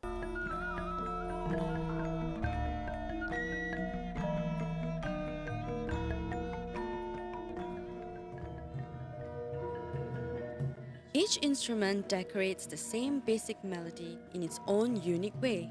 Decorating When is they such a all good way come to together, put it. The music sounds rich and full. Think about how your shirt, jacket, pants, shoes, and hat look different. It's such a great way to Because describe they all it. fit you, they make you look good. It's like all of them separately have their own thing. They all are different, but together they look amazing and they sound amazing. The kendang, or drums, not only gives the piece a beat, but it also helps to keep the musicians together as the tempo or speed changes. Do you think this image looks like a kendang Let me see now. Let me see. Actually, yes. Yes, like the drum is at the bottom, the two arms at the side, the head at the top. Yeah. I can see it. In Javanese gamelan, changing speed isn't just for fun. It tells the musician what's coming next. A change of style, a shift to a new section, or that the piece will end. Gorgeous sounds. In gamelan music, each instrument has a character. Some walk, some skip, while others leap and soar. That's such a great way of describing it. Now I kind of get the idea of the painting that if they're talking about like leaping, soaring, and like all these different types of motions as well that are seen within the painting. In Sujana Kirtan, Oh my god, I see it. I see it so much more now as a whole after everything else. Now I see it. You can see like even the shapes of the people, the instruments being played, the motions themselves, like the kind of, oh, it's actually really cool. That's really Gamelan cool. Orchestra. Different colors, lines, and shapes seem to fill the canvas each and every way. But if we look again, we can see the instruments and musicians Yes. emerging. That's what I'm saying. I at first I was like, I can't see anything. Now I'm looking back, it's like, time yeah. for some fun activities. So that's where I was told to end the video here as well. But that's a really cool thing. A really cool thing. Especially with like the artwork being like so something I was kind of confused by at first, but now I'm looking back and I'm like, yeah, that makes perfect sense. These beautiful instruments that are so like germane to like one person's culture, once again like making their head appear inside of Genshin, and that's absolutely fantastic. Like that they're but the weird phrasing. I mean, like they're popping their head and being like, hey, But yeah, absolutely like superb stuff and so interesting stuff as well. Like I'm always like in awe sitting there kind of like, this is so beautiful, this is so amazing, because like it's something that like I didn't know about at all beforehand, and now I'm here kind of like amazed that this is even a thing. And it's not because I don't know music is fantastic and music in the world is fantastic. We all know this, right? And we all know every culture has different music, and then there's different like instruments, different takes on the instruments, woodwind, string, all this stuff. But here, like we see like a very like accompanying like musical, not genre, but like style, where it requires every moving piece to be perfect to really get the full beauty out of everything. And that's what we've seen from this. And that's like the case with like a band, you could say as well, like, well, you need the drums, you need the guitar, you need all this stuff as well. But you can make a band out of two instruments and like make it really work. White Stripes is a perfect example. But like in this, like if anything is missing, it does seem like it won't have the full beauty of it as well, which is also like a really interesting thing to think about as well, because music is going to be varied and different no matter where you go. There's going to be a different style no matter where you go. And in this sense, like we're getting like a whole different style with this awesome beauty as well. Really, really cool stuff. Loved how pretty the instruments looked. Loved how they described all this stuff. Loved how there's so much of passion behind the description of this stuff. And it was really easy to understand. At first it was like more like a little bit difficult, but then like as it described it, you're like, oh yeah, that sounds amazing. That sounds so cute. That sounds so cool. And we really get a full feel for all the stuff in the end. Mega appreciated seeing something like this, Katsit. It's really, really cool to see something like this. Because again, it opens, I guess, like my horizons even more. Because what we get is like a whole different taste for a different culture's music in such a beautiful way that makes us appreciate the Genshin music even more. I'm glad that you have a lot of knowledge about this too. Really, really cool stuff. Thank you so much for showing us this, Katsith. Really, really cool. The next video is sent in by Christian, and it's just a Zerobaseone chaotic moments that I think about. The title always gets cut off. It's Zerobaseone moments I think about a lot. And let's check this out. I'm so excited to see this as well. We love a Zerobaseone comedic moment. Let's go. 신인상을 너무 이렇게 많이 받을 줄 진짜 몰랐어요. 몰랐고 앞으로. Oh my God, Eugene. I love that like Jiwon is can be again like he's so beautiful and adorable, and like my first impression of him was like, this guy's probably serious as heck. Nope. I can bark better than Papa. I love Gyuin so much. Go on today. The eye locking eyes. Sorry.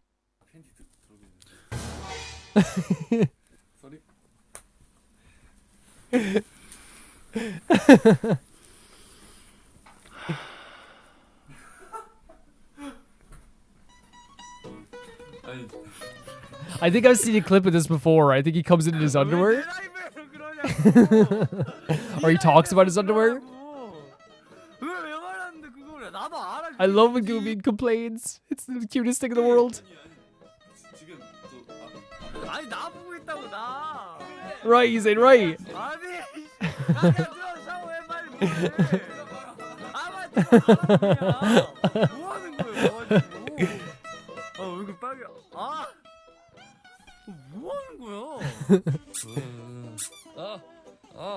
They're so lovely together. I love them together so much. I love Ricky so much as well. He's adorable. He's so adorable. 리키야 중국어 한 마디만 알려줘 봐.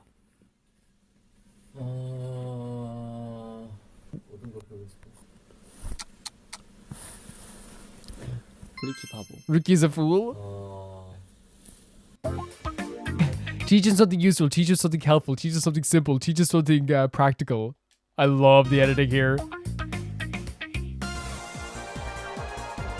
Make him say something stupid.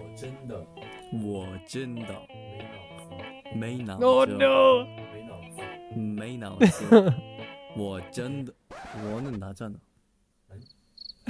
He realizes.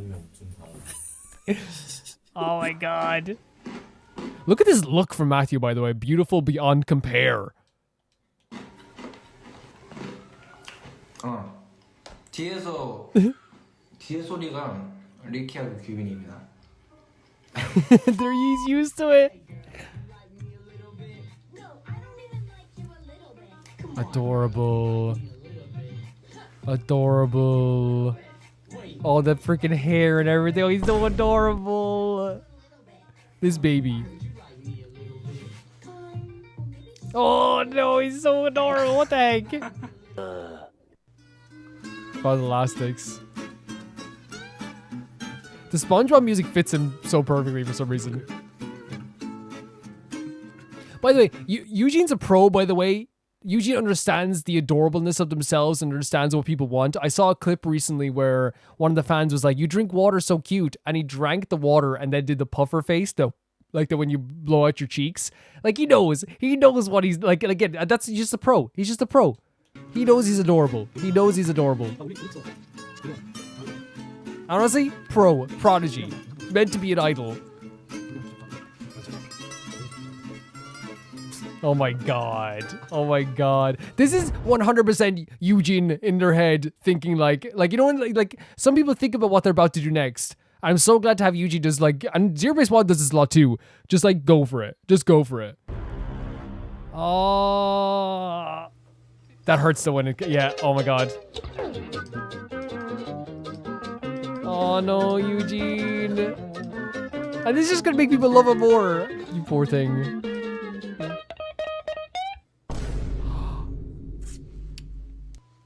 Okay. Getting each other gifts. Oh, look at you on as well. Interpol!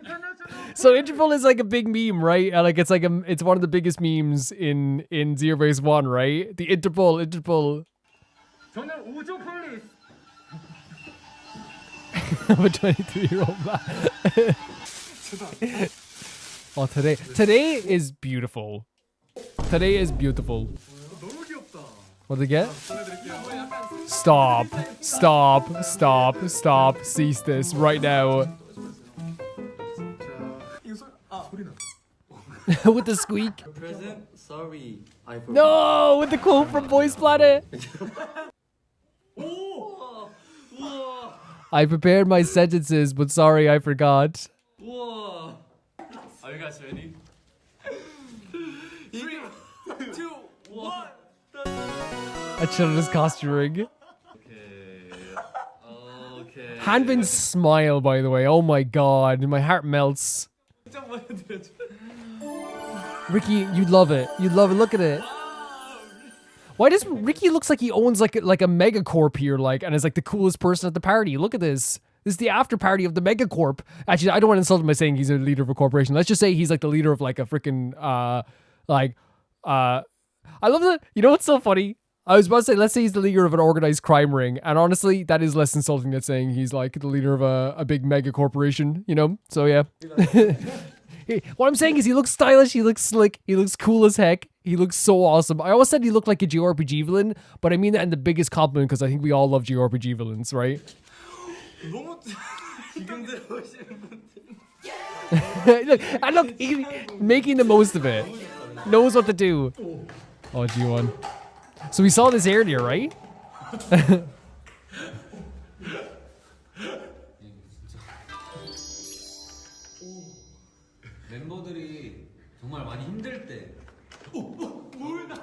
There's water coming. Yeah, we saw this one earlier as well. Really cool. Really fun. Them three together, like, I love. They are the oldest members of Zerobaseone.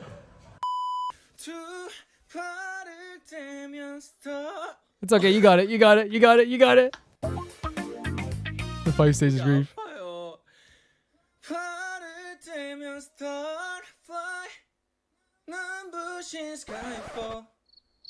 You got it.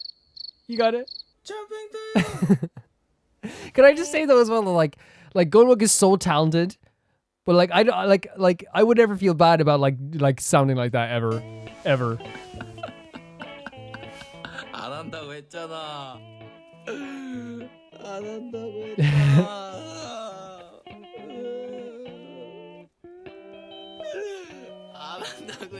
At least you're mature enough to like make this into a very fun moment for everyone, even though I know it's not intentional. I love him so much. He's so sweet. No, you're doing fine. They look. This is what I'm saying. This is what I'm saying. With Zerobaseone, it's like it's been my first idol group that I've like really followed, right? And one of the things that like I've said in the K-pop chats quite a bit is that like I think everyone kind of agrees. Like being an idol is like something that they try to make like a very important thing, right? With the teams and the staff and the companies, being an idol is so important. But what makes people, I feel like, fall in love with these guys so much more is these moments where they show like the cracks and they show like their own personalities and like their own mistakes. People love them even more. Like this improves their standing with the fans, right? Like, you know what I mean? It's so cute. Because they're human. They're human. And people wanted to be human. Oh, Gunwook. Later. 일부러 한 거예요? 많이 웃으셨죠? 웃음을 들으려고 일부러 한 거예요. Honestly, we'll accept it. What was it? Armati and Gunwook. I love it, by the way, he's like, did you laugh a lot? 웃음을 들으려고 일부러 한 거예요.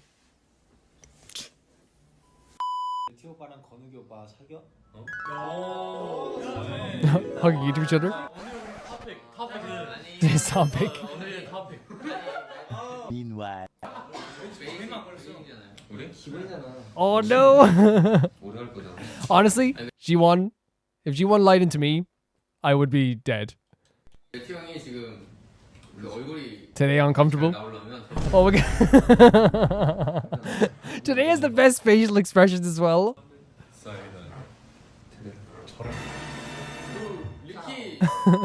Dude, your English was so good.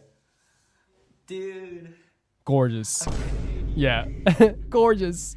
Thank you. Okay. Love me back. Did he actually do a cat sound? Okay. Love me back. HB? 한빈? 방금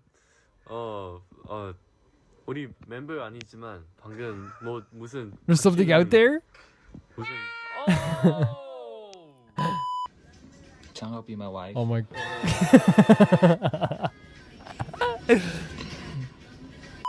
I've seen a few clips going around the place of how we'll like look into the camera sometimes and again probably like today I still think like his facial expression is so funny, but how is like the king of just like throwing shade at anyone in front of him. 코알라 닮은 듯. 전혀 안 닮았는데.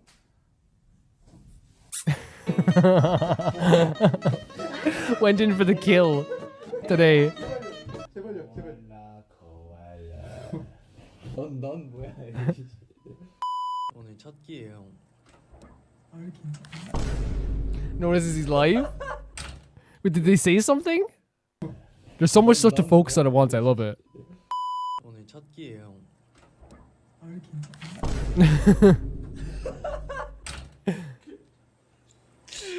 Jasper has committed no crime. Oh, it's over. Today. Look at Gunwook. So talented, so amazing. Yeah, like I love these moments. I love how like sweet they are all together. But like it just fills my heart up so much. Like seeing, and again, like whenever we see funny moments from these groups, it's the sweetest thing in the world. It really is. And I'll stand by it, and I think you guys agree. It's the funny moments that make us fall in love with these groups even more. You know what I mean? It's just those clips. Recently, actually, like, a patron named Tyree, who also sends in stuff as well, was showing me some clips of the Artemis girls. And like, it's so crazy how like, because again, they're human. They're humans. They should be treated as humans. They should give them respect as humans. They're not just idols. And one of the best things about like seeing those clips of like the Artemis funniest, like not all the funny moments, there was like one or two funny moments that I saw with Cherry getting hit in the face by accident, for example. It makes my heart warmer because like, it's like, okay, I followed the right people, right? It's like, okay, I knew I followed the right people. And they definitely are. Like, the chemistry between Zerobaseone is so freaking good. The comedic timing, it's so natural. They have such a dynamic with everyone that, like, when you know there's two people together, it's like, oh, this is going to be really funny. Oh, they're going to be really funny together. Like, you know, even like today to me, like the facial expressions, Ricky, when he like gets a little bit awkward, is so funny too. Guivin, when he's like when someone makes him feel awkward, is so adorable, like all the time as well. But all of them are so funny, so adorable, so awesome to see as well. And like it's one of those things that, like, when they, like, and I said it recently in the actual video there as well. Like, I don't need them to be idols or perfect. Like, the fact that like they're like this means the world to me. You know what I mean? It means the absolute world to me. And again, like I said before, you can see it on stage and afterwards as well, how perfect they are all together. It's so funny. They're so amazing. They're so cool. They're so great. Eugene is adorable. Freaking Tare, beautiful, great facial expressions, but they're also like, oh my god, even like Hanbin is so good at being funny at like the most random moments, but also I love Hanbin is just like constantly smiling and laughing at the antics of the other group members as well, just constantly like just like having a laugh. But when they join in too, like, it's so funny also at the same time. Eugene always giving G1 like a bit of a problem. Guivin and Ricky like being like so close and like having this laugh with each other all the time too. Gunwook being like awkwardly amazing too. It's just really, really, really, really fun stuff, and I'm very, very appreciative that this is a group that I like a lot. Thank you so much for saying this in Christian. This was awesome. The last video is sent in today by Xiaolao, and they say this is, it features both Rillian and Lucien de Orsright, Alan Avadonia, born Alex de Lucien Orsright. On a beach, two twins and a boy, girl alone. I went down there for a second. The girl trips and is comforted by the boy as she notes that she should get home before it gets dark. The boy witnesses a hungry demon threatening them and wants to go home before they're eaten.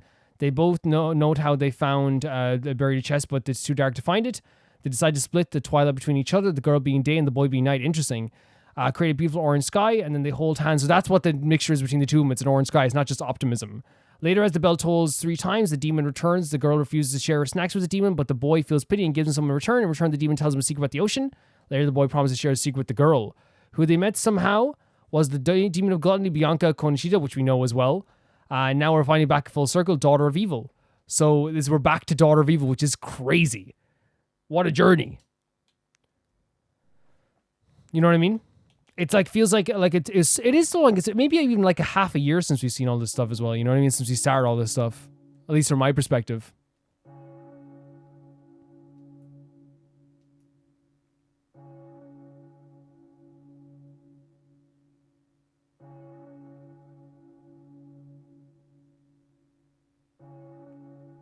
Very ominous start, right?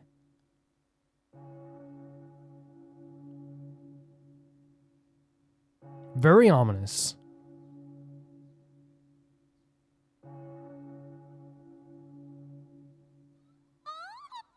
Oh my god.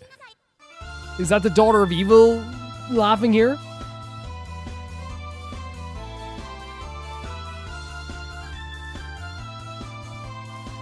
A scary character, by the way.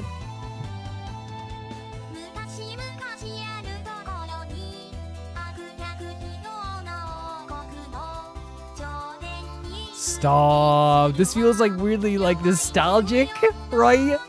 It feels weirdly nostalgic.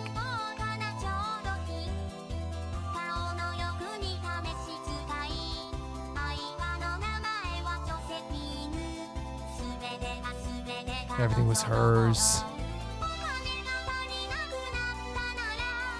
This looks great, by the way. Like, look at these little inserts here. I love the kind of comic paneling.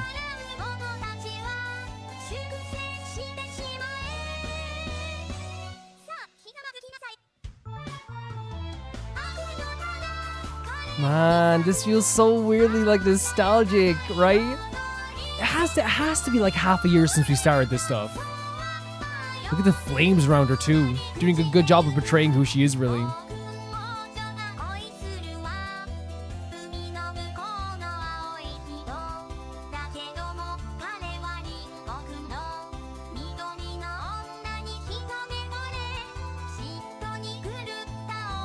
There's the mad with jealousy. Oh my god, she scares me.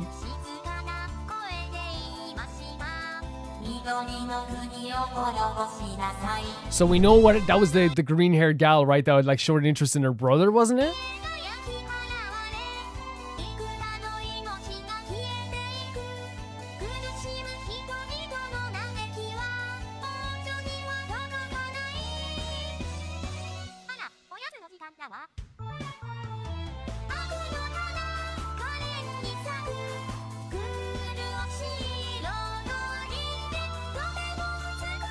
Although it's a very lovely flower. Interesting. It's like the idea of like, yeah, like it's like, hey, although it's a, and there's subtitles on the top there as well, by the way. I just turned them on just in case they're easier to read. But like, it's like, hey, like there's, although like this person's lovely, there's too much like about them that's hard to get around to and to get into, you know, appreciating, I suppose. Maybe that's what they're saying.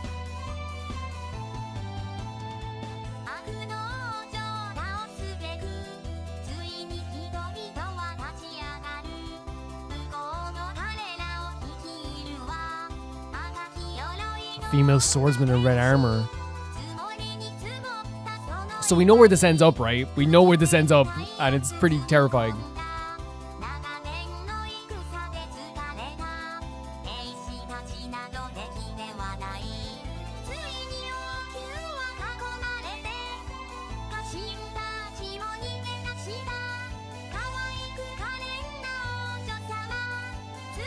But was she? But was she?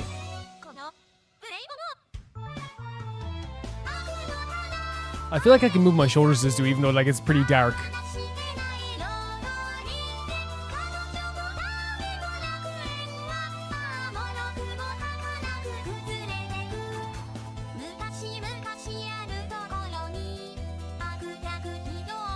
Oh my god, boy, get out of there!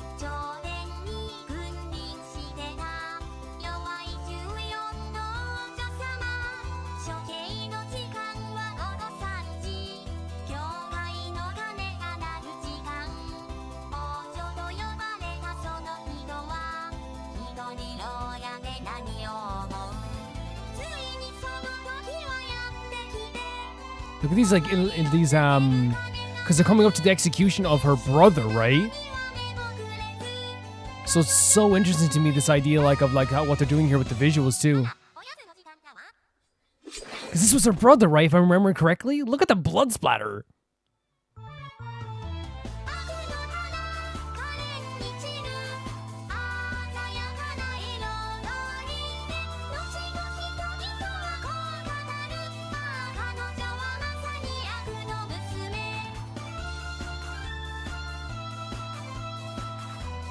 Great stuff. If I'm being honest with you, Shala, it really just feels nostalgic for me because we heard this story before, right? But now it's like a fan-made like version of it, I guess it is. Really, like it's a terrifying story and it's a really dark story. At least that's what I find it is anyway. It really worries me at times too, but like it has like a really cool like a cool story going around it. It's like a very big overarching story. It works though. It really works, I think, all in all, with everything that goes together with it. This time around, I think it was portraying, once again, the daughter of evil, which you heard about before, is a character who, like, was clearly not in the right space, and really, and we're going to see that as time goes on, or we saw that as time went on. It's clearly not in the right space, clearly, like, you know, very damaging to everyone around them, not a good person, and in this sense, I know giving away a spoiler, but we saw before, gives up the brother in this sense instead of as a sacrifice, honestly, like not wanting her brother to ever feel good about themselves, I suppose. I'm not wanting them to have their life that's outside of their own, right? Not wanting them to have like an existence that's outside of their own, and being very jealous in that sense too. A really like interesting portrayal of a character, and this time with a really cool MV as well that had like a lot of beautiful colors in it, but really awesome stuff. Shaula, really cool stuff. Thank you for sending us in. And that is it for Roma Reacts this week, guys. Thank you so much for watching all the videos. There'll be no video tomorrow as usual, but there's a Baldur's Gate video tonight. Would appreciate if you're like, say, the thing with the other series, I know like there's like a separate audience sometimes, and sometimes there's an overlap. If you're like, hey, I have nothing to do and I'd love to watch Baldur's Gate 3, definitely check it out because I actually like, I'm really enjoying the game quite a bit right now. It's really, really fun. It's super, super fun. But for now, I want to say thank you to Ty4R2, Jamie Bull, Johnny the Banana, The Ghost of Inazuma, Felicitas Felix, Yuld, Radish, Anusta, Death Trap, Lynx Markey, Assassin, Colorbow, True Peanut Butter, Peter Shelson, Heck, SR Fiji, Leanne, High Casparian, and Jared Beanham. And I'll see you all so soon. Bye-bye.